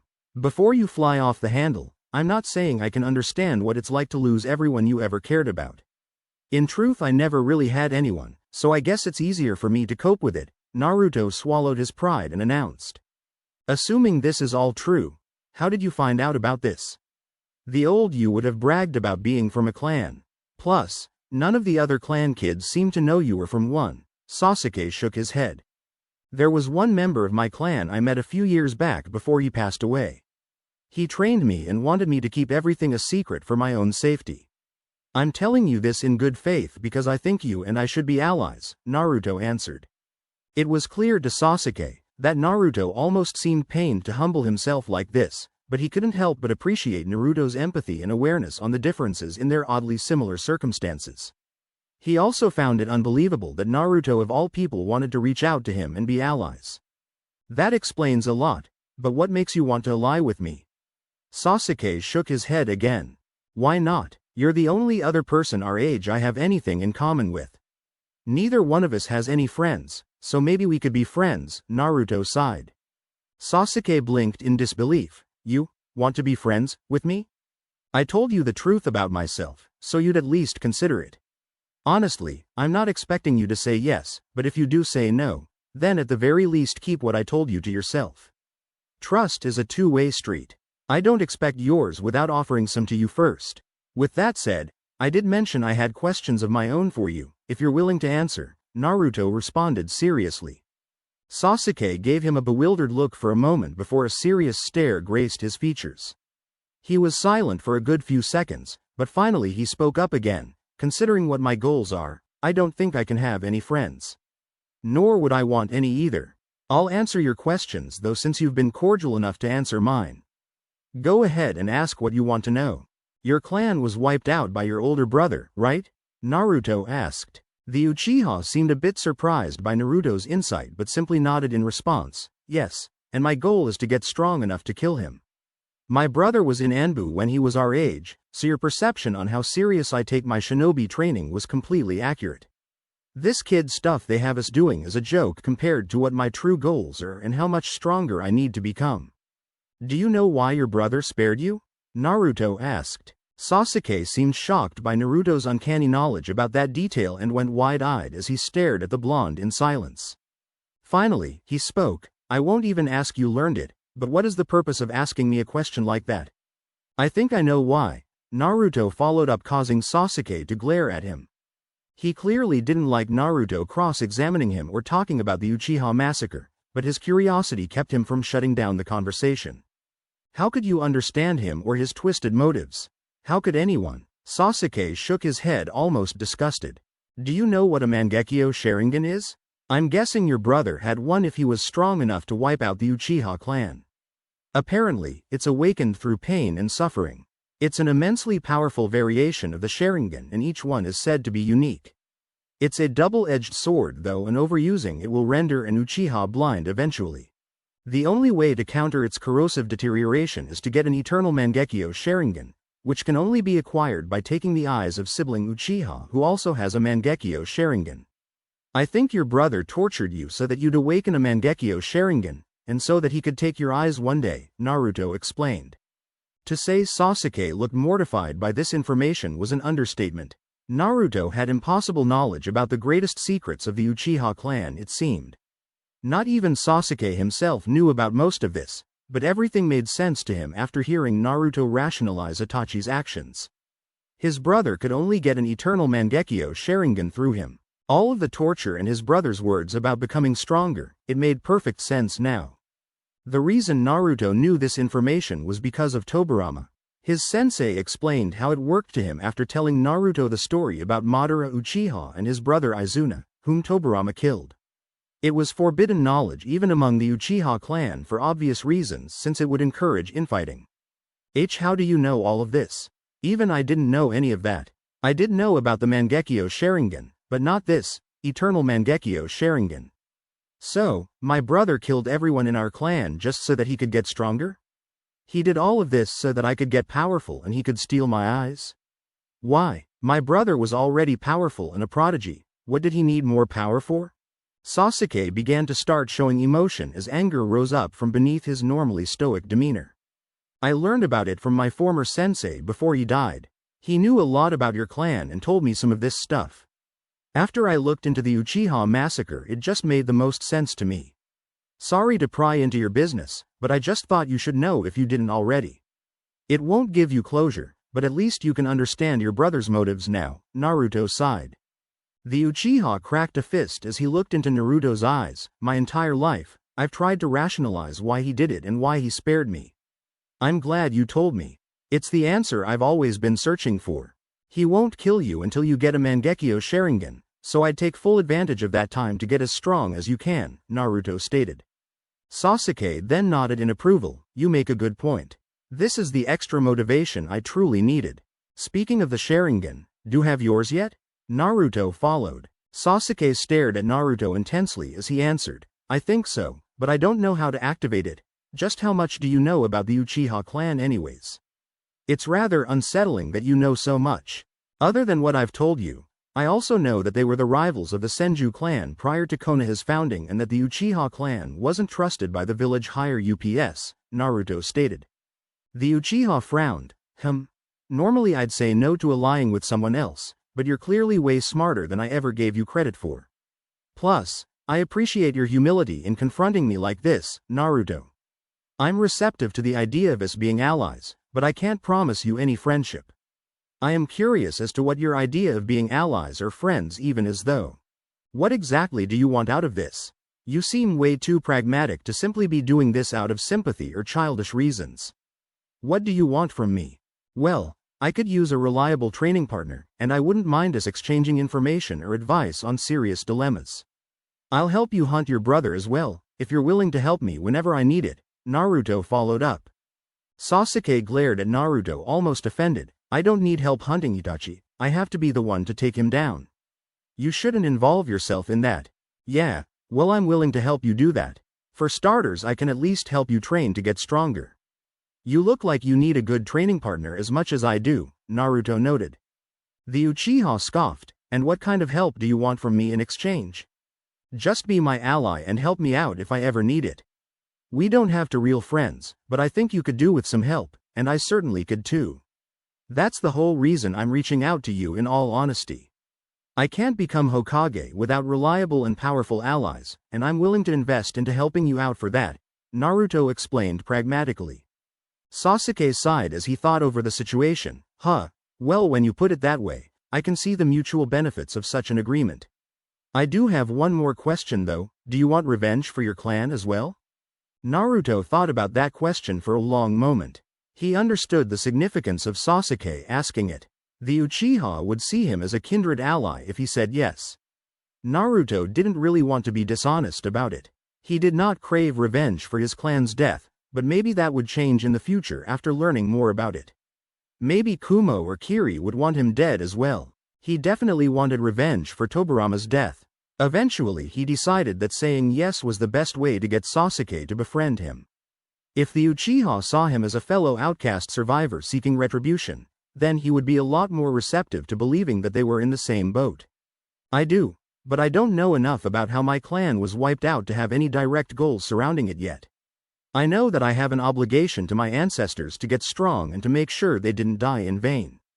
Ultimately my goal will be the restoration of my clan as well as becoming Hokage to combat foreign threats. I have every intention of killing anyone who threatens those goals, including Itachi Uchiha, Naruto answered with vague and indirect honesty. Sasuke then smirked, then I guess we are the same after all. Alright, Naruto, given how honest and sincere you've been about all of this, I'll be your ally. Thanks, Sasuke, I'm glad we could finally see eye to eye. Naruto nodded as he extended his hand. Sasuke then reached his out as they shook hands and stared into each other's eyes with newfound resolve and optimism. The Uchiha's thoughts were racing. I never expected Naruto of all people to confide in me like this. So, he's a lone survivor of his clan too. Maybe we really are similar? I never would have imagined having any respect for him, but he's clearly matured if he would go to this length to ally with me. Maybe having his help won't be a hindrance after all. At the very least, it's nice knowing that someone else around here understands how I feel. Plus, I definitely owe him for telling me about the eternal Mangekyo Sharingan. After finishing their handshake, Sasuke then spoke up again. Well, if we're going to be training partners, where would you like to start? You're better than me at taijutsu, so I wouldn't mind practicing, Naruto stated. You're that eager to get pummeled again? Alright. I'll analyze your weaknesses and point out where you need to improve, Sasuke chuckled. A moment later his eyes widened in disbelief. Naruto just made him laugh, how? He quickly regained his stoic composure as the two got into combat stances. I won't go easy on you since I know you can actually fight now, Sasuke stated seriously. That's what I'm talking about, Naruto exclaimed before the two ran in and began their brawl. 2 hours later, both genin collapsed on the ground lying side by side as they stared up into the sky. Their melee training had been extremely intense and non-stop for 2 straight hours, and both were severely exhausted. While Sasuke was indeed superior to Naruto in taijutsu, he did not have the same stamina that Naruto seemed to, or the same toughness. The blonde would get up no matter how many times he went down, and he vastly improved over the course of their sparring to the point where they were almost equal near the end. Sasuke found the training extremely beneficial for his personal sake as well since going that long and that hard would do wonders to improve his battle stamina. Naruto would indeed make a worthy training partner. As the two genin caught their breath and stared at the sky, Sasuke broke the silence. You're definitely trained, that much is obvious. You almost got me a few times. Hee. Well, I appreciate your observations on my shortcomings. I didn't know I left that opening on my side, Naruto chuckled in response. Even back when I was kicking your ass every day, you always got back up. You have some inhuman stamina. I always thought you'd be dangerous if you actually knew what you were doing. Seems I was right, Sasuke smirked. Hey, it wasn't every day, was it?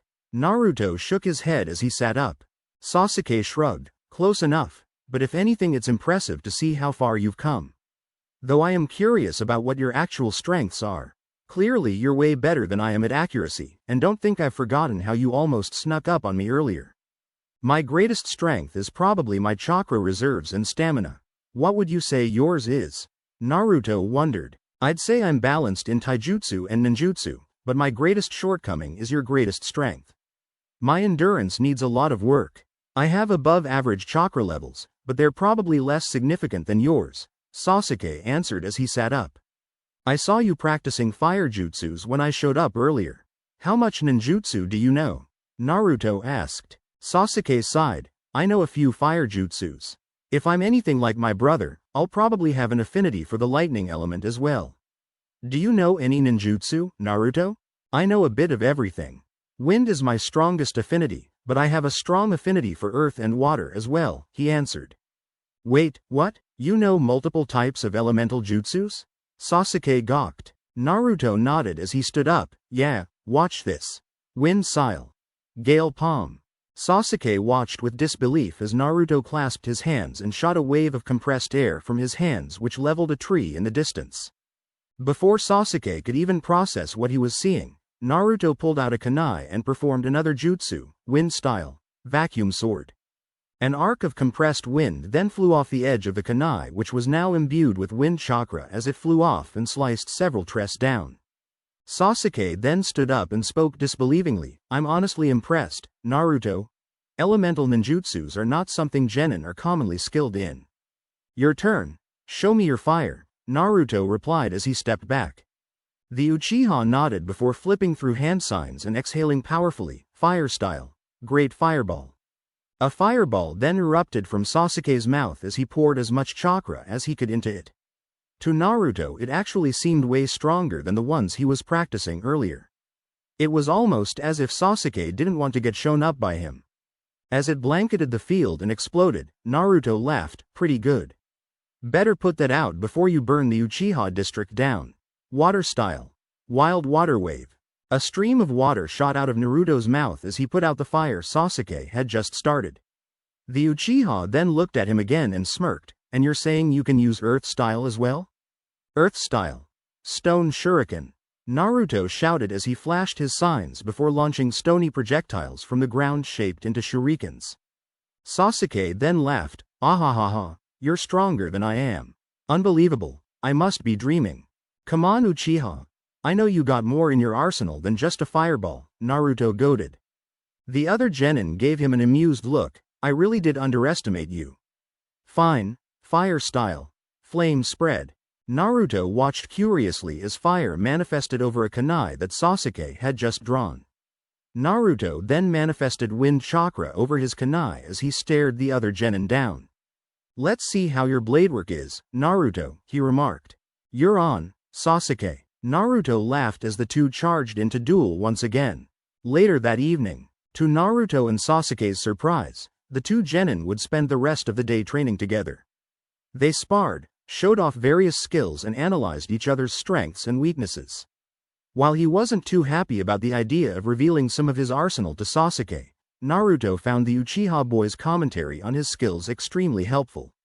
Sasuke really was a smart guy since he was able to identify quite a few flaws in Naruto's combat styles or suggest theoretical counters that other shinobi would have for them. While it certainly wasn't anywhere close to filling in the void Tobirama left behind, Naruto was truly grateful for the assessment from his peer. As beneficial as it was to Naruto, Sasuke would actually benefit way more from this day of training together. Not only did he learn a lot about Naruto and his capabilities, but the blonde genin truly earned his respect after seeing just how diverse of a range he had in ninjutsu. To Sasuke's utter disbelief, Naruto had actually been able to identify what his elemental affinities were. They were of course fire, which he already knew, but Sasuke also had a major affinity for yin and lightning and a decent affinity for earth as well. Naruto spent the latter half of their time together teaching Sasuke several minor jutsus from earth and lightning that he knew. While he certainly didn't have nearly as strong of an affinity for earth as Naruto had, Sasuke was able to pick up a few extra techniques that he would be practicing in his spare time. To his complete surprise though, Naruto knew several lightning jutsus. The blonde genin wasn't that proficient at them yet, but he was able to demonstrate how to do them after showing Sasuke the hand signs and writing down the instructions for them. After finally managing to get a lightning jutsu down, Sasuke could only stare in disbelief as he watched his static strings technique fizzle out with electrical static over the ground. He then turned his head towards Naruto. "So, you really have an affinity for every element? That's seriously impressive. My affinity for fire and lightning isn't nearly as strong as yours. You have a strong affinity for both of those elements, and I have a minor affinity for them just like you do for earth. My strong affinities are for wind, water, yang, and earth. We're kind of opposites in a way. I'm sure when you get your Sharingan, you'll definitely be way better at this, and you can eventually copy jutsus with it.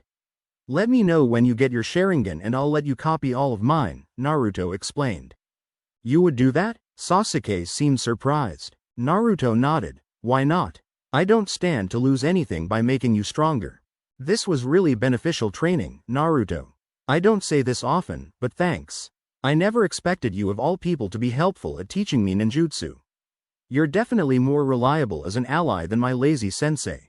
I'd like to continue this in the future. I get the feeling you know a lot more than what you've shown me today," Sasuke remarked. Naruto nodded. "Sure thing. Though I'm not nearly as good at fire or lightning. You have a prodigal affinity for those. I'll have to just write down what I know about the more advanced jutsus in those schools for you to practice. I look forward to us being able to go all out with full ninjutsu arsenals." "Huh? I'm kind of amazed you would want to make me stronger.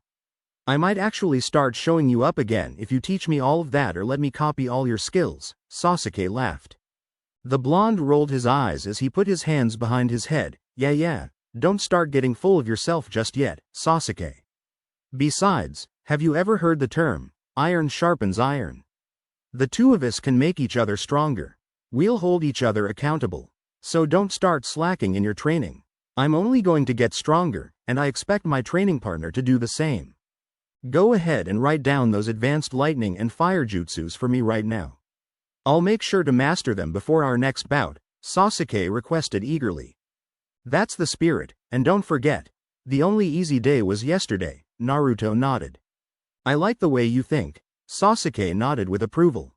After writing down the techniques Tobirama taught him and whatever else he knew about fire and lightning jutsus for Sasuke to study, Naruto finally took his leave.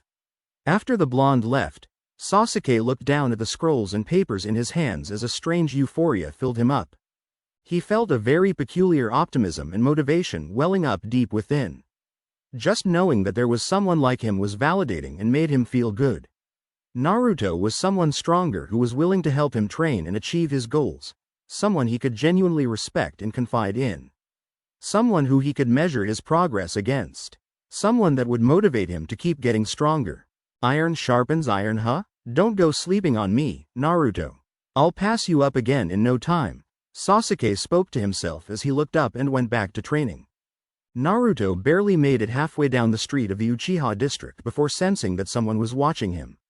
It was extremely faint. Someone's close. How long have they been there? Jonin level at least? Anbu maybe? They usually mask their chakra presence, but this seems different than usual. Was I caught off guard?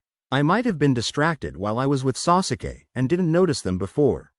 Naruto thought concerned. The presence was then joined by 3 others, all sharing the same extremely faint chakra signature. Naruto then touched the ground and closed his eyes. Where are they? He quickly detected the signatures all grouping up and moving closer. Based on their briskly increasing pace, it seemed apparent that they knew he was onto them now. Naruto then sighed as he continued out of the Uchiha district. One of them stopped masking their chakra as much. They want me to know I'm being followed now. I should probably go confront them away from here so that Sasuke doesn't get involved.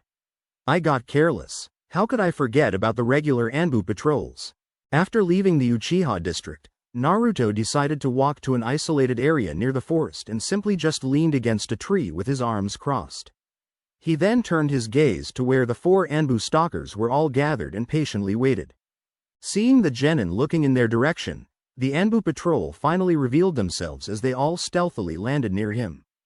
2 were in front and the other 2 flanked him around the tree.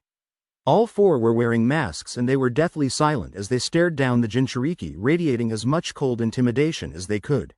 Naruto could tell that they were surprised by his perception, but he had a bad feeling that they actually wanted to talk to him in the first place. Naruto Uzumaki, you've been summoned, one of them spoke. It was a man, and he spoke almost emotionlessly as the 4 Anbu stood like deadly statues around the young blonde. Unless it's the Hokage, I don't see why I have to answer it. This isn't typical Anbu protocol, Naruto replied stoically.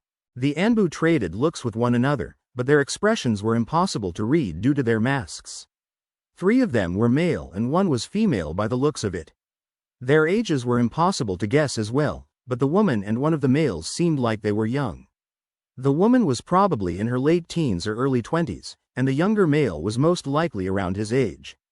At their closer proximity, Naruto could get a better read of their chakra. These guys don't seem like regular Anbu. Some of them have weird chakra. Artificial maybe? They don't have the usual Anbu tattoo on their shoulders either. Is it a different division? Are they imposters maybe looking to kidnap me? Please come quietly, we will release you after you answer our leader's summons. He has questions for you. That is all I'll say, the one who spoke followed up calmly. The obvious squad leader was the one speaking. Naruto examined him more closely. He wore the mask of a white cat which had green markings on the cheeks and above the eyes. It also had 2 red crescent moons outlining the outer edge of each eye socket. Another one of the male members, who looked older, had auburn hair which was half tied in a short ponytail. He had a similar build to the first man, muscular but slender. His mask was that of a bear and it had a green vertical stripe on the forehead. Naruto recognized what the stripe meant though. Sensory Anbu had those to signify their status, at least the ones in Konoha did. Of the 2 younger-looking members, the 3rd male had medium-length black hair and pale skin. His mask was a plain ovular shape with a neutral frown on it and red, antler-shaped markings up the sides. This younger male appeared to be Naruto's own age. The final member was the girl, or woman rather. She had a snake-shaped mask. The most distinguishable feature Naruto could identify about the woman was her short but spiky ponytail which was fanned out behind her head. Her hair was a darkish violet color. She also wore fishnet armlets and had a fishnet shirt beneath her Anbu flak jacket.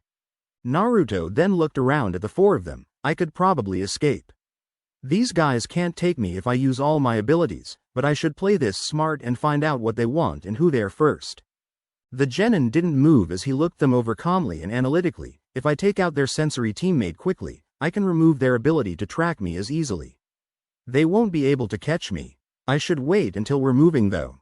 They have me surrounded right now and have their guards up. Or I could sneak attack him and run off to divert them with a shadow clone and pick them off one at a time. Whoever these guys are, they definitely don't work for the Hokage. That could be a good thing or a bad thing. What happens if I don't want to go? Naruto stalled for time and asked petulantly as he feigned a bratty attitude to get them to lower their guards. They all eased up slightly from his act as Naruto seemed less hostile and more like a defiant kid now. We would prefer to do this the easy way, the sensory Anbu with the bear mask then spoke up. Naruto sighed as he put his hands behind his head. Yeah, alright. You got me. Guess I'll go with you lame weirdos. He's a cheeky little brat, isn't he? The snake-masked woman scoffed. The younger Anbu male didn't speak at all but followed alongside the woman as the two older males took point. They escorted Naruto in a square formation and led him further away into the forest. The one with the cat mask then looked over the bear mask Anbu. It would be smart to blindfold him. Don't bother, Kino, he's a sensory type. Clearly a good one too if he could detect us at the range he did. Why do you think he's so difficult to track? He's not a normal child and he can't be deceived easily, the bear mask Anbu replied. You really think so? This kid doesn't seem like a sensory type, or all that strong. The woman with the snake mask spoke from behind.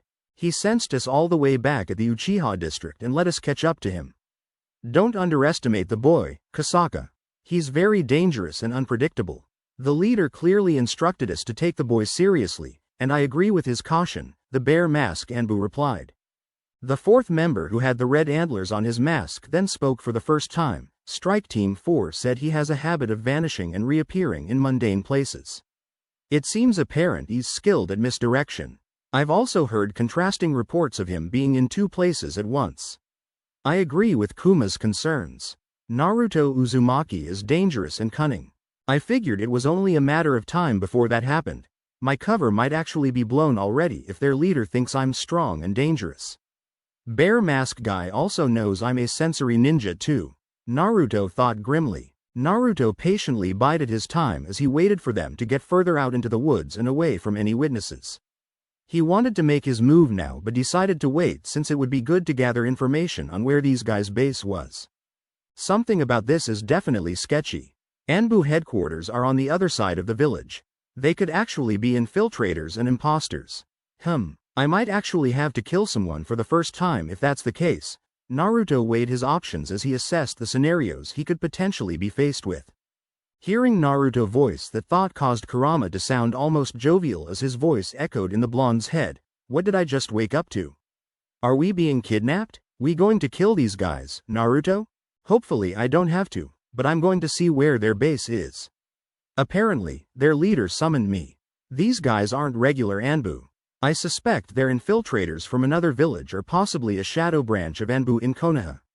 Tobirama sensei did mention that Danzo had his own people. I'm going to assume that's who this leader they're talking about is if they are really Konoha Anbu, Naruto explained. Hehe, oh really? Finally, something entertaining is happening. The fox exclaimed. After walking in silence for a bit, Naruto and his Anbu escort finally reached some kind of bunker out in the woods. All of the Anbu stopped briefly when they saw Naruto stop. They immediately all turned around to face him warily as the genin's demeanor got cold and serious all of a sudden. Why did you stop? Don't try anything foolish, boy. The bear mask Anbu spoke a bit more dangerously than before. Naruto then drew a kunai faster than any of them had ever seen before as he threw the dagger at the bear mask Anbu. Everything happened so quickly that they didn't even notice the seal on the handle of the kunai. The man barely managed to evade it as the blade scraped the side of his mask, but he was not expecting Naruto to practically teleport behind him and grab the kunai mid-throw as it erupted with wind chakra. Before any of them could even react, Naruto jabbed the blade into the bear mask Anbu's body between his right shoulder and upper back, just above the flak jacket. While landing, Naruto simultaneously ripped the kunai out before dropping low and spinning his legs as hard as possible to trip the bear masked Anbu from behind. The genin then pulled out two more of his special kunai with seals and lit all three up with chakra between his fingers as he threw them in different directions. By this point, the other Anbu had finally moved in to react. All three of them dodged the hypersonic speed of the wind-infused kunai, but in mere fractions of a second, all three felt themselves being sliced and stabbed, unable to retaliate or even see Naruto moving. After they were all temporarily immobilized, he bolted as hard as he could back into the forest away from the direction of the village. Once he was out of their sight, He made a shadow clone with a significant amount of chakra to go lead the Anbu on a wild goose chase so that he could stealth back around and pick them off. Naruto's unpredictable escape was so deadly and fast that the other Anbu seemed stunned as they all looked around in disbelief. Damn it, Kino, don't let him get away. Kasaka, cut him off. The bear mask Anbu announced before grimacing in pain. What the hell just happened? How did he move that fast? Kasaka demanded as she and Kino bolted after Naruto as fast as they could. The bear mask Anbu then looked at the remaining young Anbu teammate. Get eyes in the air. Sai. We can't let him escape and report this to the Hokage. He's running in the opposite direction of the village for some reason. You were right, Kuma. He is dangerous, Sai noted emotionlessly before pulling out his paintbrush. He never got the chance to use it as a blur quickly knocked him off his feet not even a second later. Both Kuma and Sai were horrified to see Naruto had doubled back to them almost immediately after leading Kino and Kasaka away. Before Sai could even get up again, Naruto flashed through his hand signs and quietly cast an earth jutsu to trap the youngest Anbu member in the ground.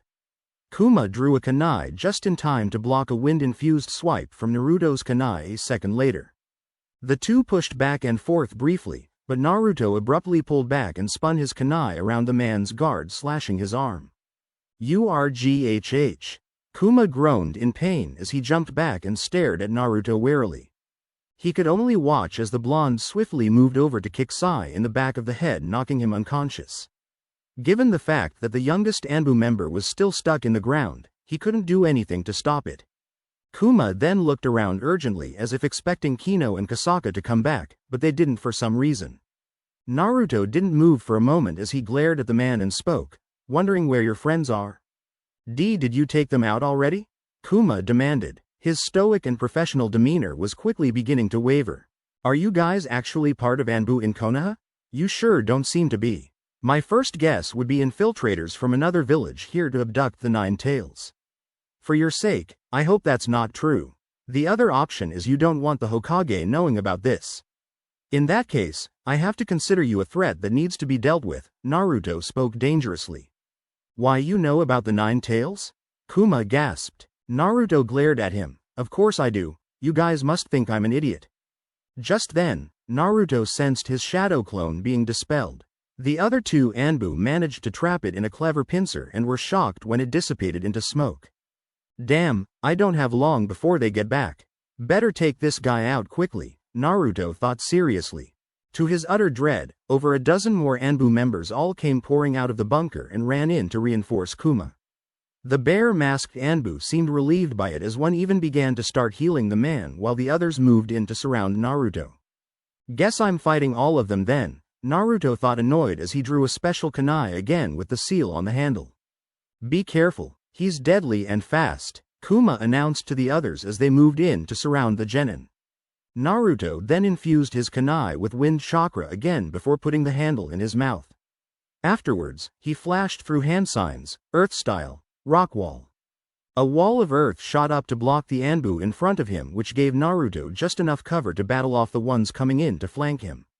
For the next minute or so, he fought them all off with inhuman alacrity and stamina as he used countless jutsus, kunai fencing, and taijutsu.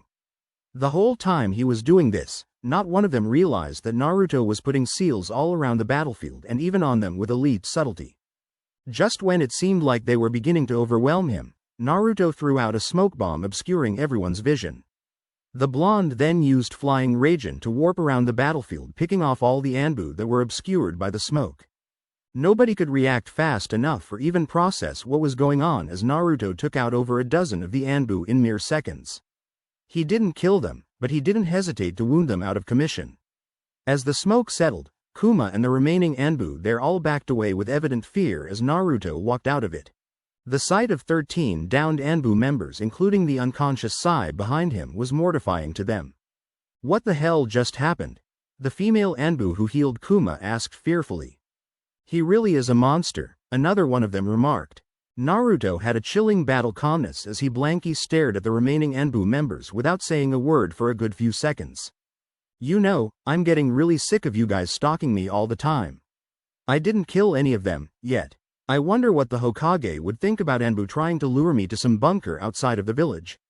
Unless you want him to find out about this, I suggest one of you starts talking. You guys can't bully me or intimidate me. Naruto finally broke his silence. Wood style. Silent strangle jutsu. A voice which sounded like Kino's came from behind. Naruto was caught off guard by this as he did not expect anyone else could use wood style.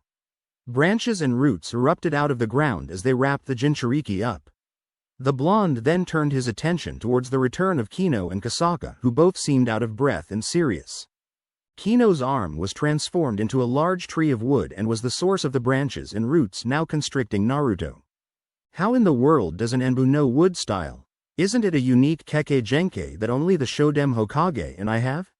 Naruto thought, shocked. Kasaka was panting, but she took in the scene and spoke grimly as she saw the 13 downed Anbu members. Kuma, what the hell happened? She broke her bearing and demanded angrily. I told you fools to not underestimate him. Good job catching him, Kino. Kuma let out a sigh as he walked closer to look at Naruto. The blonde was in a bind, literally, and he was debating on the best way to get out of this situation now. I could use my own wood style, but I don't want that kind of attention from Anbu. I probably shouldn't have even used Flying Raijin, but I don't think any of them knew what it was or really noticed the seals. Naruto then felt his chakra being drained by Kino's wood strangle and stayed still as he conserved his energy. Not so tough now, are you, kid? Kuma hissed before backhanding Naruto. The blonde gave Kuma an angry glare before spitting out blood from the heavy hit. Sensing Kino's chakra now, Naruto could tell it was artificial. He could mimic wood style, but his chakra almost didn't seem like his own in some ways. If I teleport in this position, they'll be able to realize I'm using seals, but the only way out of this other than that is to reverse his wood jutsu. I guess I gotta pick my poison. I can't believe I let myself get caught off guard. Tobirama sensei would be pissed if he saw me in this predicament. I guess what he said was right, I'm not invincible and even the toughest of people can get killed if they're careless. What was I thinking trying to fight an Anbu squad? Maybe I made a mistake, but it's not like I can keep my abilities a secret forever. It's okay to use them for serious reasons, Naruto thought as he glared between Kuma, Kasaka, and Kino. I was not expecting the kid to be this strong. I mean, taking out a platoon of Anbu as a genin is crazy work. Kasaka shook her head and let out a sigh of relief. He was smart, he lured Kasaka and I away so he could pick us off one by one. He even attacked our sensor first so that Kuma wouldn't notice the diversion. He went after our weakest member, Sai, afterwards. This kid is far more tactical than most jonin are. How on earth did he gain this kind of combat experience? Didn't he just become a genin? Kino added. Well, knock him out real quick so we can take him to the base and bring him to the boss, Kasaka told Kuma. Moments later all of them backed away fearfully as Kino's wood constriction began to start moving on its own. What are you doing, Kino? Kuma demanded. It's not me. He's moving it himself with his chakra, he announced in disbelief as Naruto broke his arms free and began to cut apart the roots and branches with wind chakra. How many damn tricks does this kid have up his sleeve? The other female Anbu member demanded. Wood style. Deep forest emergence. Naruto shouted after clasping his hands. All of the Anbu could not even fathom what just happened as trees erupted beneath all of them, binding every single one of them into tight constricting holds. Naruto made sure to localize the jutsu so it wouldn't spread too far or draw attention from Konoha, but he successfully captured all of the remaining Anbu members before they could even react. In truth though, they were so shocked by his use of wood style that most of them didn't even move after seeing it. Manipulating the trees with his chakra, he had all of the conscious Anbu members dragged into one place as their restraints began to tighten to a crushing force. They were all grunting and groaning in pain as the blonde genin stared at them with lethal eyes. Wood style? That's impossible. He can use wood style?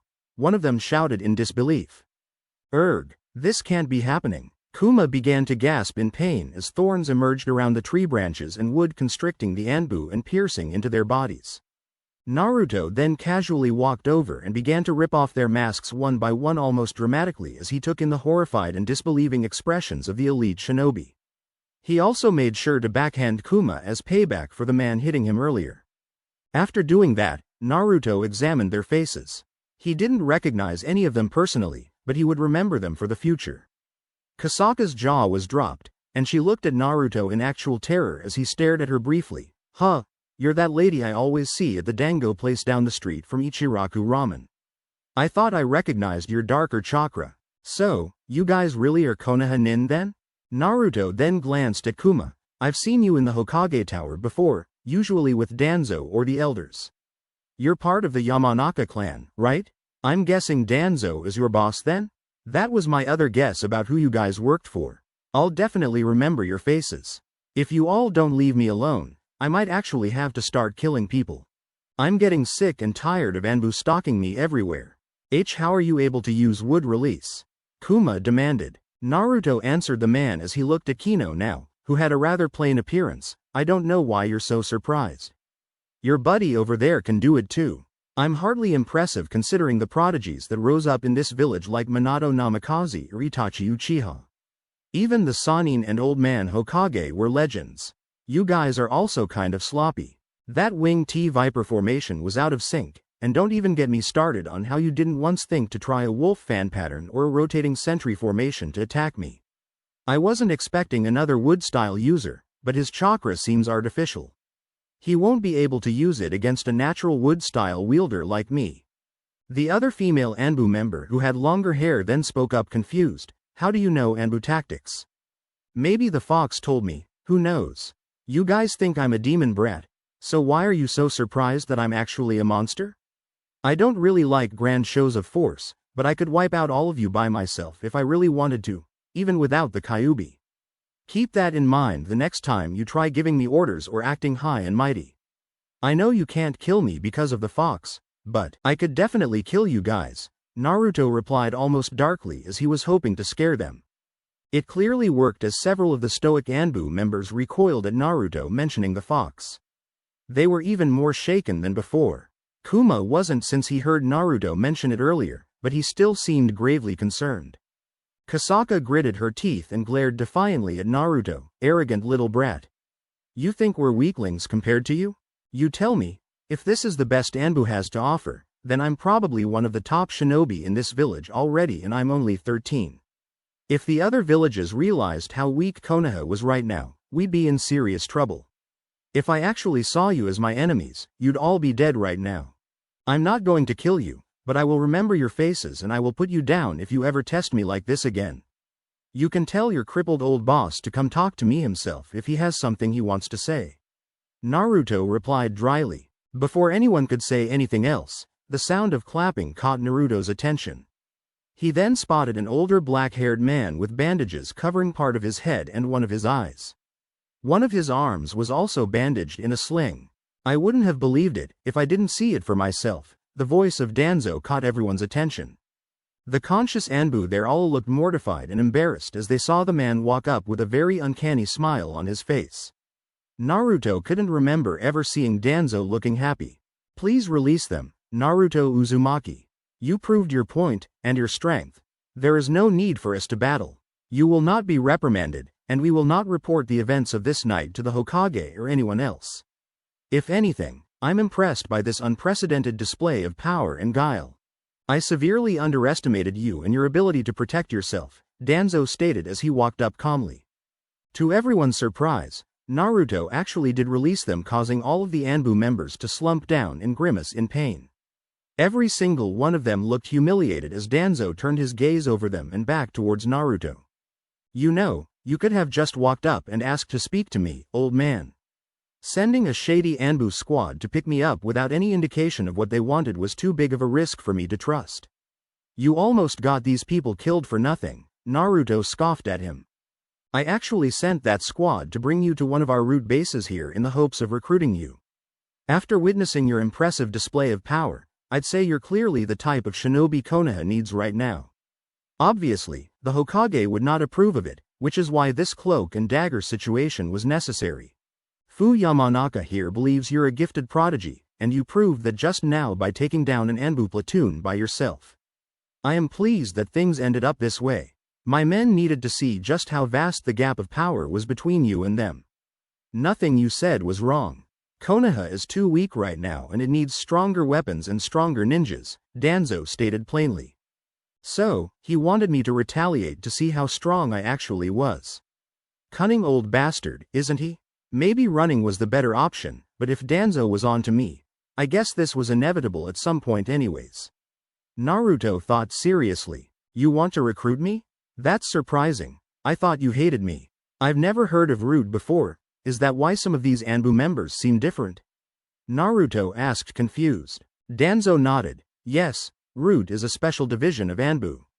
It is a Tier 1 elite Black Ops organization within the shinobi military of Konoha that exists in order to wage war from the shadows and make the difficult decisions that the Soft Council and the Hokage don't have the stomach to do. Everyone in it is sworn to secrecy. You see, boy, for some of us, the last great shinobi war never really ended. Our enemies are constantly probing us for weaknesses. You are considered a valuable asset, being our village's only Jinchuriki. The Anbu watch you because there are many enemies of Konoha who would love nothing more than to acquire the Kyuubi's vessel for themselves. So, you're acting independently of the Hokage's orders then? That's bordering on treason. Naruto shook his head. The Sandaime is strong and wise, and I have always respected him, but Hiruzen is getting old and soft. He believes the days of great danger and war are long behind us. Long gone are the days when the Senju and Sarutobi clans were feared and legends like the Yondaime struck fear into the hearts of the shinobi world. Hiruzen is unwilling to see the threat the other villages and nations pose, the weaker ours becomes. He's too afraid to provoke them and does nothing about their increasing boldness. I've heard you say that you wish to become the Hokage one day. You very well may at some point, considering your already impressive power. To wield the legendary wood style of the Shoden naturally. Such a boon is exactly what Konoha needs. A resurgence in the might of Konoha's undisputed supremacy. Danzo exclaimed. You were the Nidaime's student once, right? Naruto followed up after an awkward silence. Danzo seemed surprised by Naruto's unusual knowledge of that, but he nodded. I was indeed, along with Hiruzen Sarutobi. Unlike him, however, I strongly adhere to the same morals my teacher instilled in me about the importance of projecting strength and always being prepared for war. I overheard recently that you are aware of the Uzumaki clan and that a member of the clan trained you, is that correct? Yes, Naruto lied. Who is this clan member? Can you be certain that they are not a threat to Konoha? Danzo asked. He definitely can't be, he's dead. It doesn't matter who he was, but I'll say this much. He told me I'm related to the Senju clan since the Shoden was married to Mito Uzumaki of Uzushio. She's apparently one of my ancestors. I suppose that's where my wood style comes from. Naruto answered with actual honesty now. That's impossible, Danzo-sama. That would mean he's an heir of the Senju clan? No wonder he can use wood release. He's a descendant of the Shoden like Lady Tsunade. Fu Yamanaka, whom Naruto formerly knew as Kuma, exclaimed with awe. Danzo's one visible eye widened in surprise. A lost heir of the Senju, and not soft-hearted or broken like Tsunade's Senju either. Listen up, all of you. Nobody is to speak of this to anyone else or you're dead. I will not have Hiruzen interfere. He won't see what you represent, Naruto Uzumaki. He would seek to soften you and allow other villages to get strong while your great power would be shackled in the name of peace. That might work for some villages, but not all of them. We can't be passive. Konoha needs your power. Naruto understood what Danzo was implying.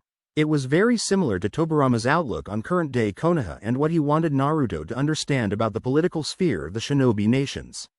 Unlike Danzo though, Tobirama had a balanced outlook, and wasn't an opposite extreme of Hiruzen Sarutobi. As much as Naruto didn't fully agree with Danzo's perspective, he also didn't agree with the Sandaimes. He would need to find a way to get both of them to trust him eventually. He remembered his sensei telling him that it would be foolish to commit to either extreme and he should keep the good and necessary aspects of both outlooks within his own. In other words, he needed a balanced point of view. He needed to be a bridge between Danzo and Hiruzen's polar opposite outlooks on how to handle national politics. Naruto thought about that for a moment as he weighed the pros and cons of Danzo. As immoral and extreme as this man was, he was a necessary evil. It would be smart to be involved with Danzo's machinations so that Naruto could temper them with morality when necessary or so that he could remove this man from power if he became a liability. On the flip side, he could use Danzo for when he needed to drop the hammer and destroy real threats to Konoha without having to go through the regular village politics or the Hokage. The genin then quoted Tobirama directly. True and lasting peace can only be maintained through absolute strength. I respect Hashirama's will of fire, and the love and mercy it encourages, but not all people can be reasoned with or forgiven. I believe in adhering to it when I can, but I won't be limited by its idealism. I won't allow our own compassion and mercy to be weaponized against us. Show mercy when you can and deliver death when you must. Shine like a brilliant light, but always cast a shadow on those who would try to snuff it out. Be vigilant in peace. Be victorious in war. Be a sacrifice in death. Danzo looked like he was seeing a ghost as his visible eye widened as far as it would open. The man stared at Naruto incredulously and seemed at a loss for words. How did the Jinchuriki know those words? He remembered Tobirama Senju saying something almost verbatim many decades ago when he used to run missions with him in Hiruzen. The way Naruto said it actually reminded him of Tobirama Senju. The tone and delivery were almost exactly alike. The look in Naruto's eyes spoke volumes about how seriously he meant those words and how well he actually understood them. This was unprecedented and unbelievable. Danzo expected he would have to fully manipulate the boy to do his bidding, but Naruto already seemed to have the mindset of a proper shinobi without even going through the indoctrination of root training or experiencing any wars for himself yet. In addition to that, Naruto was extremely powerful, but he kept his powers a secret. He was a real shinobi, someone Danzo could actually respect. Where did you learn those words, Naruto Uzumaki? I remember the Naidame saying something very similar to me when I was barely older than you are now. Danzo spoke after a long silence. The blonde shook his head. Does it really matter where I heard them? All that